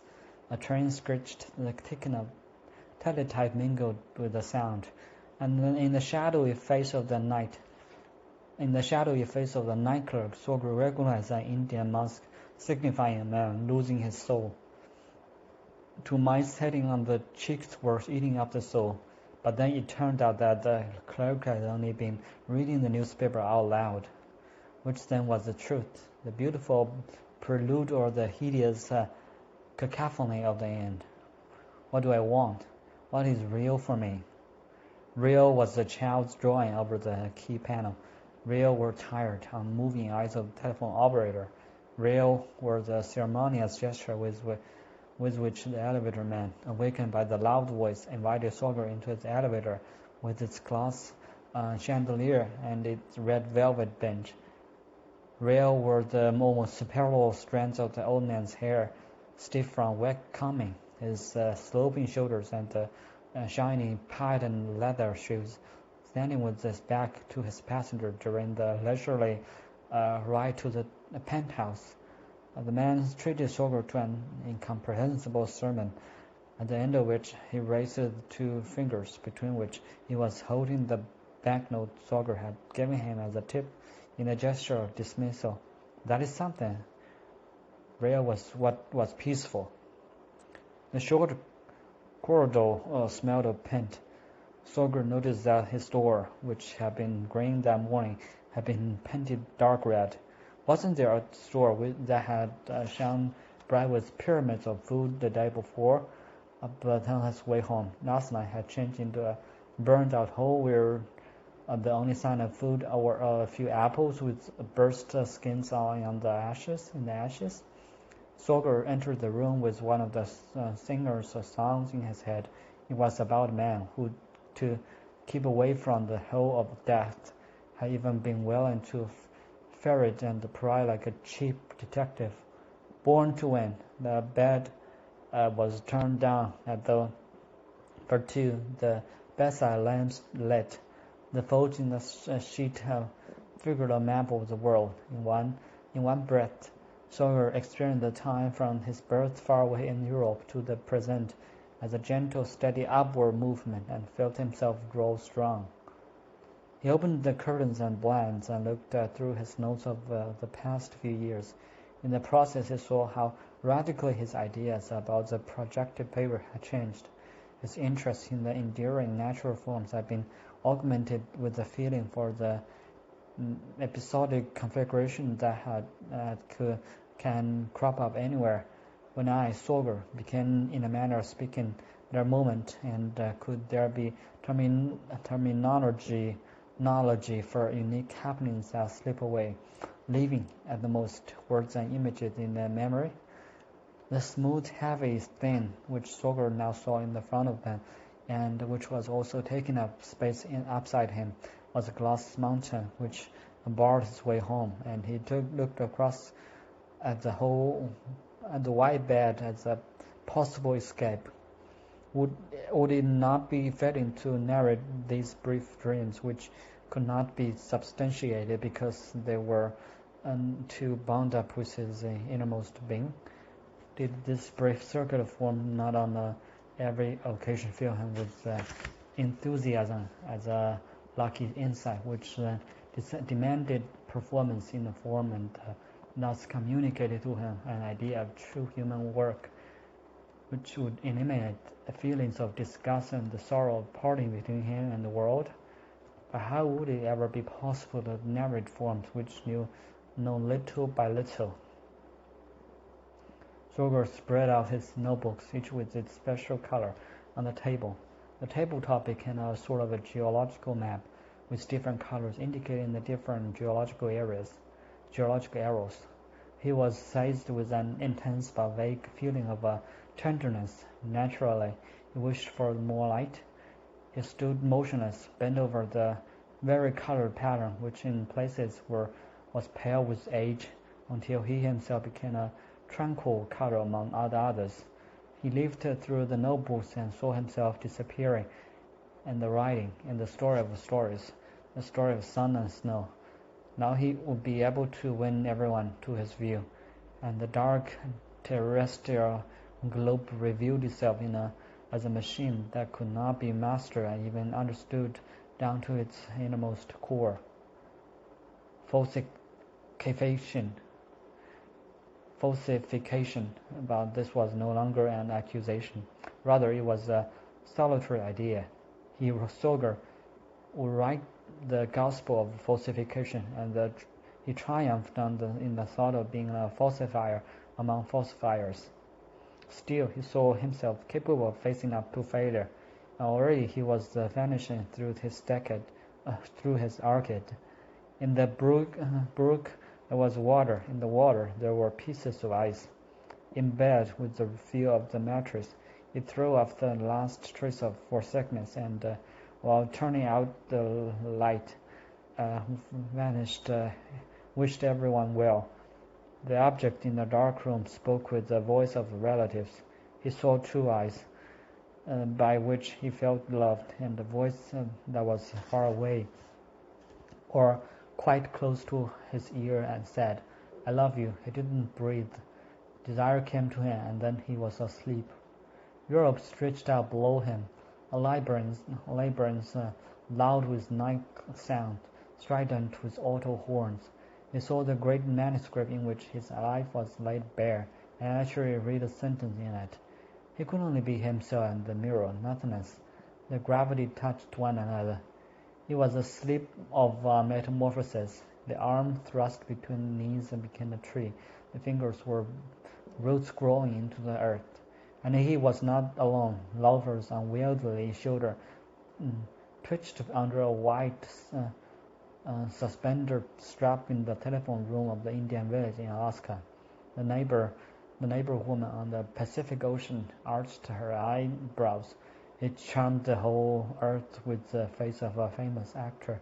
And Sorger was a joker which encompassed them all. Then they were all together in the snowfield under the bright sun. sitting at the table and holding a family council. The fruit tree, with branches like elk's antlers, was laden with large yellowish white early apples, many of which were under the snow. Yet his senses remained alert. Through enclosed eyelids he saw the graying dawn, and through the connecting door listened to the man in the next room, who, without a let-up, cursed all men and all things between heaven and earth, in a litany that became more and more violent. His pillow felt like the touch of baby's bare foot, and as he woke there was within him a child who quietly, without batting an eyelash, playing with its own breath, looked out of the window. Everything in him that he wanted to be organic was organic, and everything he wanted to be inorganic was inorganic. It's me. Once Sorger had conceived the idea of a successful day. On such a day, the fact of morning and evening, light or darkness, ought to be beauty enough. During his last hour in New York, he had an intimation of such a day. He got up quickly and quietly, watched in the water of the city, savored the long dawn in a calm yet festive mood, though the daylight were being delayed a little just for his benefit. He was naked and would have liked to show himself in that state. He felt freedom in his armpits and a latent sharpness in his mind. Even if he collapsed, it would not be the death. The snow had stopped, and the sky clear, something that resembled a runaway house pet that was just coming back up here in the west. It was a declining, deep yellow moon, the stars glittering all about as though to show the way. He was near and far at once, so that, along with the dawn black birds flying past the penthouse window to the left and right, the day-bright hills of New Jersey appeared into the horizon. But from the unseen avenues far below, a yellow glow extended over the first floor of the buildings, which were otherwise steeped in shadow. Here and there, the headlights of heading cars circled the upper rows of windows. The park had sunk into the city, and the gray of the reservoir rose to the view. The soft color made the oval surface large and soothing. The dark gulls resting on the water showed the white of their feathers whenever they rose for a moment into the air. The fringe of snow on the curving shore looked at the frozen surf. The first joggers were already circling the reservoir, perceiving the world with their thighs, as they were as reliable as the water itself, which with the rising sun quickly turned blue and glittered, now traversed by shady wind trails, which thrust forward, halted, and changed direction, until at last the radiance of morning detached itself from the water, became daylight, and evenly filled the whole city. In his thoughts, Sorger was down by the reservoir, looking up at the room where he stood breathing the thin, invigorating air. Over all the roof, smoke passed like a man, and powdery snow fell from all the trees in the park. This is the present. Every glance over the city, it seemed to him, was a recurrence of happenings experienced elsewhere and believed lost. The hotel room was traversed by the quivering window shadow of birds, and on the top floor of the neighboring building someone moved through rooms spotted with sunlight, carrying a pile of sheets which turned bright and dark in their passage like the water of a brook flowing over brightly colored pebbles. A jogger with a dog running behind him rose into the air, turning the seagull, and was reflected in the water. Build up a feeling of repetition, go down and mingle with the people. But first a chambermaid came in and said, "God bless you. Touch him soon." Sorger went to a church where persons elected to a seat by a man clothed in black, with the white carnation in his buttonhole. He attended Sunday Mass. The faces of the faithful were reflected in the bronze covers of the reconnection boxes, and in making his contribution, Sorger felt himself to be one of the community of money, while the hands of the ushers tapping on the railings made the sound of bakers taking bread out of the oven. The whole world swayed when the bread was transformed into the Lord's body, and similarly moldy, the wine into the Lord's blood. In like manner, the people took communion. In like manner, I, Sorger, turned server, stumbled over the ledge of the carpet. Resolutely the adult knelt. In like manner, he was greeted by strangers. Passed a merry funeral party on the morning bright street. Watched the rather miniature costumed parade of a South Slavic ethnic group to which his forebears had belonged. And in the park, watched inexorably passing joggers, who, unlike the swarm of people just walking about, never took on the feature of acquaintances. Among the joggers, he actually recognized the exhausted face of a man with whom he had made friends during his student years in Europe. For a moment, his eyes followed the sweat-darkened back of a man who had become a stranger, while the other, staring at him as he ran past, had only said, like Valentin Sorger, they would never meet again. Sorger had his last vision of the other continent in a museum, still fortified by the works before which he had gradually pulled himself erect as one does in the presence of stern models. He stood at the top of the monumental inner stairway, and in a single mighty impulse of the heart took in the great lobby, black with people crowded head to head, while at the same time he looked through the enormous glass door and down the whole length of granite grey 82nd Street, at the far end of which he discovered the great blue shimmer of the narrow arm of the sea that bounds Manhattan and is known as the East River, and above it a whitish flock of birds flying back and forth and becoming transparent at each change of direction. Again snow began to fall. Children span about beneath the flakes and stuck their tongues out in the snow. The pretzel stand smoked, and then came another dusk in this popular, civilized, lively area, where it was no distance at all from the marble interior steps in the foreground to the arm of the sea on the horizon. Automobiles drove ahead and turned. Pedestrians stood and walked. Joggers idled and sprinted in all directions, altogether a loving order, emerging with the evening to which Sorger longed to attach himself, since his gaze, sharpened by his past history, was now capable of penetrating into the depths of space and of participating in the peaceful beauty of this present and in the dark paradise of this evening. Oh, slow world!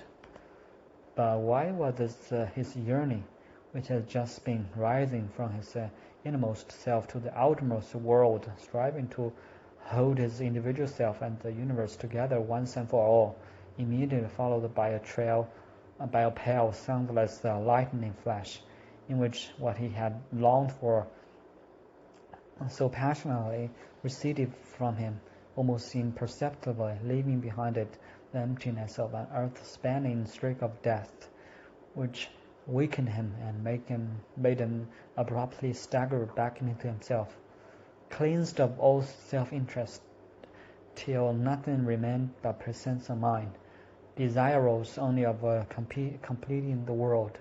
He was struck by the consciousness of an incurable deficiency, which was neither grounded in himself nor attributable to the present epoch of the earthly planet which he loved in any case.